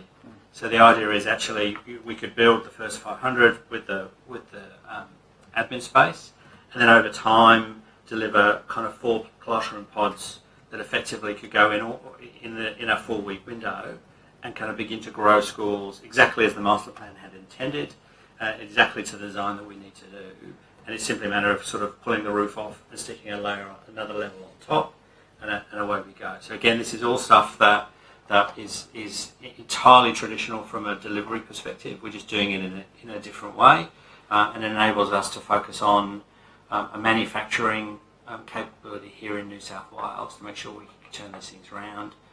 We know that we can work with timber frame, concrete frame or steel frame, depending on where we go. We've got the flexibility of up to 3 stories to make that work. And as I said before, we can still tailor the buildings to suit the architecture that they sit in. So it's an exciting opportunity for us. But and the volume is the key to that. Fantastic. Yep. Can I just ask probably about the most distressing example we had, and I know we're going there next week, but have you got a solution for Gilliston Public for us? Because I've got to say it was very sad and sobering for the committee to see parents crying in desperation as to the dreadful situation they've got there. And at a minimum, shouldn't the school be quickly connected to the sewerage and also have an effective boundary fence instead of chicken wire? So Gilliston is a really good example of a school that up to very recently has been a rural school. And you can see, and we'll see as we go around, the development beginning to move around the school. There's still quite a lot more development yet to happen as part of that process. But it does give us an opportunity to begin to grow that school and then look at a permanent growth for that school, which is what they'll need into the future. So it is one of the projects that the team have been looking at in terms of capacity. Well, rather than looking at it, have you got solutions coming quickly? Because it seems like it's a desperate situation. We are able to respond. I'll be with you on that day to have a look at it. It's a nice little school. You can see the history of it. I think 1858 was the first teacher was appointed to that school. It is on a septic tank, partly because it's rural. There is an opportunity for us to connect into the drain as it exists, but at this stage that would require us to pump the sewage out from the school into the drain. As the rest of the housing development comes through, there is actually a sewer line planned under gravity that we can feed to. So we're just looking at the moment of the difference between the cost of what could be $250,000 or $300,000 and the recurrent impact of continue to pump sewage up and into a drain, as opposed to waiting for the rest of the drain to flow through, where we can begin to put it in a much cheaper and a much long-term safer solution. The septic tank that we have. Sorry, on did site, you just say that the solution is going to cost $300,000? Yes, if we have to put a pump in to pump sewage uphill into an existing drain, yes, absolutely. $300,000 once off. Plus all the recurrent cost of maintaining the pump. And how much are the current recurrent costs? This emptying a septic tank once a week. I'll have that information with you, but very minimal compared to that, and the risk of the pump breaking down and all the issues that go with it. So we have plans to do that, and the school has increased the pumping out of the septic tanks. It was once a fortnight, it's now once a week, and you'll hear from the school that a lot of the issues have gone as part of pumping it out, pumping the tank out more often. Okay, we'll have a look at that. So we do have options, but we need to have a look at what's best value for money. Okay, and finally, for me, just to get on the record, how does school infrastructure respond to the comment of the Auditor General that you focus too much on delivering existing projects, election commitments and other government announcements, and not enough on evidence-based cost-benefit analysis framework for school infrastructure? So the Audit Office report focused on 2017-2018, where, as you may remember, we had a significant commitment for government to move projects through. And the cost-benefit analysis stuff is something that we have been working on with Treasury to continue to refine that process. We have a good process with Treasury, and we'll continue to develop that out so we can get the best cost-benefit analysis that we have. But the Audit Office called that issue out. And we're working our way through that. But it's the process now is very different, the business cases, and I think the Audit Office also called out the process improvement since that original time is significant. Okay, thank you. Mr. Deanna? I think earlier you suggested that the department wasn't selling land for profit. I wanted to ask you what then is being done at the site that the department owns at Lidcombe South. There's a proposal for rezoning and subdividing an education site. That's, I think, with Cumberland Council for consultation. It's mentioned in their submission. I'd have to take that specific example on notice, but I know that we're looking at school infrastructure in that space and looking to retain land for the purposes that we need it for. Yeah, so the whole site could be used for a school, but you're only reserving a small portion. The rest of the land it is intended the rest of the land will be sold for private dwellings. But my understanding is we're retaining sufficient land in order to make sure we can still deliver a school. As I say, I don't have that data at hand. Where's the capacity if you get it wrong in terms of your projections on growth, on demand, once the land has been alienated from the Crown, how are you going to address that issue? Happy to take that specific issue on notice. Can you, on notice, advise what the estimated enrolments for the school site will be, and when that school is likely to come online? Yep. How far off is the school? Well, as I said, I'll take that specific example on notice. I just wanted to ask you about, we've done a number of SO52s, and one of which uncovered a document that showed that there were a number of schools that were rated by your department as being in critical need, serious need or urgent need. What do each of those criteria mean? So they're a function for us to look at the work that we need to do to bring an investment decision to government. So beginning to look at kind of where we see capacity issues are coming, where we think that sits, and the work that we need to do. So some of them will be classified because we know we don't have sites yet, and so we need internally to get our skates on, to get land identified so that when we're in a position to need those schools, we can have done the work in order to go to government for an investment decision. And so a lot of that refers to the urgency of the pre-planning work that we need to do to shape advice to government around the investments that need to be made. So you're not. So what's the criteria for something being put as a band 1 critical need? I think from memory, we're expecting to see capacity needs in the next 4 or 5 years. In the next 4 or 5 years, you're going to need it. So you think Box Hill, Norwest, Box Hill and Norwest won't be needed for another 4 to 5 years?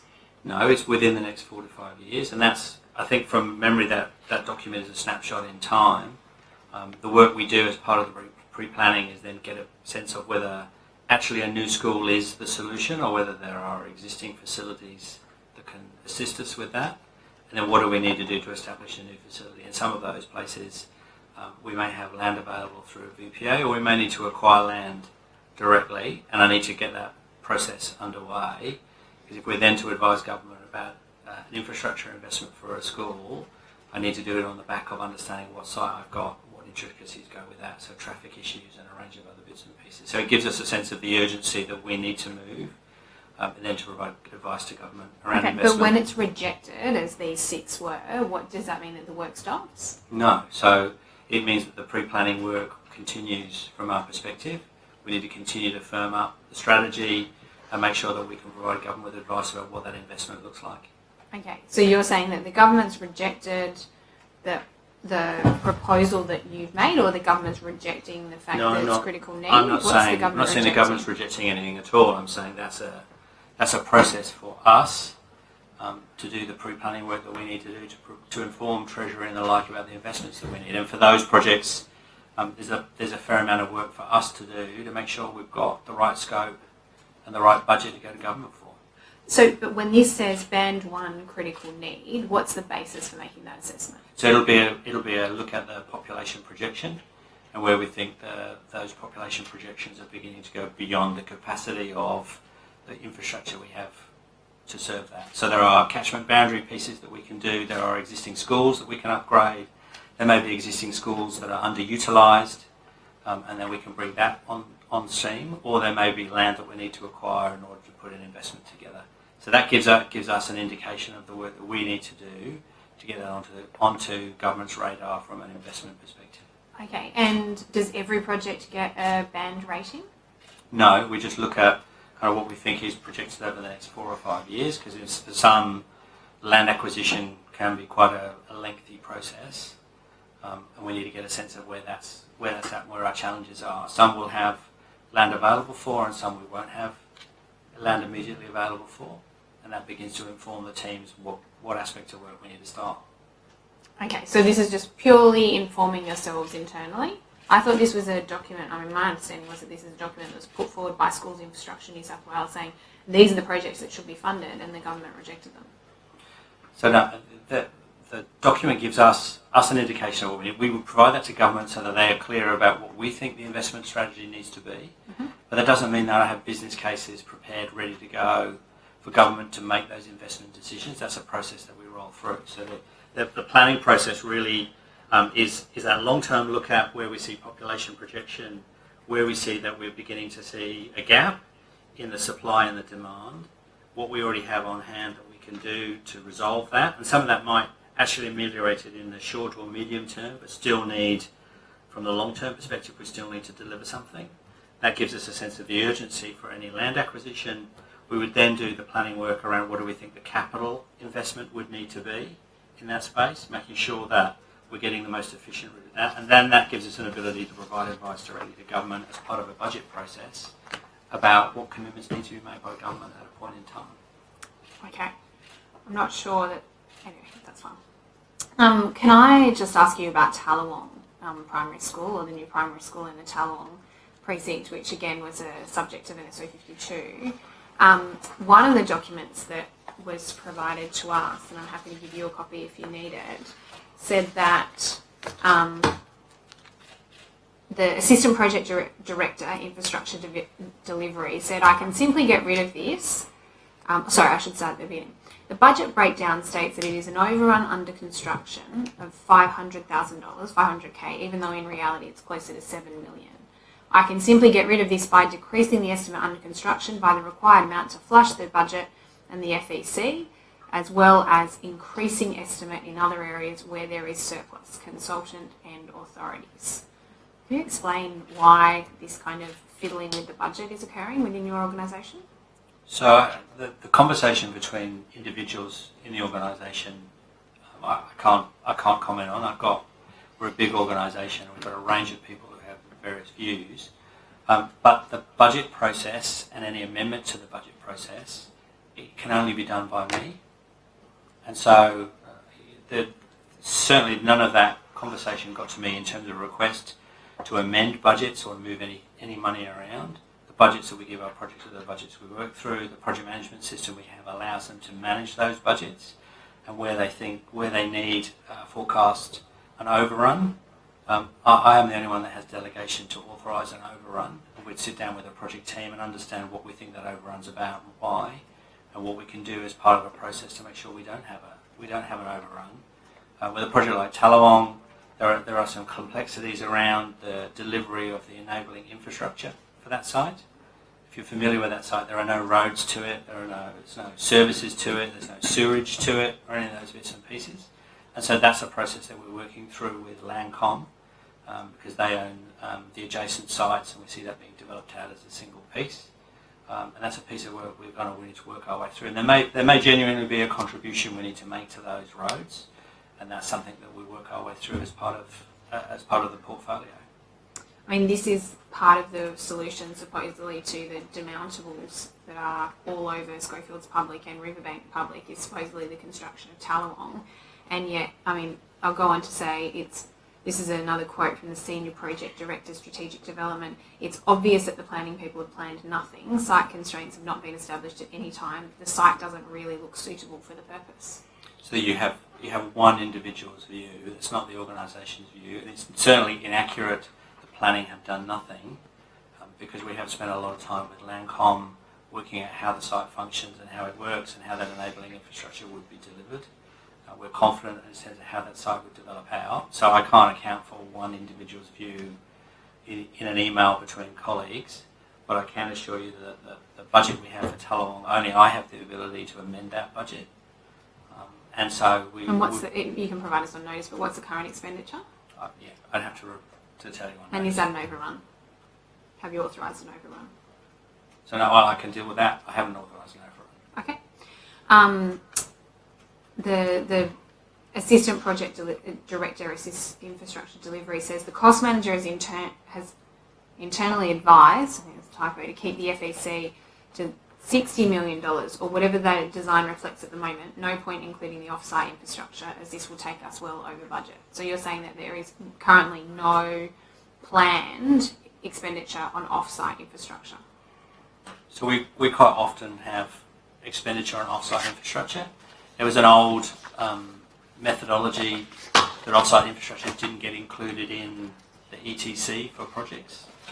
But that's not a practice that we operate. The ETC for projects is including any off-site infrastructure. So quite often we'll deliver roads for councils and a whole range of other things as part of the school. Anything that's beyond our site boundary is referred to as off-site infrastructure. But quite often the electrical connections or sewer connections or road intersection upgrade things, they are all included in the ETC. And in old practice they were separately included as part of minor works, but they are now all included within ETC and accounted for in the final estimate cost. Chair, just noting the time, and we are due to... I know, but I think the Chair might have some needs to address, and also, Is there one last question to Mr. Manning? Yeah, I have one last one. I just wanted to ask you about the new primary school in, well, I have many more, but I'll limit it to one. New primary school in South Nowra, Warragee. There was an election commitment made for a new school in the region, but the business case advisor says that there is no population-driven service need. Is that accurate? No, that's not accurate. Okay, and it also says that the project team is seeking to capture economic and financial benefits of divesting existing schools in the business case. What existing schools are you investigating for divestment? I don't know. I'll have to come back to you on the notice, but there is no school to divest. Okay. Again, I'd like on notice ask if it's possible. There are a range of issues raised in the Concord High School P&C submission. I wonder if we might be able to get a detailed response in terms of what's being done to address the specific issues. I mean, there's stuff around toilet blocks we've met with the Jess. Can I just suggest, given that's a very broad question, and I think that it runs the risk that if an answer is provided on notice that it's not quite covering the detail you want, it's probably a question that you can put on notice to Mr. Manning for a response later. Address the actual points you want. You can't just say, can you address this submission? Because the submission is how many pages? I mean, it could be any number of points that need to be covered. I think it's if there's subsequent questions that I have after the response, I'll put them on the notes paper. But I think that's not unreasonable. There's a whole range of issues, very specific. And issues, you can, I think you should detail them to Mr. Manning instead of just asking him to respond. It's not up to you to tell me how to ask my question. Well, I'm raising the point of order and saying I don't think it's appropriate to ask a question that's as broad ranging as can you address this submission. Well, cite the standing order says I can't ask that question. Well, it's gone on notice. You're entitled to ask the question. I would say procedural fairness, actually, because I think it's procedurally fair to ask specifics. Order. I think it's entirely appropriate to ask the agency to address as best it can the issues in the submission, and if the member's unhappy with the response, he can ask in greater detail. Especially given the submission. We inspected the site and we've had a pretty good relationship in trying to solve problems. I don't think it's unreasonable to do that. And furthermore, on notice, Mr. Manning, could you report back to us on the different cost-benefit options for that sewage solution at Georgetown? Sure. Thanks, and that'll help us next week as well when we're up there. So we're out of time. Thanks again, Mr. Manning, for your comprehensive assistance to the committee. Mr. Downey, you've had an easier afternoon there. Mr. Manning, you owe him a beer for, or you owe him a beer for. He took all the. I've got more beers than I can count. Do you? Okay, very good. In terms of Glenn's role in the organisation. Okay, and we've got some documents that have been formally tabled as well: a performance audit and the visit recap. So, thanks again for your assistance and your time this afternoon. See you next week. See you next week.